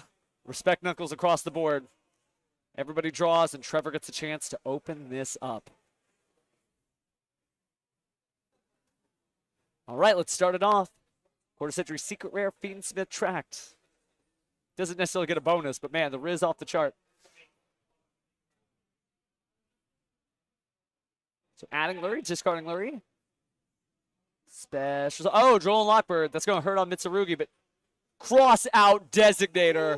Droll and Lockbird again in the same chain. Still has to banish the Droll and Lockbird. One Droll and Lock down. But David came with 2 in the chamber, not just 1.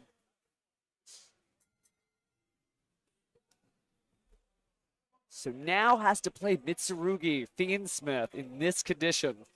Going to be a little difficult. So, Fiend Smith Requiem. Watching the chat go wild for this. Oh, good stuff, good stuff. I'm going to go ahead and tribute. Judge just making sure. Can he really do that? Yes, he could really do that. Yes, he can. We are going to have the Lacrim of the Crimson Tears smack on down. Sending Fiend Smith the Graveyard to the graveyard. Good looking out in the chat. Not a lot of snakes in the snake deck. Just demons. Heavy demons. I mean, you don't get as jacked as Fiend Smith and Graver without carrying that giant coffin backpack on your back. Catch him as the latest mate in Yu-Gi-Oh! Master Duel, actually. 500 gems never looked that good. All right, back on track. We're going to link 2 here. To bring out. Ooh, not Link 2, actually. That is Necroquip Princess. Recycling the Fabled Lurie. First game, Triple D Wave High King Caesar was enough. Maybe that's all we need for this.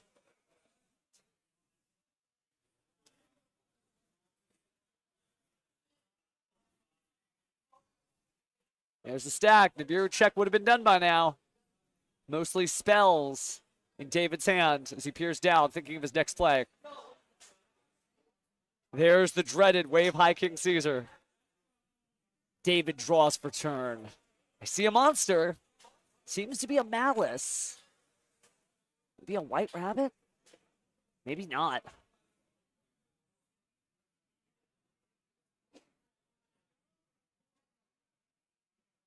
David places the cards face down on the table for just a moment. Thinking to himself, gathering the energy of everyone cheering for him across the board. Picks up his hand once more. Has the golden sarcophagus and the Malice White Rabbit. I think it may be a March Hare. Played it close to the chest, hard to say. Also appears to have drawn I Meet You.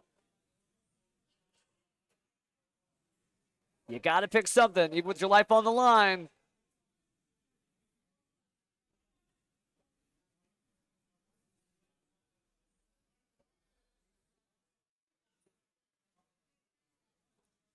So, taking a look here, just getting a little information.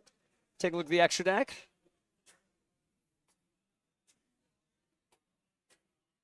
All right, so it looks like we are going in. I Meet You revealing Dark Cybers, 2300 attack. There's one face down. We're grabbing the backup Ignister. It's going to be difficult to play through. More than 25 minutes left on the clock. At least from what I can see from here.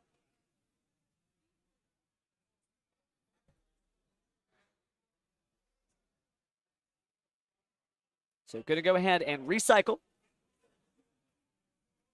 To bring out the Fiend Smith Requiem.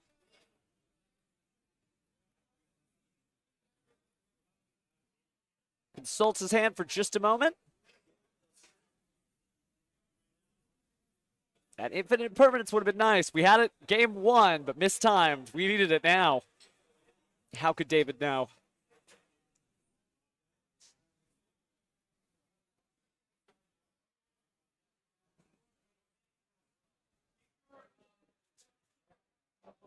Lacrima, certainly a strong card right now.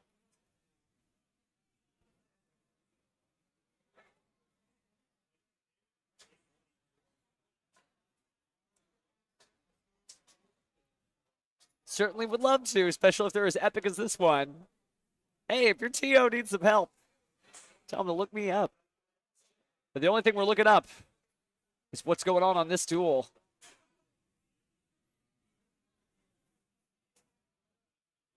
Gotta figure out what we got.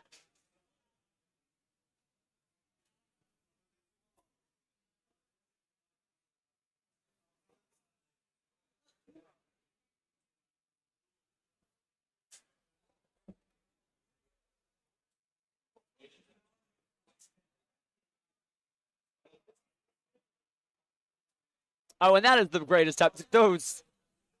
Ah, that's such a great cast to be part of. But speaking of casts, cast some Malice line out here. David trying to reel this duel in. Oh, he's got to commit to it. It's the Dominus Impulse. Dominus Impulse going to go ahead and stop it. Activated from the hand. Keep that in mind. No light effects here. No more Nibiru. Really betting it all.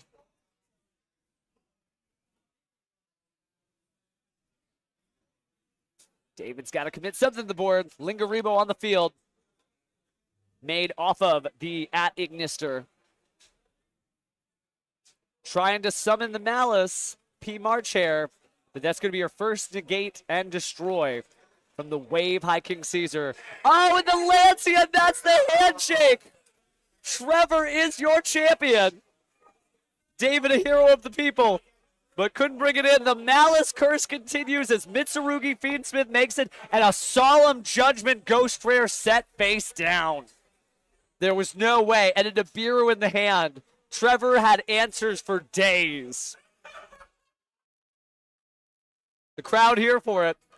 In a moment, we will get to talk to Mr. Mitsurugi himself, Trevor Sullivan, about how it feels for an all-expense-paid trip.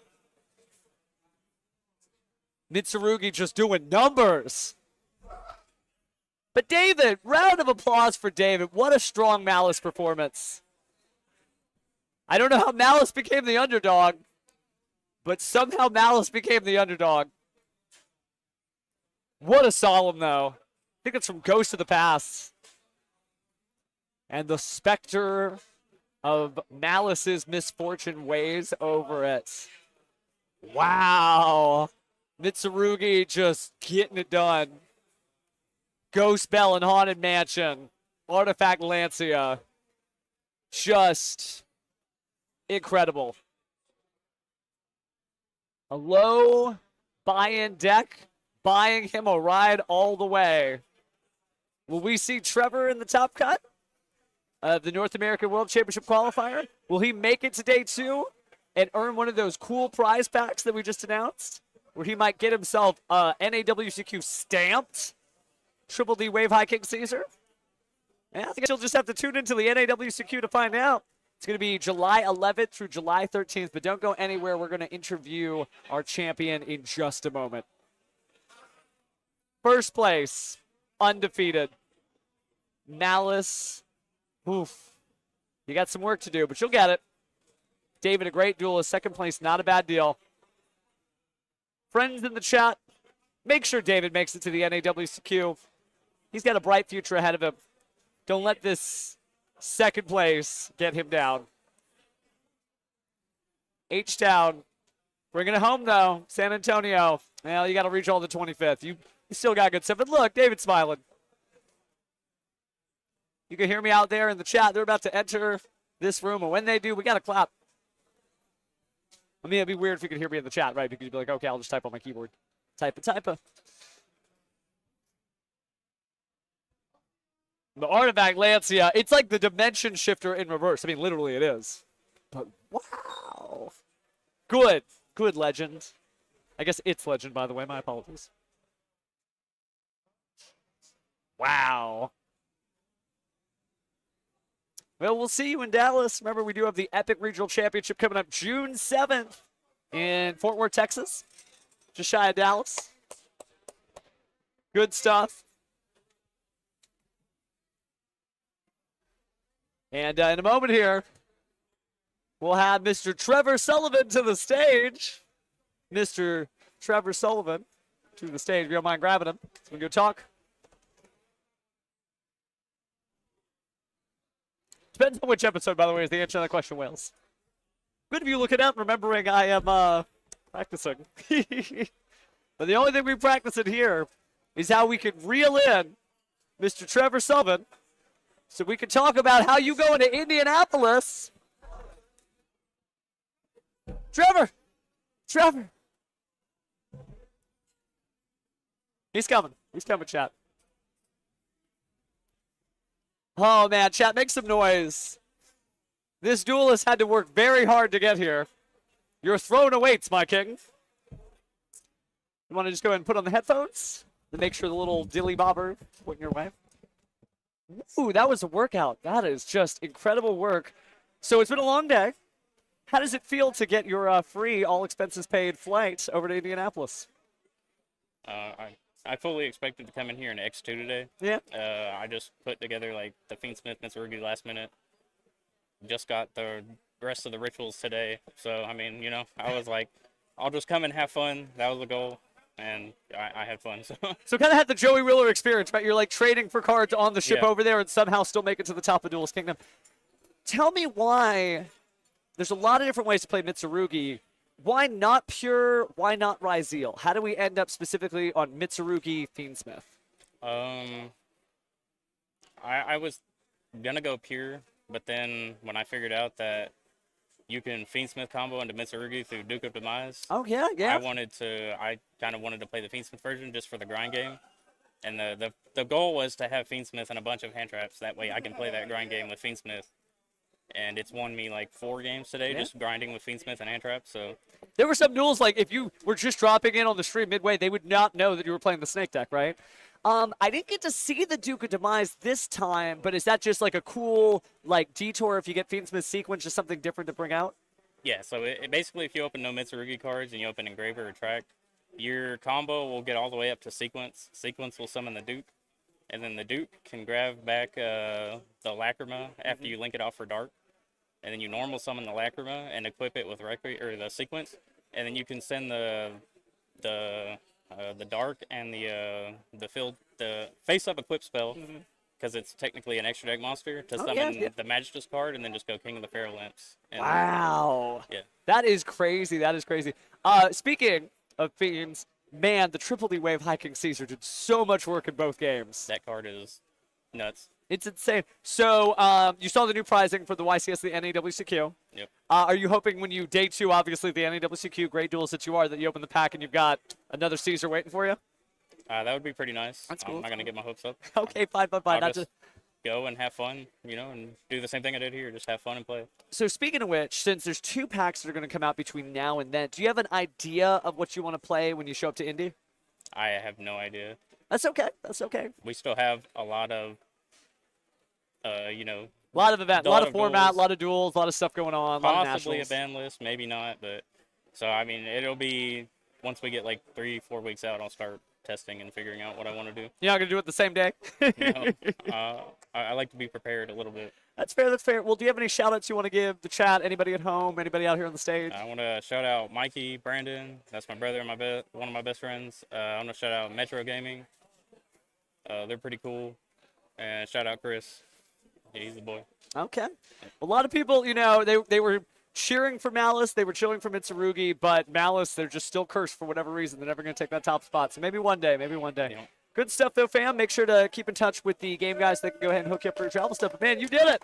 Round of applause for this guy.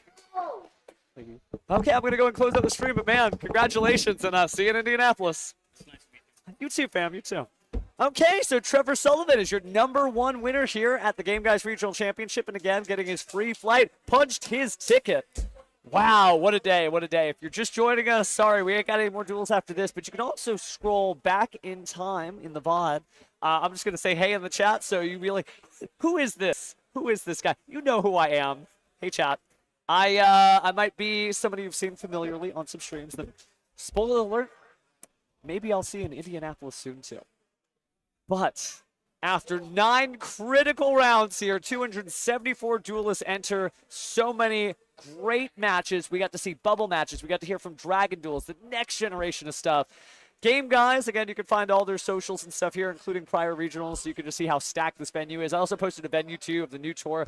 This place is different.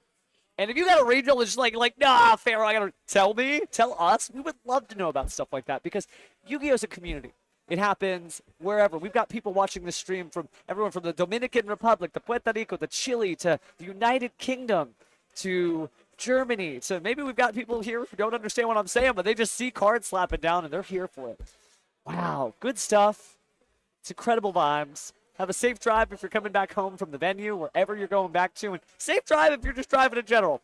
We don't want any duelists to have any mishaps. It's all going to lay it out on the field. Again, just some crazy stuff. If you're going to be at the NAWCQ, we hope to see you there because you got to play against people like Trevor Sullivan, and you got your work cut out for you. But after 9 glorious rounds of the Yu-Gi-Oh! Trading card game, don't have to go home, but, well, there isn't anything more for me to do. So, friends, thank you so much for watching. It may say be right back, but it's just a lie because you are all free now. Take care, duelists.